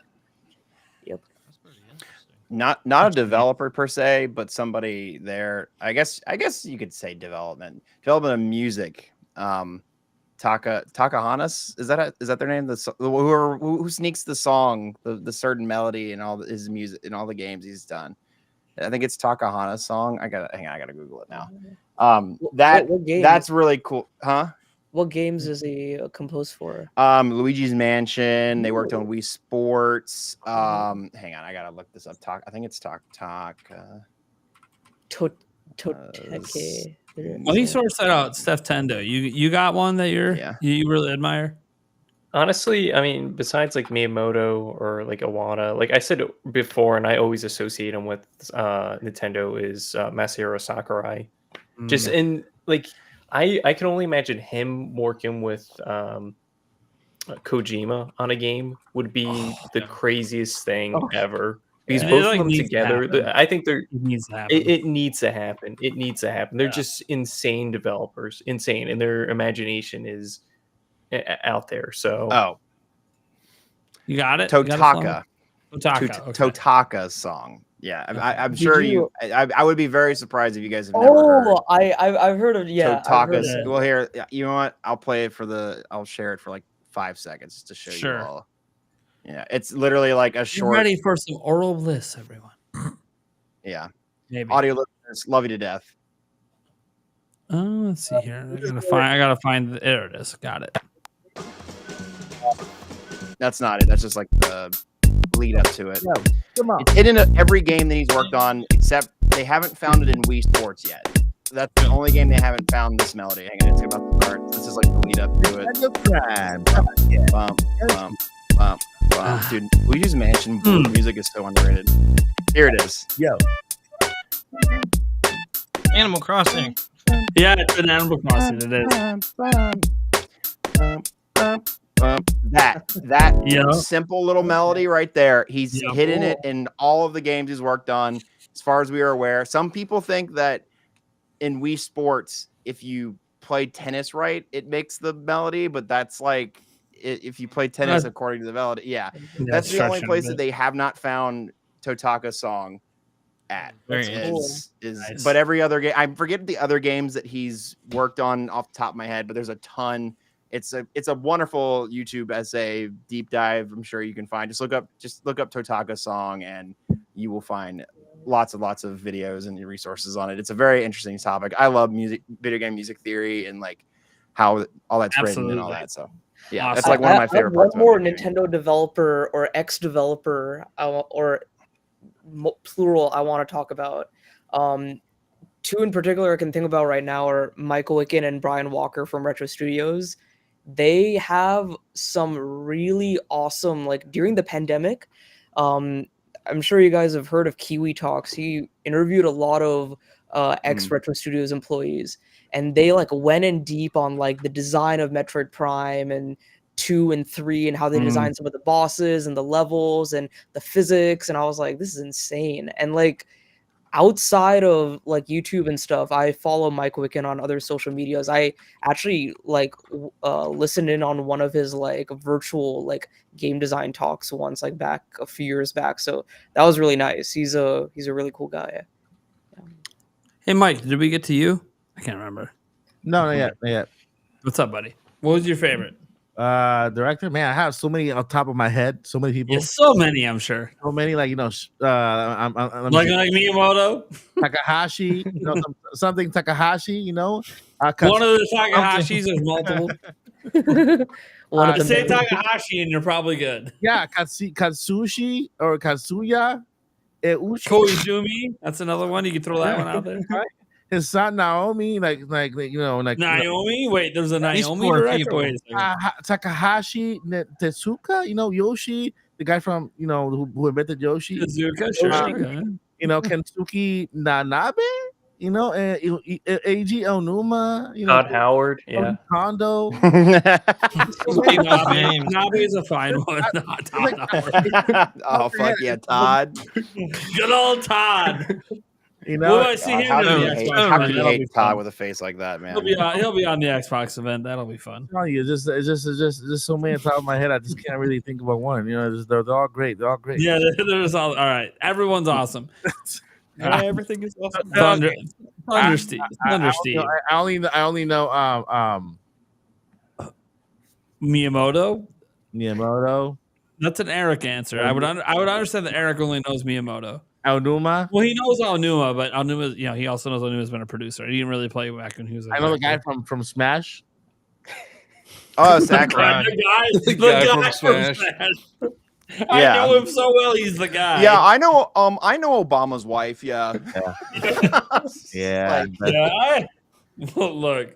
But That one guy that made Death Stranding, yeah, I know who he is. He's Yeah, the I know. Yo, that PT guy. He's Never heard of him. whoever made But it's the same guy who did The Walking Dead, right? He's the one who made. Listen, at least I wouldn't do it saying like I don't know any. it's like off the top of my head, like the guy who made Animal Crossing.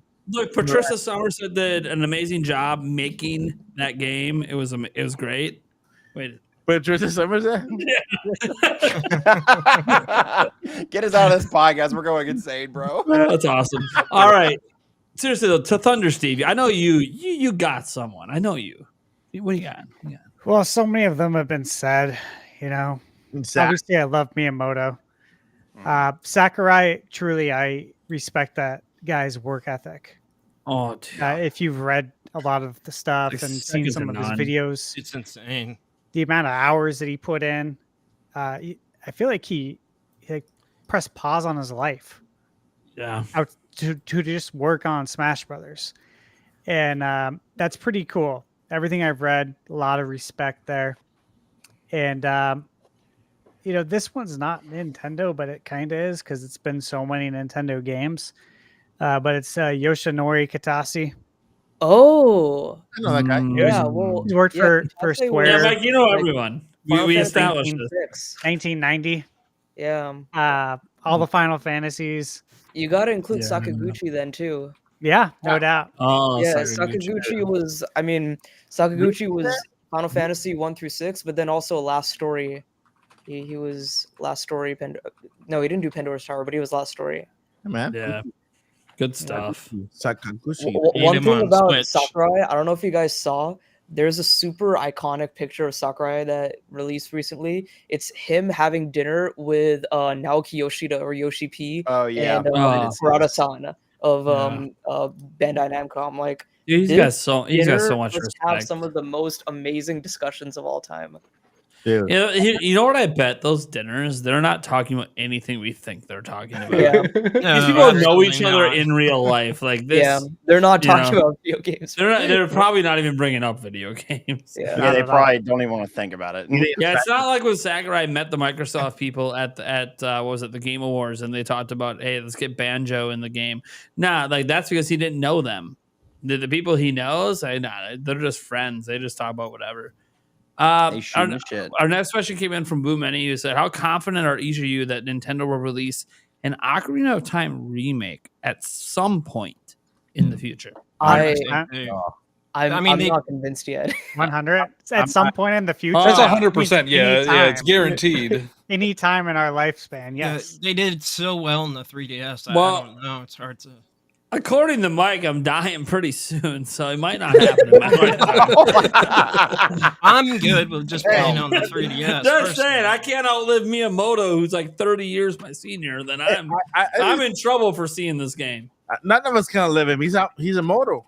Yeah. Oh, geez, I'm really in trouble. I'm sorry to my children that I'm gonna die before you graduate. My bad. Mobby, bro. No, but seriously, I at some think it's point- coming. I'm not convinced that it's coming so soon. A lot of the evidence that people are pointing to Ocarina of Time remake happening, Very I fringe, think that's just very normal circumstantial. things, you know? Yeah. Like, I There's Look. opium there. I'm so glad Andres Restart isn't on this podcast because I actually don't think this game's ever been in development, is even coming at all. the whole Deku Tree thing is kind of. I want it to come. Here's the thing: I've been on the train because I want it, but I Unreal don't Engine, think it's coming. Ocarina of Time. Can you imagine? I mean, you can see it with the mods, right? Like, it's crazy. Yeah, and It will apparently look those better mods than suck. any of the Unreal Engine 5 mods, I assure you. Yeah, I don't think it's coming. I honestly, like, I love Ocarina of Time. I just don't think it's coming. We want this thing to be like this magical, from the ground up, awesome, amazing remake. And it's like, look, if this thing ever comes back, it's going to be like an HD version of Ocarina of Time 3D. Yeah. And we just need to realize that Nintendo doesn't invest that kind of money into a from the ground up remake. It just does. Oh, well, Link's Awakening. Okay, yeah, you think they invested the same budget they're going to need for Ocarina of Time, which is going to need the same budget as Tears of the Kingdom? Yeah, it's not happening. It's not happening. And then They'd some rather other put that people into the say, next Zelda But they game. like money. Yeah. They would they like make a lot of money. Just go play the 3DS game. You know what would make Good more there. money? You can't The make next any more Zelda- money off the 3DS game. You know what makes them more money? The next Zelda game that sells 20 million. Yeah.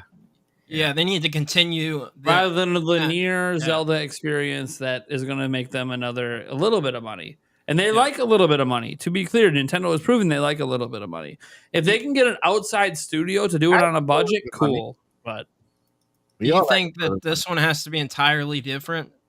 no, not different. 3D Zelda? It just, for them to do it, like, here's the thing. I've been watching a lot of it. Like, I don't watch a lot of gaming content creator videos, and I'll admit to all of you guys right now, I haven't watched any of your content in forever besides that Yo Noid review. that hit me, dude. Steve, that hit me in the It's so feels, good. man. That hit me in the feels. I love that fucking game. Good. But And I don't mean this as an offense because Josie Woe took it as an offense when someone accused me of copying her videos. I'm like, how can I copy videos I don't watch? It wasn't meant to be an offense. I don't watch On Just Restart either. The bottom line is I'm very busy. Okay. I'm a full-time YouTuber. When you become a full-timer, you ain't got time to watch anything. So when I do watch stuff, it's something that's not in my space. So it's tech, it's sports, it's something else. Because I already know all the things that I'm interested in gaming because I'm covering it. I know you guys think all I talk about is Switch 2. A lot of you audience. If you actually watch my videos, Sure. I drop a lot of other little news nuggets in there about Nintendo because I'm paying attention to what's going on. Look at our podcast and the conversations we have. I know what's going on out there. So I don't need to watch other people's videos for it. But I bring that all up to bring this full circle because in the end, you know, this questions about this Ocarina of Time remake, I don't feel that Nintendo thinks it's worth the investment to fully make this from the ground up. Everyone, all the videos I've seen on this, everyone thinks it's going to be this grandiose from the ground, whether it's Unreal Engine. I don't care about that part. I don't care about the engine is, but they think it's going to be like this from the ground grassroots remake. I think it's all just hopium and copium because you saw what Nintendo pulled off with Breath of the Wild and Tears of the Kingdom, and you want Ocarina of Time to reclaim its crown at the top. And in the end, it's not going to. It's not an open world game. It is a nostalgic game. And I love Ocarina of Time. It is the whole reason I'm even a YouTuber to this day. That game started me on my journey of content creation. And Eric can vouch for me because he was there at the very beginning. Mhm. But the I thing think is, Final I just Fantasy don't VII think it's and going to Resident- happen. Yeah. The way that people imagine it. I'm not saying Ocarina of Time will never come back. It's just not going to be what you want it to be. Yeah, I think Final Fantasy VII and Resident Evil have kind of like made people want Nintendo to have something like that too. And I'm like, yeah, well, they don't really need it. It would be cool, but like they don't need it. I'll be honest. I'm kind of excited that they're doing Zero, and I Mhm. think that'll be good. Yeah. I hope that they like touch on the Files games, and yeah, I'm excited about it. I never thought that they'd touch it. So John Evo, you're getting 100% track record. You keep bringing it up, and then you keep adding caveats that keep that 100% track record. Well, I'm 100% confident we're getting this at some point. Full in on our remake. life. Full on remake at some point. Well, it's gotta be your life. It doesn't have to be mine. Well, I might not make it to 10 years for the Captain At Toad. Miyamoto's age, I'm looking at the next 10 years at this point. That's my timetable. Well, we got to get Captain Toad 2 in that 10 years, and we got to get Ocarina of Time. I need the Captain Toad one so I can not eat this. You know, that's what it is. I lose the bet. I have to eat a 10-year-old. Yeah, that's what takes them out. Yeah, eat the That's 10-year-old spicy chip, Yeah. and that's what ends my life. Yep. All right, got it. 100%. But no, I think we'll see Ocarina of Time again. Maybe it won't be a full remake, but there's no way they're letting that go. Like it is there. Like that is what people know when you think of Zelda. You think Look, Ocarina of Time. It's the final memory before What? the Nintenbyte you could say that podcast first begins. one too.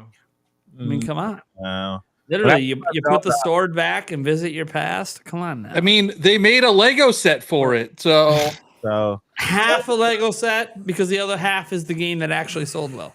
Yeah, that's kind of interesting. Sorry. Actually, for the time, Ocarina of Time sold very well. It was the best-selling Zelda game of the time until Twilight Princess came out.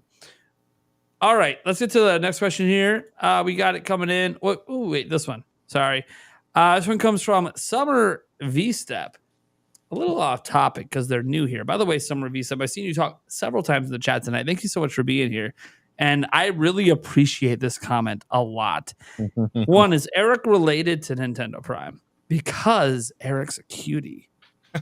Wow. No, I added the because. Look at that. I was trying to compliment myself a little bit. Of course you were. No, we're not related. Brothers from another mother. Mhm. We lived across, like literally in the same neighborhood across the street from each other. But no, not my brother. However, you got any comments on being called the cutie by a brand new person? Thank you. Wait till I don't know what I was gonna wait till say. he Yeah, shaves. good response. Wait till he shaves and you see the baby face. That Good Riz. answer. Good answer. Good answer. That Riz, you know. That Yeah. Riz. Just gotta say, thank you, Summer, for that. Dude, any compliments to Eric, we will take that and feature it all day long.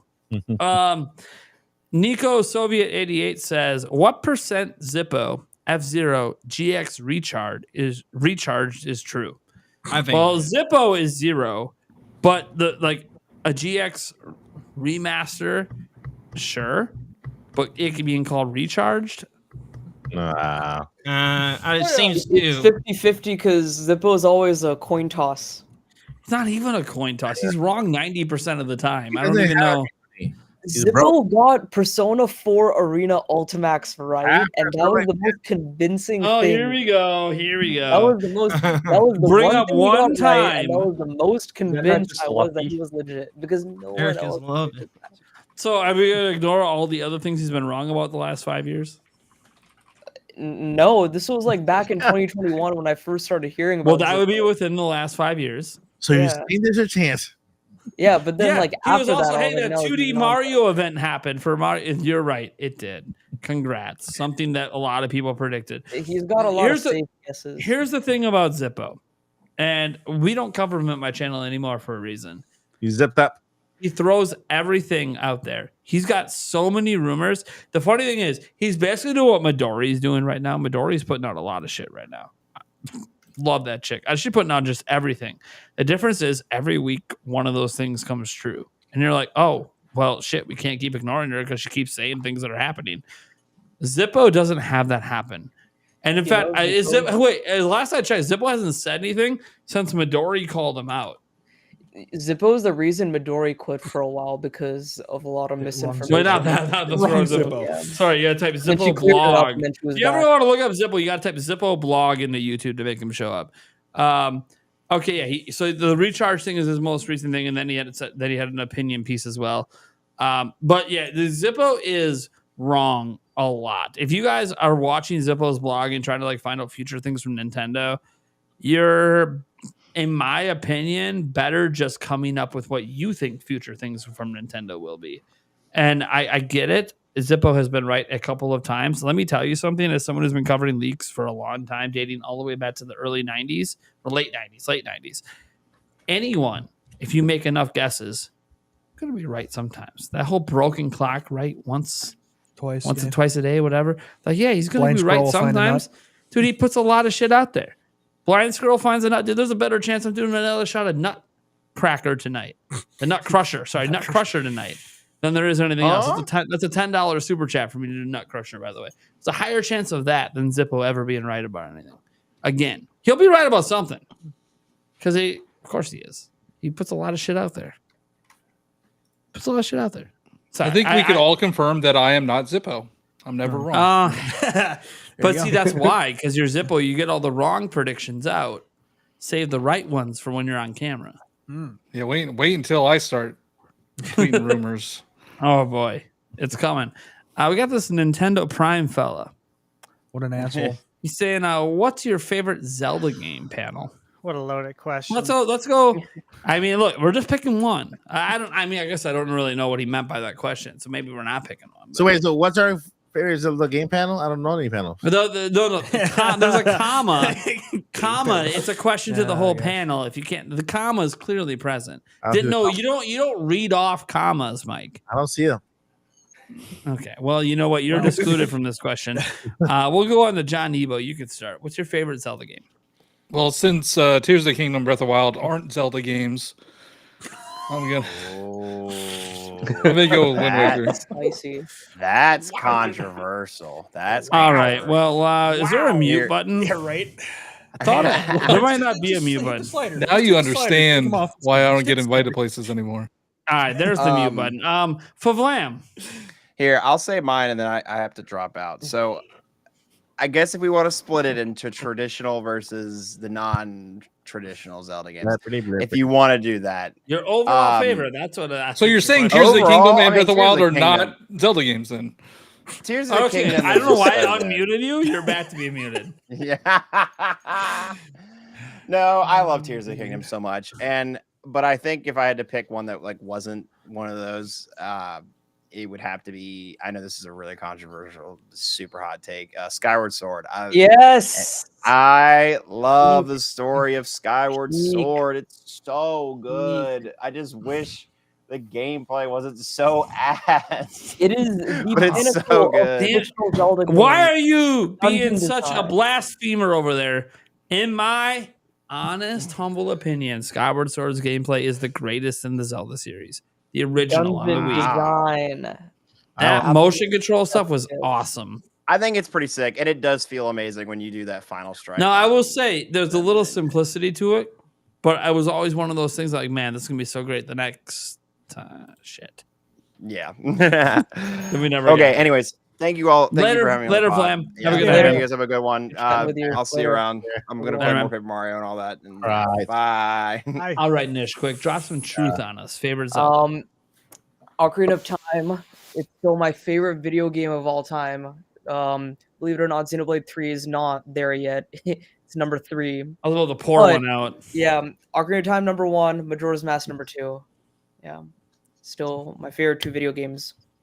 No, Steph Tendo, please redeem us.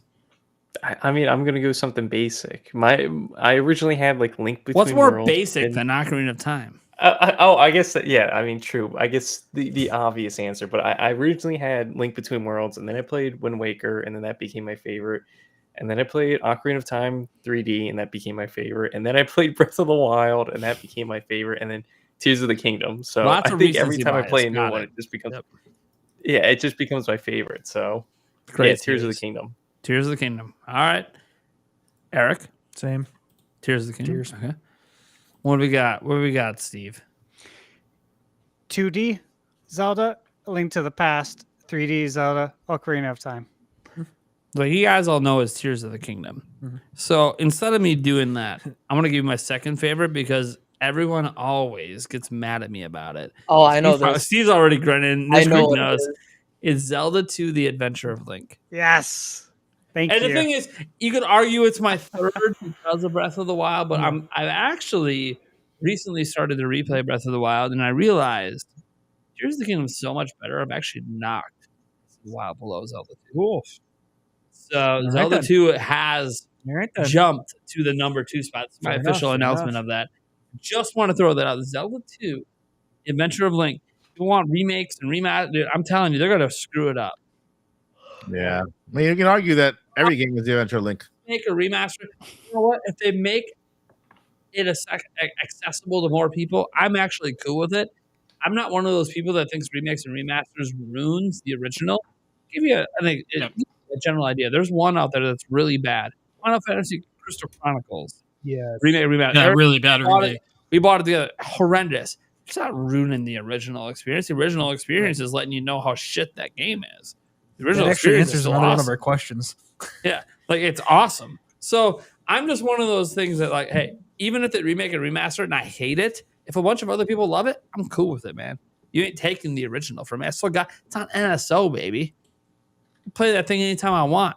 It's awesome. We got to get Game Junction's thought though, because he was a little AFK for a bit. What do we got going on? Yeah, sorry Favorite about Zelda. that. Favorite Zelda. Oh, favorite Zelda. It's definitely Tears of the Kingdom now. So prior to that, it became Breath of the Wild. Other than that, Ocarina of Time is in my top 5, regardless. So I think it would be that order. And then I love like A Link to the Past. So there's, Mm, you know, classic. people are Classic. that. Yeah, there's people always debate those two, which is better, and they're like 2 different games. So Yeah. that never made sense, but. I understand. We got a question here from Boom Mini. I know, Mike, you don't count. We already determined this earlier. You said I was going to die young. So moving on. No, Mike, what's your favorite? You can get it quick.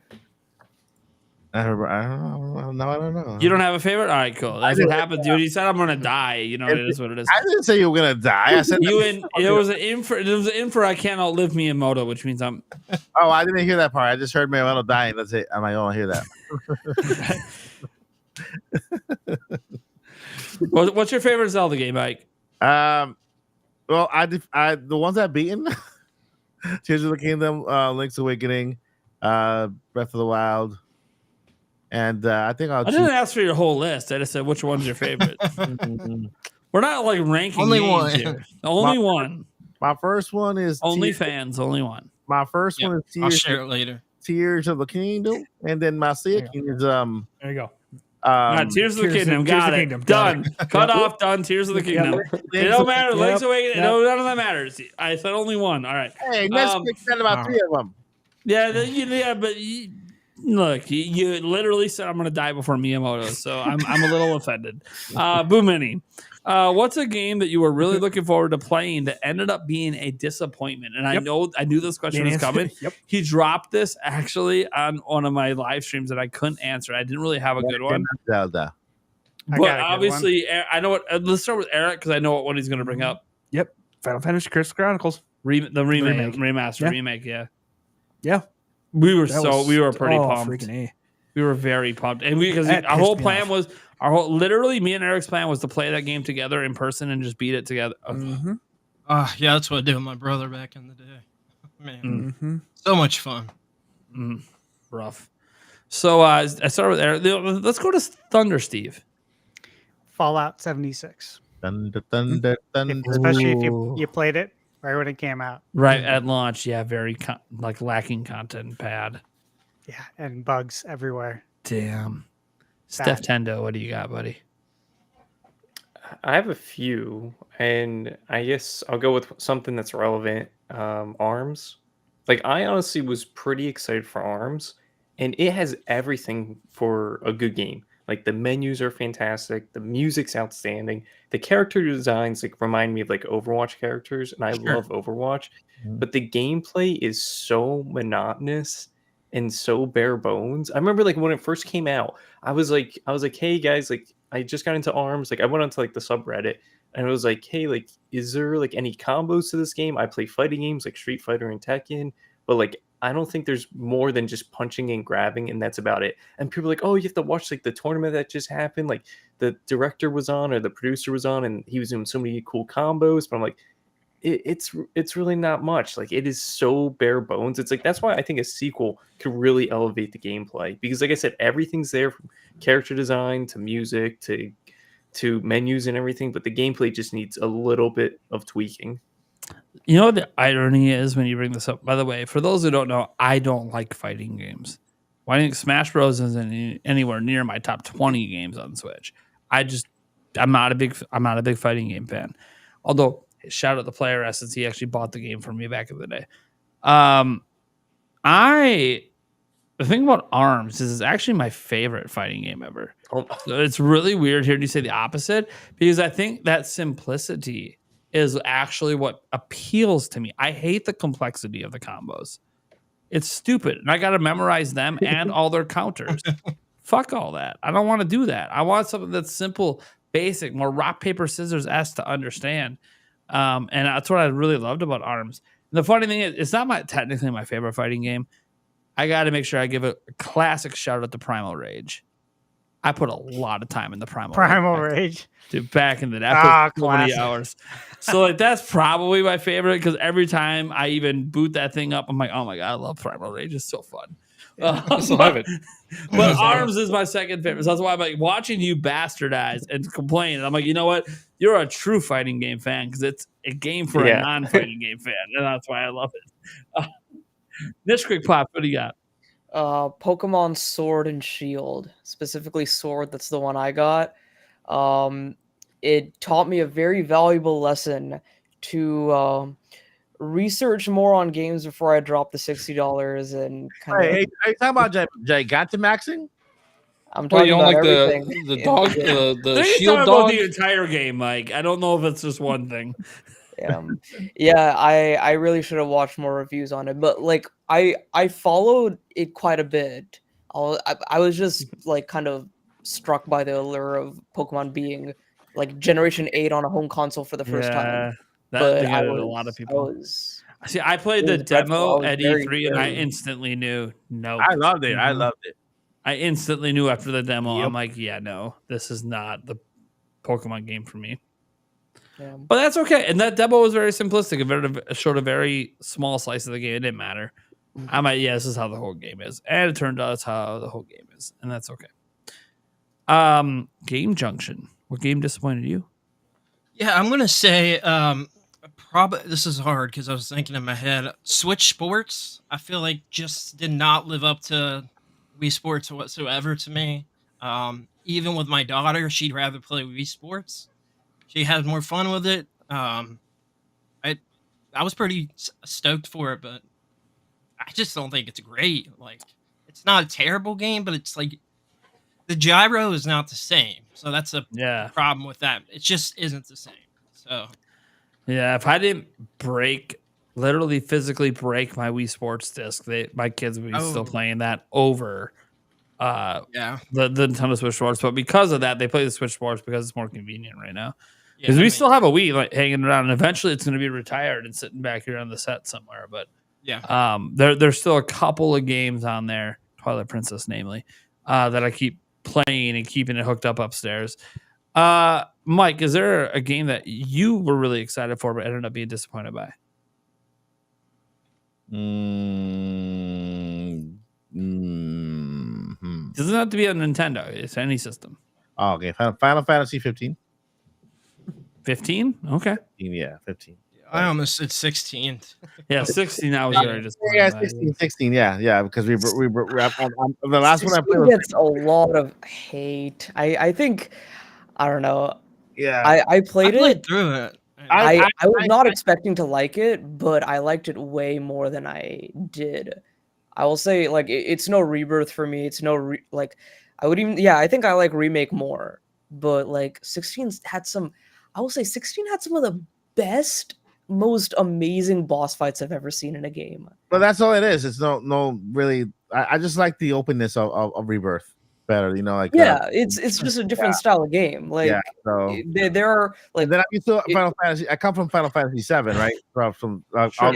It's like comparing a Kingdom Hearts game to a Zelda game. It's kind of different styles of. But it's Final Fantasy, so it should kind of have some kind of continuity, some kind of changing way too much.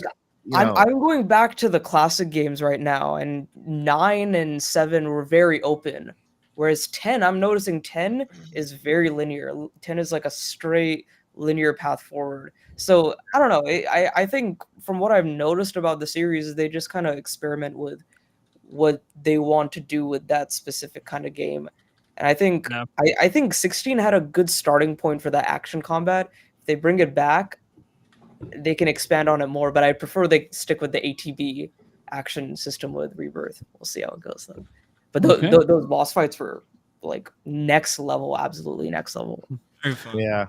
John Evo, is there a game that you've played and are disappointed by?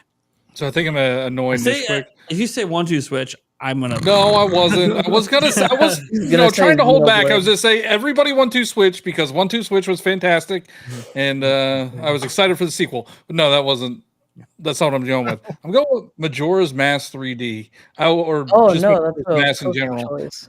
I never played Majora's Mask on N64, and I wanted to get it on the 3DS, but I can't stand the timer. I don't like it. I hate it. I even went all in. I got the 3DS. Yeah. Majora's Mask 3D incorporated some quality of life features that ruined the game.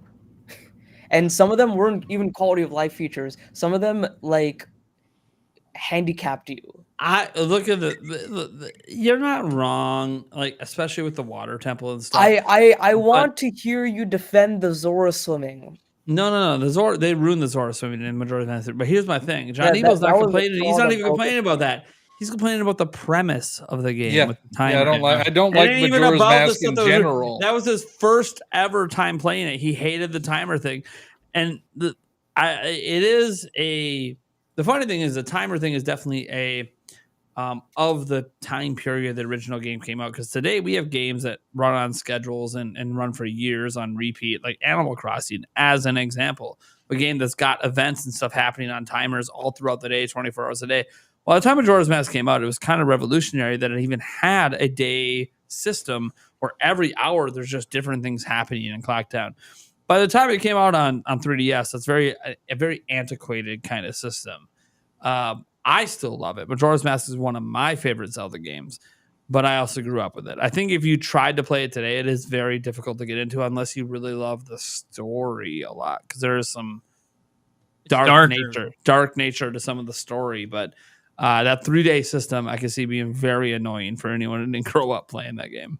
I mean, I like the game, and I still don't like that system, but you know. And it's specific to the 3DS version, obviously. Yeah. As someone who's a core Majora's Mask fan, yeah, the original Majora's Mask is way better. But I'm on a mission to play every Zelda game. I'm gonna skip that one. Oh, you got that, dude. It's stressful. It's stressful. I don't like being stressed like that. My only reason is because I just don't like the moon. I don't like the way he looks. I retire. And mute. I'm retiring. That is just what. Okay, he doesn't like the moon. He wants me to die young. What else is next? You want to call it art style? I just don't like the art style. It's Ocarina of Time. It's Same Ocarina art of Time. style. It's the worst. How's it worse? It has the moon. The moon looks cool. Is it the Majora's Mask moon, or do you just not like the moon You don't in have general? to look at the moon besides like the end of the game, right? You can just not look up. Don't look up. It's like Well, it happens every 3 days. You have to see the moon every 3 days. No. Once you do the first reset, you can reset the time anytime you want. You learn a song that lets you reset it anytime you want. You never have to look at the moon.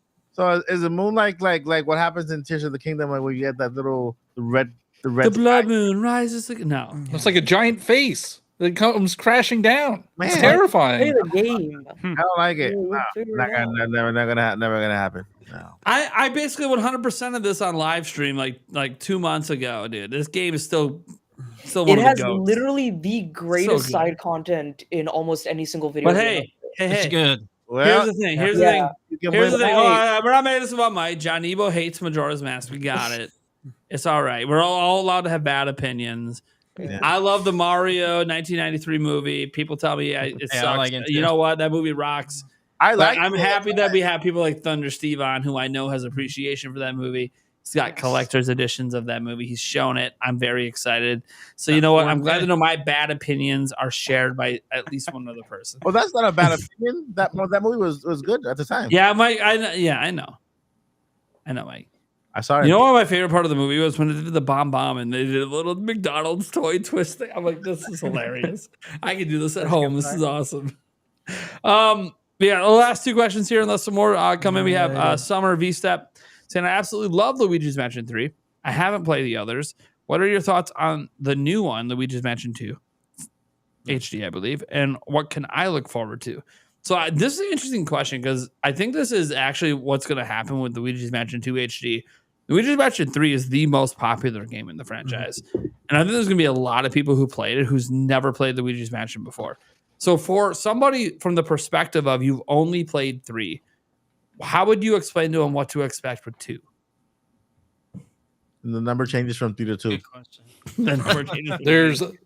There's 5 mansions, I think. One is a hotel, one's a mansion. I think Unlike- there's 5 different ones. isn't there? Unlike, okay, that's a key point. Unlike 3, everything's not in one building. Yeah. That's like a huge difference from 3. You go to different places. Without giving any spoilers, Yeah, it's hard with. I would say it's just more of what you already like. It's more Luigi's same Mansion. developer. It's Yeah. very good. Yeah. If you love 3, you're gonna enjoy 2 HD. If you really love 3, you're not gonna be disappointed. You might not like 2 more. I played all 3. I actually think 3 is the best. With 1 being the next, and 1 was made by a complete different developer, so it's really hard to compare. But 2 is still really good. It's still a really good game. If you enjoyed 3, you'll enjoy 2. So you do think they would actually give us 1? Yeah. Someday. They remade it on the 3DS, though. But how annoyed would people be if you have to pay $60 for a Luigi's Mansion 2 HD, and then another $40 to $60 for Luigi's Mansion 1? Not very annoyed if you Which love is Luigi's Mansion. Wait, is it Master of a It's a lot of money. It's a lot of money to ask for that. Well, here's the thing. I don't think they're going to announce 1 anytime this year. I think it's going to be on Switch 2. They'll bring 1 back in 4K. Charge you That'd be 60 cool. for that, or 70, whatever the price point they're using then. And I know John Nebo's over like, I still hate that. I'd be so annoyed. And But it's I'd like still buy it. Like it's Yeah, not. you It's still- not like that's it. Luigi's Mansion is like such a popular series. It really is actually a fairly popular series. That's why they're going to charge what they charge because it's popular. Yep. I like to quite a bit. Oh wow. I feel like we need to have John Nebo on an episode where we talk about game pricing. He's got some very strong opinions. Well, so for example, Luigi's Mansion 1 is a 5-hour game or whatever. Is that worth Amazing. $60? Oh, dude, it's amazing. It's better than 2. If I pay Oh, no, 60 I for love 2, I 2. pay 60 for 1 all day. $41 on Play Asia. Okay, we're talking about one that doesn't exist yet. You can expect A remake or remaster doesn't exist. Well, Nintendo fans are the worst. We just pay whatever they put It in don't front of our matter. face. It don't matter. But here's the thing. This is what I say though. Are we the worst, or do we just value gameplay that much? Yeah, I don't think so. I thought would argue Luigi's Mansion 3 is worth $60, but when you put it up against Luigi's Mansion 1, it's a lesser experience. We're charging the same price. See, here's the thing. I think Luigi's Mansion 3 is a better game, but Luigi's Mansion 1 has so much more character to it, so much more unique ghosts, so much more unique things happening all the time in that game. Again, this is one of those where you and me disagree on short experience. I don't care how short it is. It's a great start to finish. Luigi's Mansion 3 to me has a few lulls, but I do still think it's a better overall game. So does Luigi Mansion 2 have the multiplayer factor also, just like the and yeah, the- scraper. Yeah. and is it true they're adding Luigi to it as well, or? I don't know if we know. I don't know if we know that yet. That might be something we find out. Yeah, they haven't really spoken about it much. Maybe we'll hear more about it. Yeah. They haven't advertised it a whole lot. It's been all about Thousand Year Door. We'll see what happens here in June. Okay. Our last fan submitted question we had here is from Taker610, saying that Switch 2 can produce a game with the graphical quality of Horizon Zero Dawn, which it should be able to. Yeah, it should. It's supposed to be a little bit more powerful than PS4. Or God of War. I say it has everything it needs to dominate its gen. I'll throw the question on. Do you guys agree? I agree. 100. I think it has the power to develop games that look even better than those. With Listen, timeless art Yes, styles yes. and Yes. And listen, if Nintendo did what they did with with Nintendo Switch, right? And they were able to dominate this much with that much power. Can you imagine what they can accomplish with just a little more power? That's what that's what I'm saying. If they did what they did with Breath of the Wild, Tears of the Kingdom on the Switch, right? And imagine what they can do. I've been imagining what Nintendo can do with PS4 level power since the PS4 came out. Yeah. And We now were saying that have back it when the or Wii came out. We're like, wonder what Nintendo could do with an HD console. And then look what they did, and it was It's fucking like awesome. GameCube. It was fucking motion awesome. controls. Like I love that. Like here's the thing: I ain't worried about the Switch 2 generation. It's gonna be great, but I worry about what happens after. Yeah. That's what I'm like. What are they gonna do? At that point? You know, how are they gonna innovate? Because we already seen we're kind of hitting the limits we talked about earlier, but what graphics can do. So it's like, okay, well, what's the limits of last gameplay? When time, do we need to advance? the last time realistic high fidelity graphics really like stood out to me and really blew me away was actually Metal Gear Solid 5 Ground Zeroes, the demo. And that was very early in PS4, like 2012, 2013. And like when you saw like the raindrops falling down Snake's face and like him opening the mask and you see his face, I'm like, that's like a real person. Yeah. And I was like, no, this is a PS4 game. Whoa. I haven't been that blown away by graphics since that day. So there's 2 games for me over on PlayStation that blew me away, and I haven't blown away since. Ghost of Tsushima. Maybe more the spectacle than anything, but because they didn't go with a super hyper realistic, but there's some ways they went about that Japanese style that was just it kind of blew me away at the time. But before that was honestly the Horizon Zero Dawn that's brought up, and I was so blown away. I bought the game. By the way, I actually enjoy Horizon. I think it's a very good game. If you like Zelda games, you'll probably like Horizon. Yeah. Great games. I agree. But Breath of the Wild came out like at the same time as Zero Dawn, and that was the big debate fighting between Sony and Nintendo fans. Breath of the Wild, Zero Dawn, Breath of the Wild, Zero Dawn.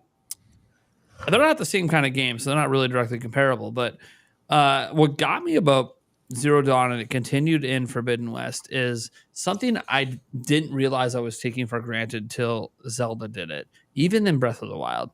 everything in the environment reacts to you in Breath of the Wild. Yeah. Everything, the grass, Physics, the bushes, the chemistry. trees. Yeah. That physics is in everything. And that's what makes what they did in Tears of the Kingdom so crazy to me, because not only is the physics there, then look what they did in addition to those physics, which is insane. But like I'm walking around in Forbidden West and like, oh, I walked through a bush and the bush didn't even know I was there.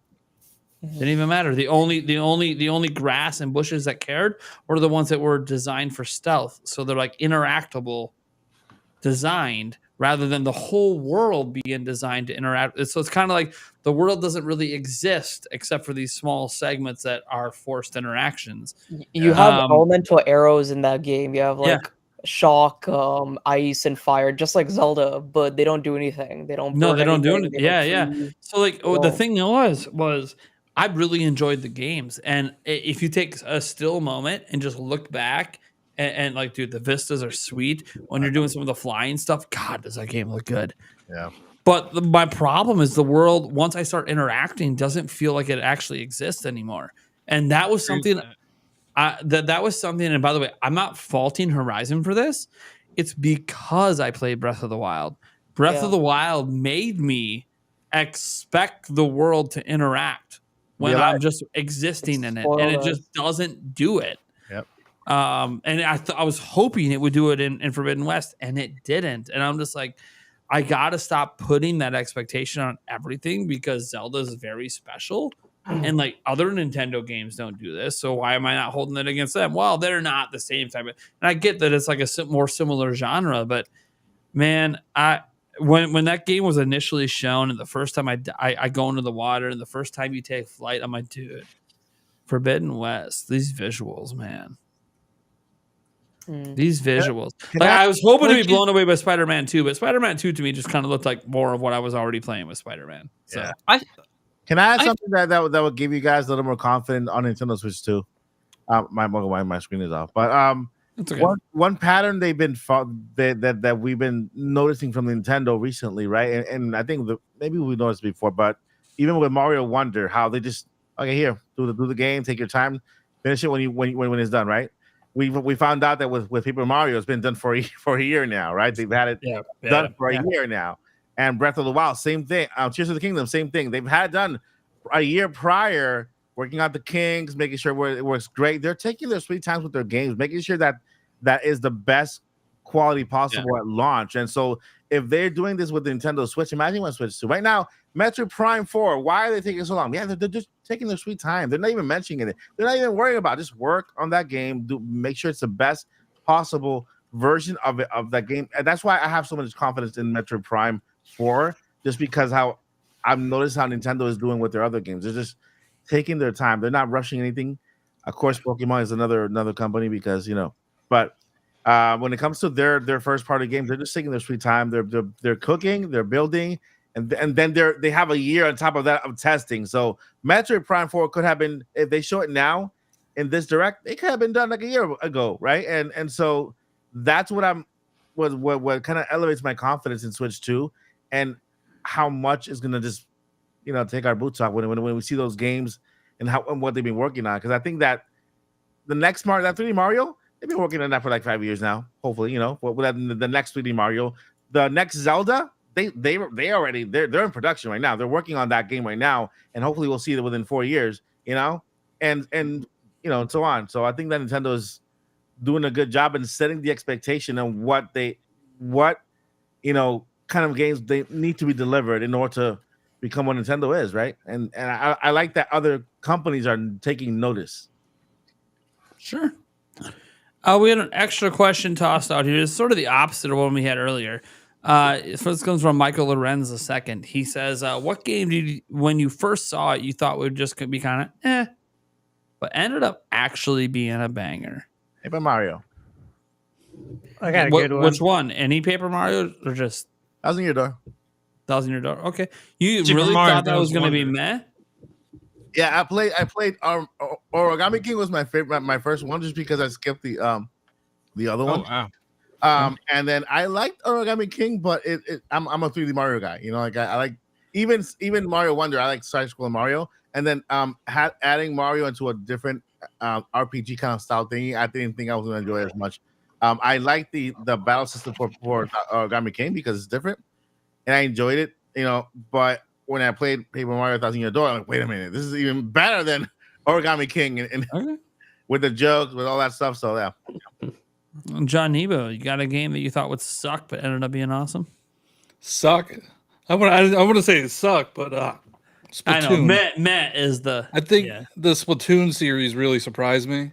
Like when they first revealed it, I'm like, this looks like a kid's game. Like you're a kid and a squid. Yeah, you're a kid or a squid. Come on now. But it's a fantastic series, and I hope we're gonna get new entries. I hope they change up the formula a little bit. I think 3 and 2 were way too similar to be on the same console. Yeah, but I mean the DLC, I think Side Order was fantastic with the roguelike elements, and it's just a great series, and I think more people in the US need to give it a chance. Absolutely. Game Junction. I think Wonder. I thought it would just be another 2D Mario, but I was blown away. I thought the game was phenomenal. 100% of it, and I just had a blast. So nice. Yeah. Nish quick. I mentioned this a little bit earlier, but Final Fantasy 16 is one. But if I want to throw another one out there, I would say even Final Fantasy 7 Rebirth. And the reason I say that is because when it comes to like Final Fantasy games, 7 is not one of my favorites. So I was just like, oh, I like what they're changing with the story. I'm just going to play Rebirth for the story. I want to see what happens at the end, what happens with Aerith, all that. And I was like, oh, I'm going to skip all the open world stuff. I'm going to skip all that world intel stuff. I found myself 100% in each and every area, doing all the side quests, talking with all the NPCs. It's now one of my favorite RPGs I've ever played. It's nice. One of Rebirth the is good. easily my game of the year. One of the greatest RPGs ever. It's probably one of the leading candidates for it. Yeah. Steph Tendo, what do you got? A game that I thought was meh, but ended up being like on my top maybe 20, 25 games list is actually Little Big Planet. When I first saw it, I was like, it looks like too cute and cuddly. It's trying to be like a 2D Mario. But when I actually played it, I was like, oh my God, this game is so much more than that, which is kind of unfortunate because their servers got hacked, I think, last year. And I think about like maybe a couple of weeks ago, they're not bringing them online anymore. So they're completely gone. So I had a lot of levels online that I made and played with a lot of my friends. And it's kind of unfortunate we're not going to be able to play those again. But yeah, that was definitely a game that I played and was like, yeah, I'm not really having expectations for this, but oh my God, it is outstanding. Well, there's Pretendo. Pretendo is bringing back the Wii U, and I have it. So yeah. So I have it on Wii U too. So it works perfectly. So you never know. That can inspire also other servers for PlayStation. Right? PS3 is that game, right? Yeah, the first one was PS3. Yep. Eric, what do you got? Ninjala. It wasn't my type of game, and I thought it was going to be, just a normal, not all that fun. But hell, when we played that demo, holy shit, did we have fun with that one? Ninjala, Switch exclusive. Yeah, I know. I got to get back into that one. I'm always surprised when I see them tweet like, "We have a new season coming out." Like, I didn't know you were still around. Yeah, they actually got a pretty. Dude, I think the last reported player base they had was like something north of 20 million. They have a huge install base. Being free to play will do that though. Yeah, and Switch exclusive. Yeah. Like, see, it's a free to play only on Switch. That gets people really interested. I don't know. It was only on Switch. Interesting. Yeah, only on Switch. What do you got, Steve? So I got one from many years ago, like early mid 90s. I think it came out in 94 or 5. As a Blockbuster, I was looking at this game, look at the back of the box. I'm reading it. Like, this might be good. We'll see. Of course, the box was bigger than all the other boxes. You guys know what game I'm talking about? Earthbound. That's right. Earthbound. Oh. Took that baby home like, holy shit. This game is so good. And yeah, Earthbound, because we didn't know anything about it going into it. This is before the internet. Cool Can I mention experience. since Thunder went back, I cannot go back and just mention one on Sure. there. Sure. I want to mention Kung Fu on NES. And yes, Oh Speaking of- yeah. That I- game was that's a awesome. rough one. I bought For me. I bought it like brand new, and so I didn't buy it. They gave it to me for my birthday. Remember? I'm like, and I was like looking at it. I'm into Mario. I'm like, I didn't want this game. I wanted Mario 3. You know. And so when I started playing, I had you know, it was awesome. So for me, like, there's a lot of games that I thought were going to be meh that were going to be good. Lion King on the Super Nintendo, thought it was going to be yeah. meh. Yeah. Love the fuck out of that game. Aladdin on Game Boy, love the fuck out of that game. But I thought it was going to be meh. Like, there's so many that I'm just like, yeah, I like the IP, but this is going to suck. Yeah. And it didn't. I even enjoyed Home Alone 2 on the Super Nintendo. Not the first one, the second Home Alone 2. So like there's a lot of these kind of games out there, and most of the time, especially today, this is why I'm picking the game I am, because today I'm very educated on what I buy. I already know I'm going to like it before I buy it. I don't waste my money on things that I don't really know if I'm going to enjoy, because I'm an adult that not just has to worry about the money. I can pretty much buy anything I want. If I really want it, I'll buy it. But I have to worry about my time. I don't have the time I did when I was younger to waste on things that I don't enjoy. So I really need to know I'm going to enjoy it if I'm going to spend money. There are some things I'll take a risk on, especially as a Nintendo YouTuber. Be like, all right, because other people are going to play this. I'll try it out. But this has made Eric's top 5 list. Boomerang Fu. Oh yeah. So I thought this was going to be a toss-away game. Mm-hmm. Someone suggested it as a multiplayer game for Eric and I to play against each other. I forget who even suggested it. Right. That it would be this fun game, but it's just for Eric and I to compete against each other in Prime Gaming Fest and do, loser has to spin the wheel of death. All right, cool. And I think I lost because I last Prime Gaming Fest, I got my ass kicked on everything. But I love Boomerang Fu. Mm-hmm. It is very cheap. It's on the eShop. It's probably on other systems as well. Boomerang Fu is just, I'm surprised it doesn't have the recognition of something like Among Us. It is so fucking fun. Mm-hmm. So fun. Very, very simple. If you can't tell, I like simplistic controls. So it's very simplistic in how the game functions, but very strategic in how you use how the game functions to your advantage in multiplayer. And it blew me away to the point that I actually introduced my kids to it. And for about a 2-month period, we got addicted playing this game against each other. And the addiction only really stopped when I told them, hey guys, I want to play Age of Empires 4 right now. And now they're addicted to watching me play Age of Empires 4. But the game is just so addicting. Honestly, at some point, I might even want to have a podcast special that we start off with a Boomerang Food tournament. Ooh. As our first topic, all right, where we're all in a match, because you can have 8 people playing. Yeah. We have an 8-player match in Boomerang Fu. If I can get and the thing is, it's one of those things where I can't guarantee everyone has it, so I'll have to buy it for you, which is totally fine.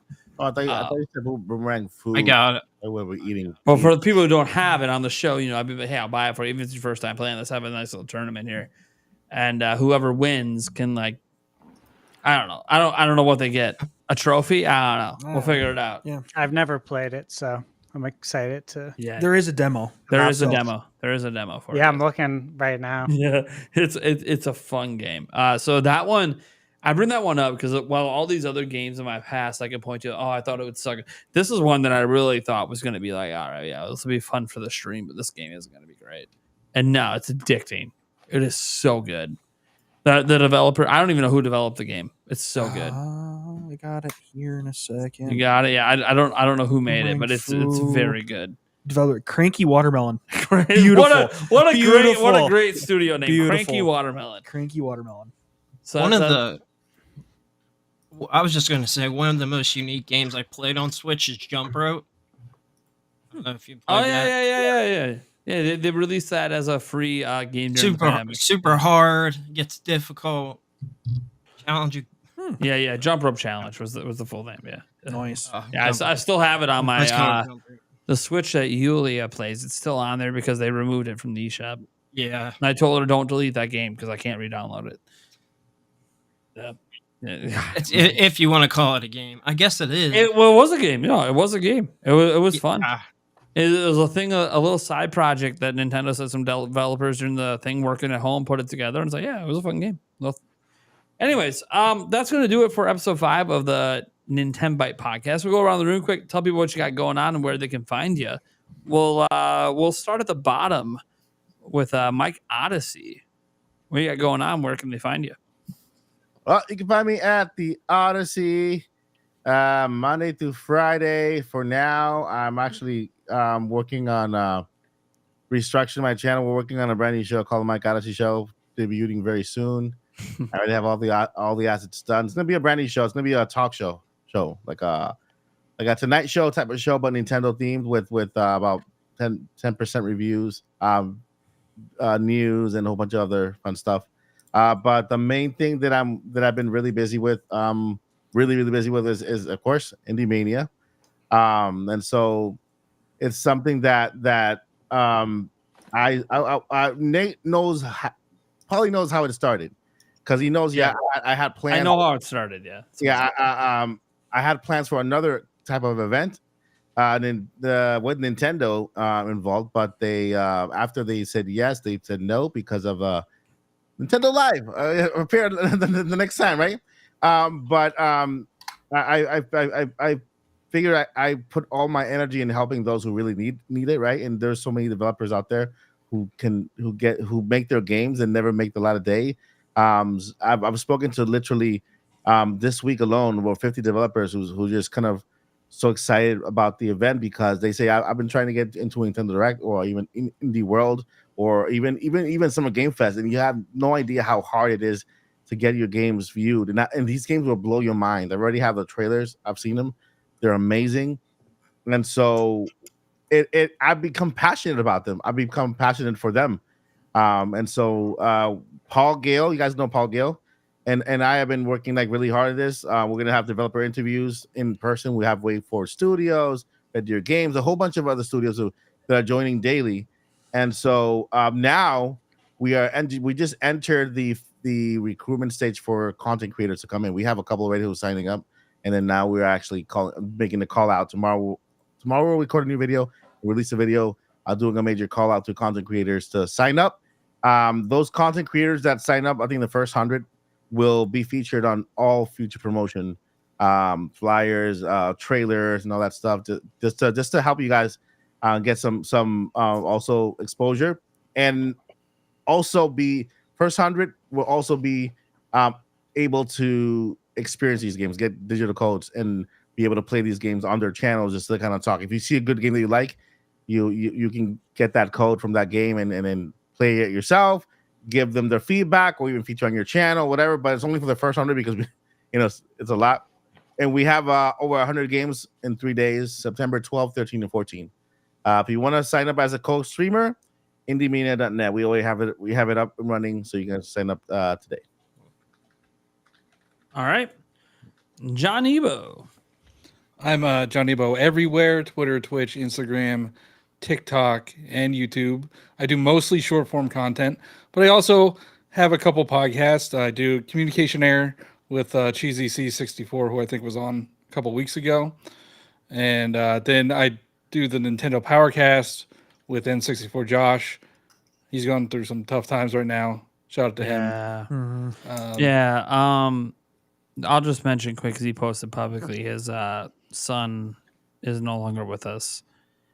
Man, dude. No, I'm a father. Like, imagining losing one of my children. Our thoughts are with you, man. Yeah, and he's such a great guy. Like, yeah. Dude, take care of yourselves and your mental health and everything, guys. It's very important.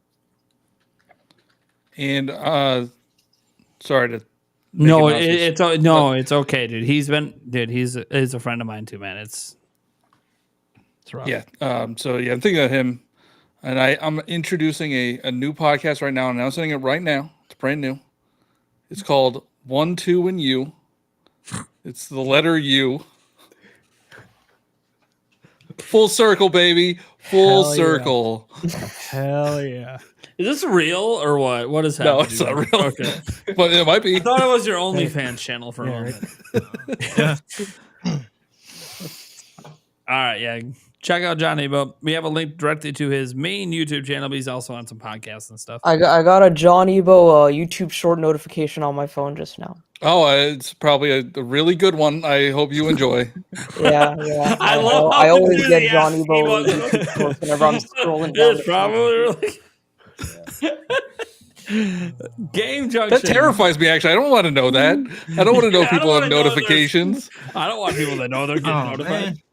Game Junction, who are you? What you got going on? Where can they I find don't you? even turn on the bell. I got podcast every Friday, 7:30 p.m. Eastern Standard Time. Sometimes we go really late like this. We had a almost 5-hour episode 2 weeks ago.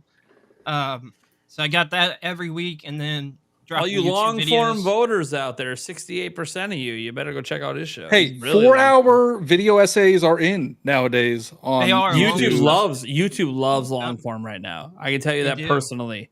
They are really Ads. promoting long form. Don't be surprised if this becomes our most viewed podcast of the Nintenbyte Podcast because it's long form. Well, I hope it is. I mean, that'd be great for you, man. Yeah. I like the idea of this podcast. I have wanted like a Nintendo podcast, so this is pretty cool. Yeah. I really like what you're doing. So other than that, long form, short form, I do it all. Game Junction media on pretty much everything. All right. Sounds good. Nish Quick Pops. This is my turn. Hello, hey guys, I'm Nishquick. I talk about Nintendo and RPGs on my channel Nishquick Pops on Twitter and YouTube. Today, actually, so funny story. Yesterday afternoon or like evening time, I was out, and that's when the Midori news dropped, and like a whole bunch of people on like my active Discord servers were like, Nishquick, it's Xenosaga, it's Xenoblade, oh my god. And I was like freaking out. I was like, I don't have time to look into this right now. And I was like, I'll go back home and I'll make a video. But then when I went back home, like the power was out because we had a storm here, but it was like a very mild storm, but it was out the entire night, so I couldn't make a video. I would have made the video that night and had it out this morning, but this morning I made the video, it's out. And yeah, the video on my channel right now it's doing really well, thankfully, for the size of my channel, but it's all about Legacy, the code name that Midori talked about yesterday, and the possibilities of what Nintendo or what Monolith Soft's first game on the Switch 2 is going to be and what it's going to look like. So yeah, that's what I talk about. A lot of Xenoblade, Legend of Zelda stuff. I'm delving into more Final Fantasy stuff as well. I did a very long 46-minute review or retrospective of my experience with Final Fantasy VII. So that's something. So yeah. Yeah. All right. Let's go to Steph Tendo. Hey everyone, I'm Steph Tendo. I'm primarily on YouTube as Steph Tendo, focusing mainly on short form content, which is everything Nintendo. And yeah, that's about me. Yeah, let's not sell him short. If you guys see any shorts on Nintendo Prime next month, he's a big person. We had a meeting about it. We'll be meeting again soon. We're trying to get some shorts content going. We realize the audience in today's content creator space ain't just on these long form videos. So we're trying to work on something, me and him behind the scenes for that. But shout out to Steph Tendo. If we end up getting that shit working, it's going to be great for him and for me. So it's going to be awesome. I'm really happy to have him as part of my team, which is literally just me, Eric, and him, I guess, at this point. And Eric's never met him till now. So All right. Eric. Eric, Yeah, who the hell are you? I'm here. That's all that That's matters. You don't need to know who he is. Yeah. And then shout out to Flam. I know he had to step away before the end of the show, but shout out to Flam. And then we got Mr. Thunder Steve 85 Gaming, otherwise known as Thunder Stash. Yeah, that's a great name. So you guys can find me at ThunderSteve85 Gaming on YouTube. And most recent stuff, I did the Yo Noid retrospective review. And I just posted, I think it was on Friday, 30th anniversary review of Donkey Kong Country, kind of revisiting it.